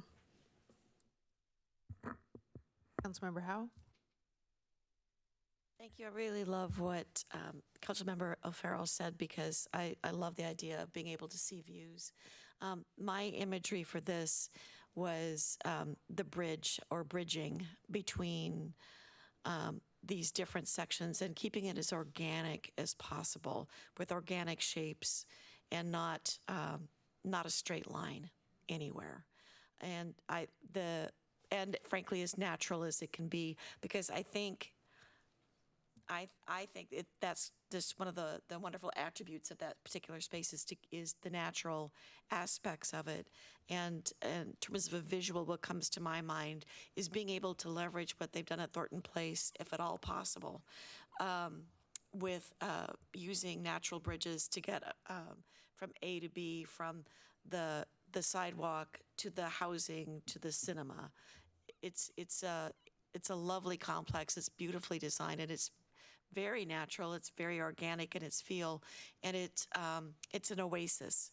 So if I were to kind of give that as a picture, that's where I would leave off. Thank you. Councilmember Treen or Deputy Mayor Lamb or Councilmember Stewart, you have anything? Deputy Mayor Lamb.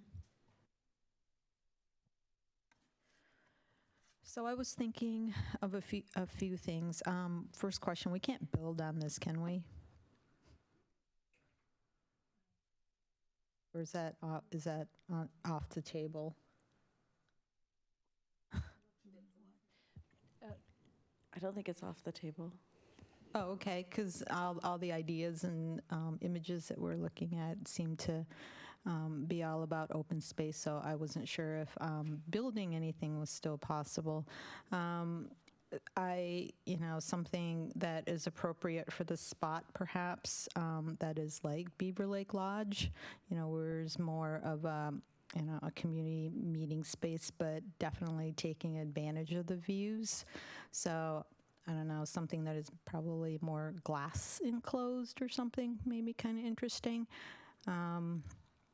And the other thing was similar to what Councilmember O'Farrell was talking about. I was thinking more along the lines of a ramp, something that is, accessible, but kind of like you start off and then it kind of takes you like in this like swooping ramp out. And I was on this bridge, this is in Michigan, where once you got to the end, it had a clear bottom. So it was a little bit of a destination, but it was also, it didn't look like very expensive, but again, it could be designed in a way that that could maximize the views, like both outwards and looking down as well. I don't know if a water feature has been considered. Something that's probably narrow would probably work on that property. There's something like at Seattle Center, where it doesn't seem like it'll be just like a big pool of water, but water that kind of like projects out might be interesting. And I don't know about a garden, but we always talk about gardens, something that's a little bit more refined. I know Councilmember Howe was keeping it more organic as possible, but I was actually thinking maybe possibly something that is more manicured and refined might be kind of interesting. Thank you. Councilmember Stewart? Yeah, I would love to see it be a great place for connectivity and flow. I just think the more we can connect the, City Hall up through the Notch property, up through the center of Town Center to create the community connections. Because for me, it's about connecting the community, creating great spaces for not just things like the farmers market, but even bigger events, right? Where we can really bring the community together. So I would like to see that. More technically speaking, I would love to see us work on the stormwater because I think some of the lower commons can be kind of squishy even when we're kind of in the dry season. And to be able to tackle that would be great so that more of that area is usable all year round where kids can, kind of play and run around. So that's what I'd like to see. Thanks. Councilmember Treen, do you have anything? Yeah, I think, Scott, kind of a gateway from one place to the other. So, and I like the idea of not straight lines. So impervious surface is preferred.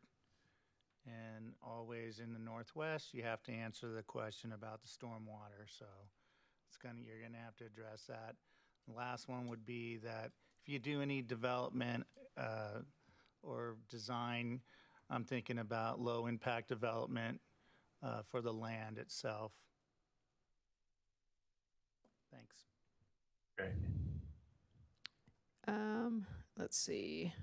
Yeah, I think what I think about, we need something like our Sammamish mascot. We need something to take a photo in front of.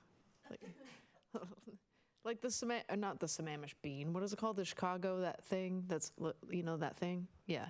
The bean. Yeah, the bean.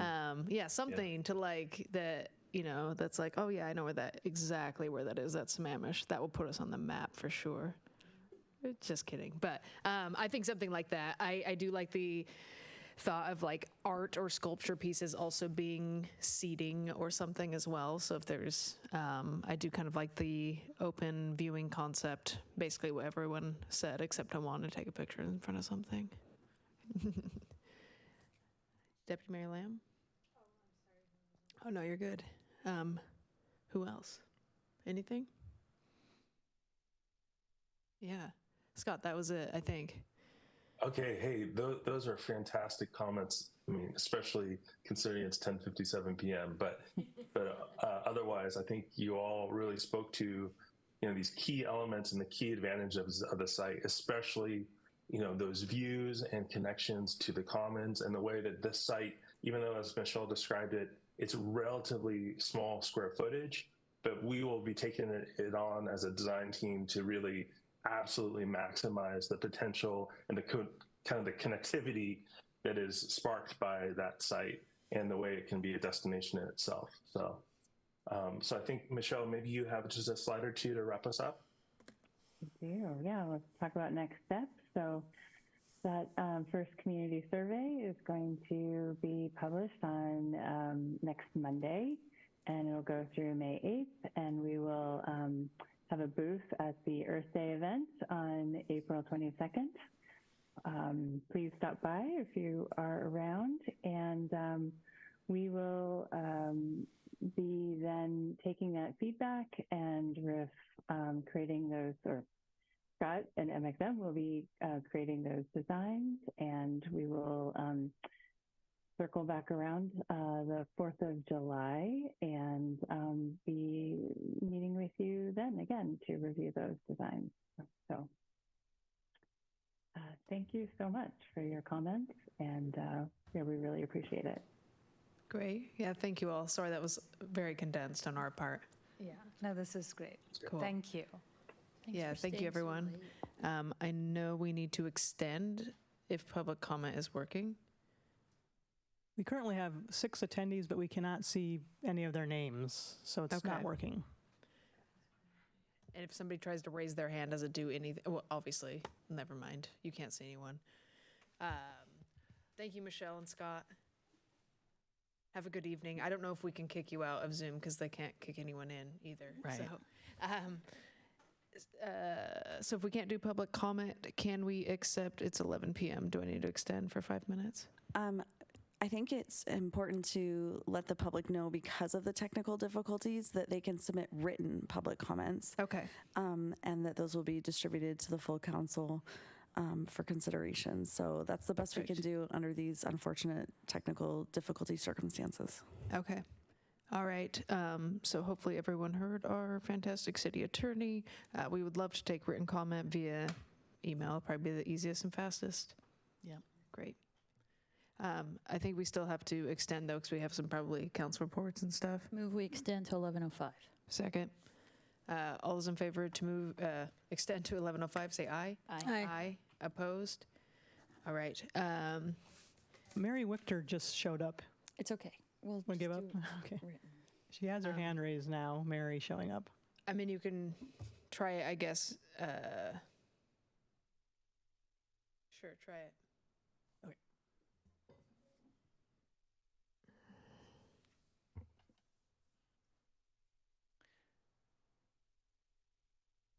Go ahead, Mary. You're okay. Good evening, Council. Can you hear me? I hope. This is Mary Wichter, Sammamish. Just briefly wanted to talk. I was very glad to see Sammamish Plateau Water come with their presentation of their wastewater comp plan. Obviously, Jay Regenstrife is a wonderful person who knows a lot about it, and the planning should help the city, whatever we need to move forward with on our side.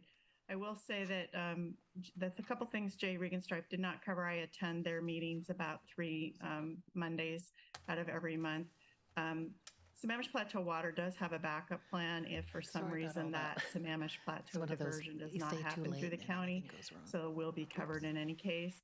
They've also been working on the PFAS situation, so they have things they can do in Issaquah. They had also applied for some grant money that the grant money's been allocated, but they're having trouble accessing it. So those 2 questions were really good, but though she didn't cover it in the meeting tonight, that is handled.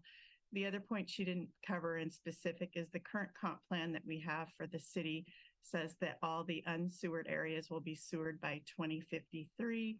I don't know if they have a date for it anymore. They've been occurring at about 40 per year just happening, but I think they need to happen faster than that because septics just don't last that long. They don't last forever. So I have put in lots of comment to them along the way.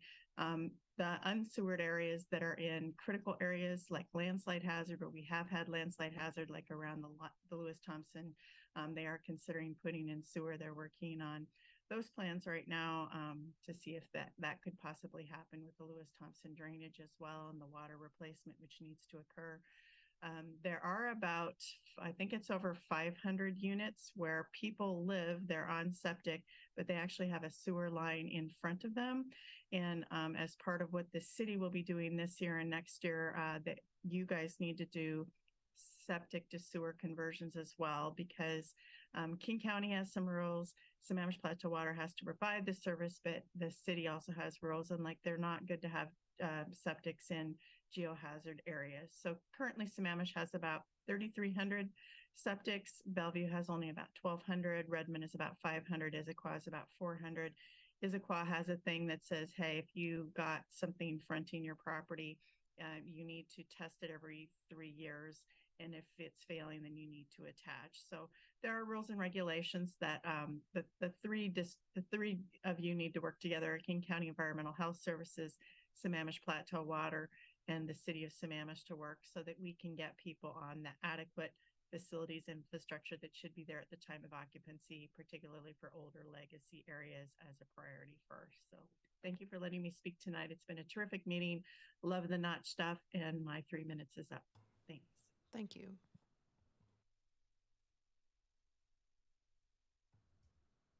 Okay, back to you, Mayor. Thank you.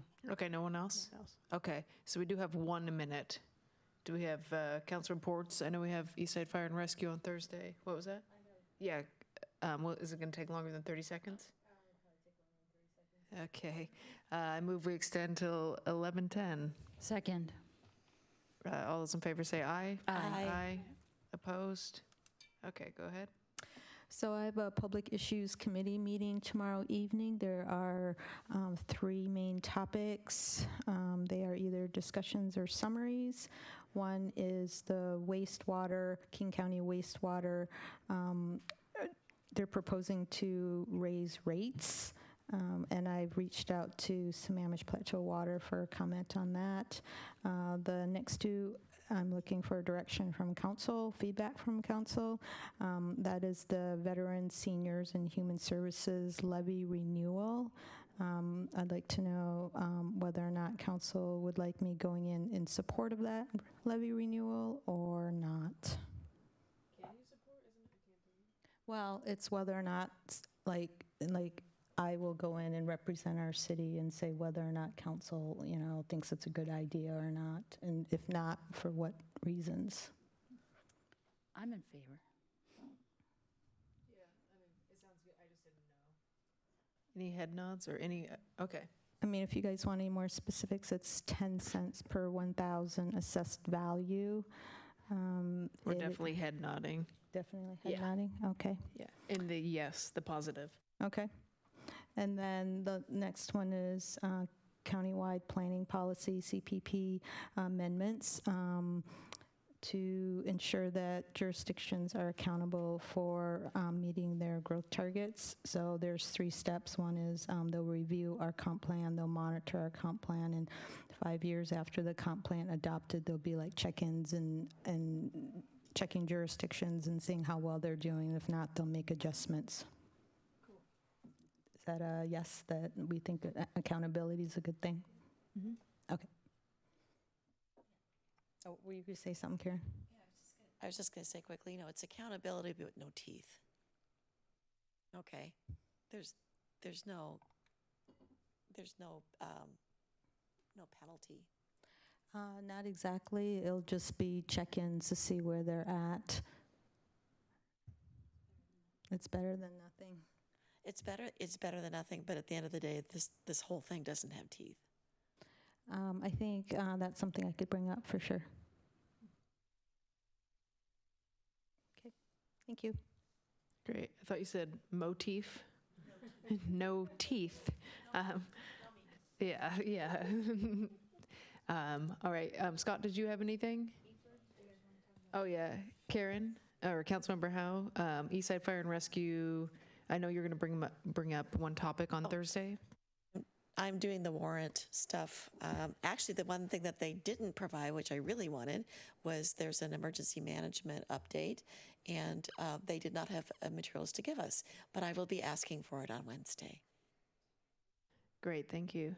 There's also a couple of policies I think you guys are going to be voting on, right? I'm going to, Mayor Clark is going to be filling in for me. I'll be out, but I think we're voting on policies to allow people to attend remotely and some other policies as well. So I don't know if folks have any strong feelings on that, whether or not we should continue to allow remote attendance or not. I think even with the training this evening, that was like an encouraged thing as far as, people on a board or on a commission, still encouraging that or allowing it. I'll make sure that gets transmitted. I can it'll be met with resistance. I am also attending virtually, which will be interesting, but I will be there. So, okay. Yeah, good point. Excellent. Thanks. Yeah. Anything else? Scott, you got anything? Not tonight, Mayor. Thank you. All righty. Who wants to do it? Move to adjourn. Second. All right. All those in favor say aye. Aye. Aye. Opposed? All right. Good evening.